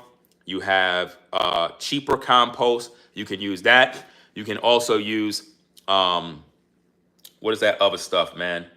My brain is not working right now. I'm hungry. So crazy. I use it all the time. You have compost. And it's this other thing. I forgot the damn name of it. I tell you it all the time. You see how my brain literally stopped working for a minute, guys. What the heck is this thing called, man? I'm trying to remember what the heck it's called, bro. You would put it peat moss. Peat moss. You got peat moss. You would spread the seed. You would put down peat moss with a peat moss spreader. Those round spreaders, spread the peat moss with that. I love using peat moss because once you water the yard, once you see the peat moss dry up and it turns dry, that's an indicator to water again. You see what I mean? Keep the seeds watered and don't let nobody go on the yard. So again, put down compost, some peat moss in the peat moss spreader. So you're spreading peat moss and compost at the same time over the seed, right? Give it a nice thin layer and you cover it with that peat moss. You use the peat moss spreader to spread everything evenly. Then what you want to do is get a roller. A roller that's like either 36 inches or 24 inches that fills with water. And that's like, you know, like how they use for the streets where they have that bulldozer type thing, like to compress the tar on the pavement. But instead you're using something to do that on the soil to make it a nice and flat. You want to make sure that your turf is leveled. Level everything out. Even do the leveling before you even do any seed planting, so it's leveled nicely. You don't want your mower to be you don't want to sprain your ankle when you're walking, like me. That happened to me. So level the yard. Once you spread the peat moss with the peat moss and the compost and the peat moss spreader, you're good to go, right? Because between your soil, the peat moss, and everything else, is going to give it some food. It's going to keep it nourished. I use something else called mongering. I also throw that down too. It's a slow release to feed the seeds and everything as it grows. You want to put down as much organic matter on the turf to prevent drama and problems. Now, weeds are going to always be on your yard. Weeds is something you'll never be able to run from. But if you use your pre-emergence and do things properly, you'll avoid the weeds. Once you set everything up, you got to create like an irrigation system, some sort of system that can water the yard evenly so everything can grow, right? So what I recommend is getting some hoses with a timer and various other things where you can time it. And I pretty much got all these products. This fall, I'm gonna literally start a whole channel. I'm gonna start a whole channel, guys, based on yard care, like literally. And I'm gonna go ham with that channel. And anytime I gotta do the yard, it's gonna be content. The reason being is if I'm always on the yard working, might as well I get paid and do content, right? So I'm like, wait a minute, I can do content. I'm good at what I do. I'm a professional. I'm giving you guys a lot of free advice right now, you know? So you want to create an irrigation system that you set with a timer via your phone where you can water around the house. Now, once you have all those seeds there growing, nobody should be on the yard. If you have a dog, good luck, because your dog is going to urinate and ruin your seeds. You know, it's going to mess up your seeds. That's why if you have a dog, it's good to have a certain spot where your dog has fenced in and they can do their due in that area. You know what I mean? That's one thing you need to do. If you're a homeowner, if you're leasing a house, renting a house, whatever the case is, and you're doing yard care, your yard will be destroyed by your dog. We love dogs. We love pets. I love pets. I love cats. I love dogs. I really would like to have a dog, but the dog is going to ruin the yard. You know what I mean? It's just the way it is. I get very attached to dogs. If I own a dog right now, I'm gonna be with my dog every day. Dogs are a man's best friend. You're gonna fall in love with your dog. Your dog gonna be with you everywhere you go. I know some of you people, you got your dog, you love your dog. Your dog is family. And if anybody do anything to your dog, you'll go crazy. If your dog is sick, you're at the vet. You'll go nuts, right? So you want to make sure the dog is not on the yard where the seeds are growing, and you don't want nobody stepping on the yard. So a good thing to do is put up signs around your property, or put up, hammer some sticks into the perimeter area of the yard like a fence and put a string around the perimeter of your area and let your neighbors know, do not step on the yard. Don't let your pets do their urine on my yard. I know it happens. A lot of you people get crazy when neighbors do that type of stuff. I don't know why neighbors do that. I don't know why people walk their dogs around and let their dogs poop and urinate on other people's yards. I just don't get it. When you have a yard, use your yard. It's crazy, you know? So you got to put up signs. Let your neighbors know, stay off the yard, please, right? Because sometimes your yard might be open where people walk on your yard, step over your yard, pets go on your yard. I mean, it just be crazy. Stay off the yard so the seeds can germinate. Now, one of the things you can do, guys, that I know works is pre-germination. You don't have to do it. You don't have to pre-germinate the seeds, but you can get faster results if you do. Pre-germination is when you take the seeds, you put them in a bucket via a net, like one of them nets you would use when you paint and you want to dilute the paint so none of the gunk get into the paint, and then you end up painting and you see it on the wall. Now you got to take it off with your hand.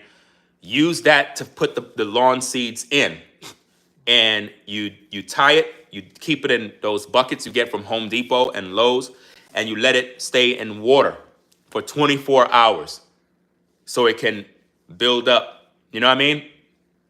After 24 hours, you dump the water, right? And you leave the seeds outside the water for 12 hours. Then you put them back in the water for another 12 hours. And you repeat that until you see the seeds germinating. And then what you do is you just throw them on the yard, plant them, and they grow instantly. That's called pre-germination. You don't have to do it that way. If you don't know what you're doing, don't do it, because you'll destroy your seeds, right? What I like to do is I'll pre-germinate for a little while. I'll pre-germinate for about 3 days, and then I'll put the seeds down. I don't wait for them to start germinating where you can see the little specks coming out. I don't do that. I pre-germinate for about 3 days, right? So that it could get a lot of moisture, a lot of water. Because think about it. When you pre-germinate, those seeds are in water for all that time. You got to do that on your property every day with real water. Do you want to waste water every day? No. So pre-germination is very beneficial. But I don't recommend pre-germinating for 10 days. I wouldn't do that. Pre-germinate for about 3 to 4 days, or even 5, and then take them seeds out, put them in a big container. You would have to mix it with a carrier because the seeds would be wet, right, due to the water. So what you do is you mix the lawn seed with something called malorganite, which is a fertilizer, right? Mix it with malorganite or something similar. And what that's going to do is going to dry out the seeds, and now you can put it in the spreader, and it can spread evenly on the turf. And like I said, don't put nobody on the yard. Don't walk on it. Don't step on it for nothing. Let the yard come up. It'll be beautiful, people. It'll be absolutely beautiful. Don't let nobody on the yard, right? Have your irrigation system with a timer that water the yard every other time in the day, and let it do its thing. Do not water at night. Don't water at night, guys. Do not water at night. You'll cause fungus and disease. Don't make my mistakes, right? Once you do that, once your yard hit to about 4 inches, right? It's ready for its first cut. Once your new lawn hit 4 inches, it's time for its first trimming. It's a baby yard. It is what it is, but you got to cut it. Got to cut that baby, right? So even if you waited for it to get to 5 inches, right, to be safe, let it get to about 5 inches, and then you cut it. You know what I mean? Cut it to about 4 to 3 inches, depending on what type of lawn you're using. I like I said, perennial rye, tall fescue, Kentucky bluegrass. That's my go-to lawn. I like that one. I cut to about 4 inches. What you want to do is you want to mulch. Don't bag. That's a brand spanking new yard. Do not bag your yard. It's brand new. What are you doing? Don't make my mistakes. I was bagging, throwing away product. No, you feed the yard its own clippings. It's brand new. Your yard will love it. It's gonna grow thicker, greener. You know what I mean? When I first did this yard, fam, it was ultra dark green. But I made a lot of mistakes. A lot of mistakes. Cost me a lot of money, guys. A lot of money. A heck of a lot of money. I learned my lesson. That's why I'm able to teach it. You know what I mean? So hopefully some of y'all take some of this advice, man, and work on your yard, make it look good, make your neighbors envy you. You know what I'm saying? Because neighbors be getting mad. Like my yard is not 100% right now, but I still keep it neat. It's not 100%. You know what I mean? The way it was, it's not. I have some problems that I got to take care of, but I'll take care of those things in the fall. And then again, during this season, because I'm connected to neighbors. Now, let me explain how this works, guys. If your home is right next door to other neighbors and they have other lawns, like Bermuda, you're in trouble. Because the neighbor next door, they have Bermuda. The neighbor behind, they have Bermuda. Bermuda grass, I don't like Bermuda, man. It looks good when you know what you're doing and you know how to take care of it, but I don't like Bermuda grass. Because the way Bermuda grass, their stokes, it grow like a beanstalk, and it grows on the ground, and it goes like this, like a snake, and it just keeps going. So your neighbor's yard can potentially contaminate your yard, where Bermuda will grow like a snake and go all over your yard, all over, and take over your entire yard. No cap. You know what I mean?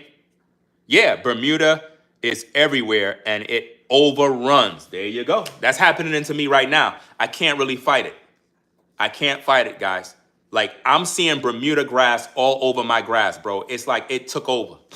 It took over. The neighbor's yard on the back here, it just went crazy all over mine. The side of the house, the neighbor there, their lawn, it went on, because Bermuda starts to germinate in spring. In spring, between the month of May, June, primarily in June. Once it hit June, Bermuda goes wild. So right now, Bermuda grass have taken over my yard, and because it's germinating, it's battling for nutrition. So I'm not fighting it. I'm just letting nature do its thing. My yard is still there, but it's battling with Bermuda. It's crazy. Like, it literally made its way over to the end. And I'm like, how did it get that far? It's like, it just keeps going and going and going. I'm like, yo, this is crazy. It's crazy, man. So I can't really fight it. So I'm just kind of enjoying the journey. So being that I know Bermuda is a yard that you got to keep low, I told myself from now on, when it gets to summer, right? What I'll do is I'll cut the yard low. I'll cut it low in order to, I guess, cope with Bermuda grass. Because you can't keep Bermuda at 4 inches. You can't. It looks horrible. It's not right. Bermuda is supposed to be low, at least 1 inch to about probably 3/4, but 1 inch is the sweet spot. Some people cut their Bermuda at 2 inches. I don't recommend 2 inches. 1 inch is where Bermuda be. If you train your yard at 2 inches with Bermuda, it'll appear green at 2 inches. If you cut it to 1 now, it'll be brown. And you'll be like, what happened to my yard? It's brown. It's not green no more, because you didn't train it. You got to train your yard. You got to train it. You know what I mean? Like tall fescue, 4 inches, 3 inches. Anything higher than that, problem. You're gonna get disease. I used to cut my yard at 5 inches because it looks nice. I like that. But based on what I'm hearing from all the experts, 4 inches to 3 inches is where it needs to be for perennial rye, Kentucky bluegrass, tall fescue. When it comes to centipede lawns, Bermuda, 1 inch. Perennial rye, you can keep that low too.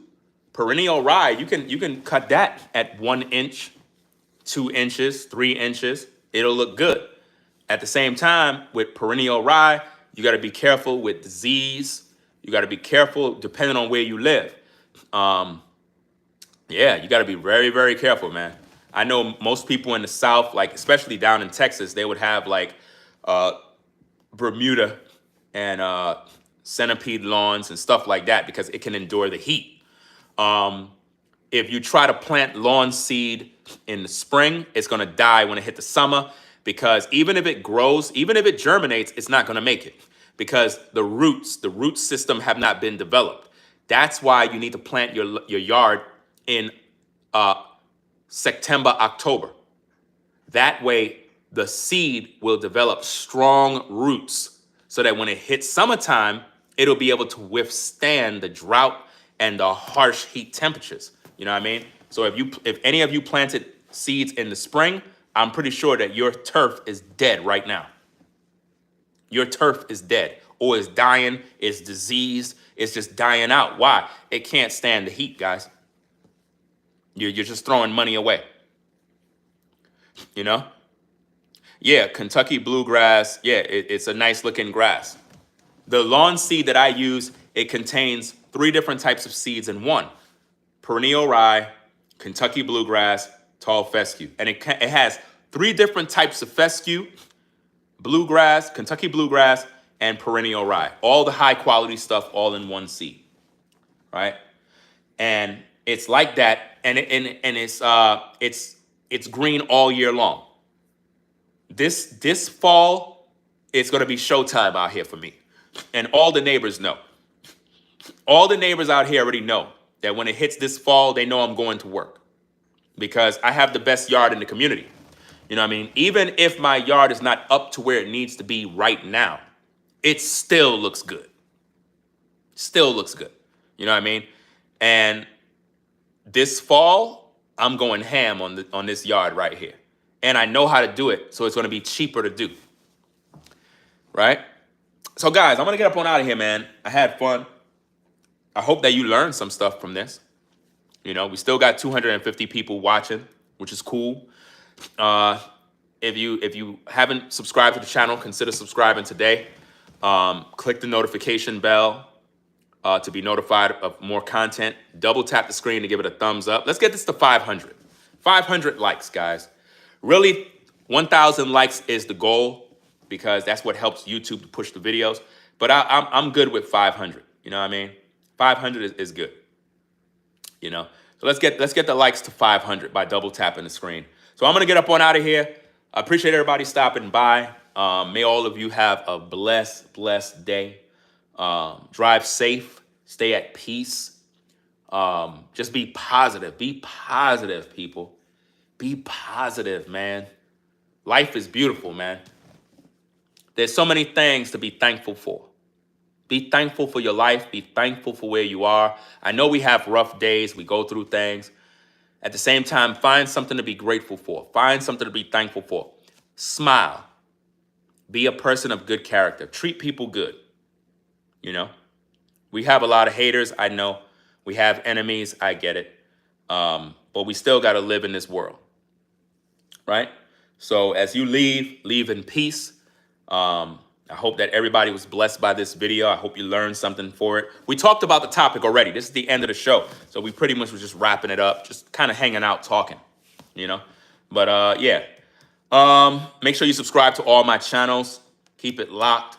We have a lot of things in store. And hope to see you guys on the next video, man. It is what it is. So peace and blessings to all the mods. You know, Sherelle, Tracy, Rebel for Almighty, Caramel, Kimmy Kim, Exandra, V-Dub Man, Show Shao, Sean the Navigator, Forever Studios.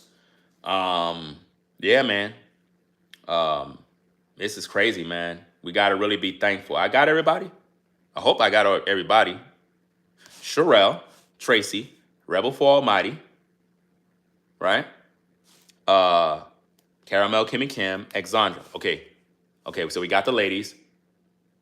V-Dub Man, Show Shao, Sean the Navigator, Forever Studios. Yeah, that's everybody. Right? So I'm going to get up on out of here, man. Shout out to everybody that might be up. Maybe you're at the workplace. Maybe you're at the site, as Rollo would say. It is what it is. Make sure you also support all the brothers.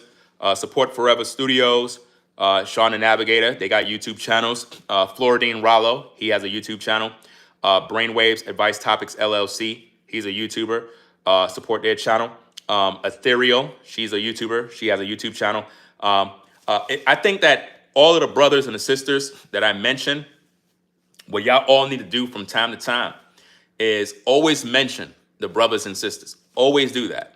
Always get into a habit of doing that, right? We have to spread the love. We have to make sure that we're all in this together. We have to stick together. If there's unity with us and respect, I think that that's what the viewers want to see. And it helps all of us because we're spreading the love. For example, if people are watching the show right now and I'm telling them, hey, go subscribe to these people, support these people, you know what I mean? It's called spreading the love. And they may go over there and like their content, be like, wow, I really like these people. These people are cool. So it's always good to do. You know, it's good business because YouTube is a business and people want to hear from other people, not just me. You know what I mean? Maybe you guys might have a word that they can use. So I always try to spread the love. It's not just about me. It's about all of us growing together, surviving, working together, building together. That's what it's about. It's not about me being selfish. So giving back is always important, right? So again, shout out to all you good people that showed up.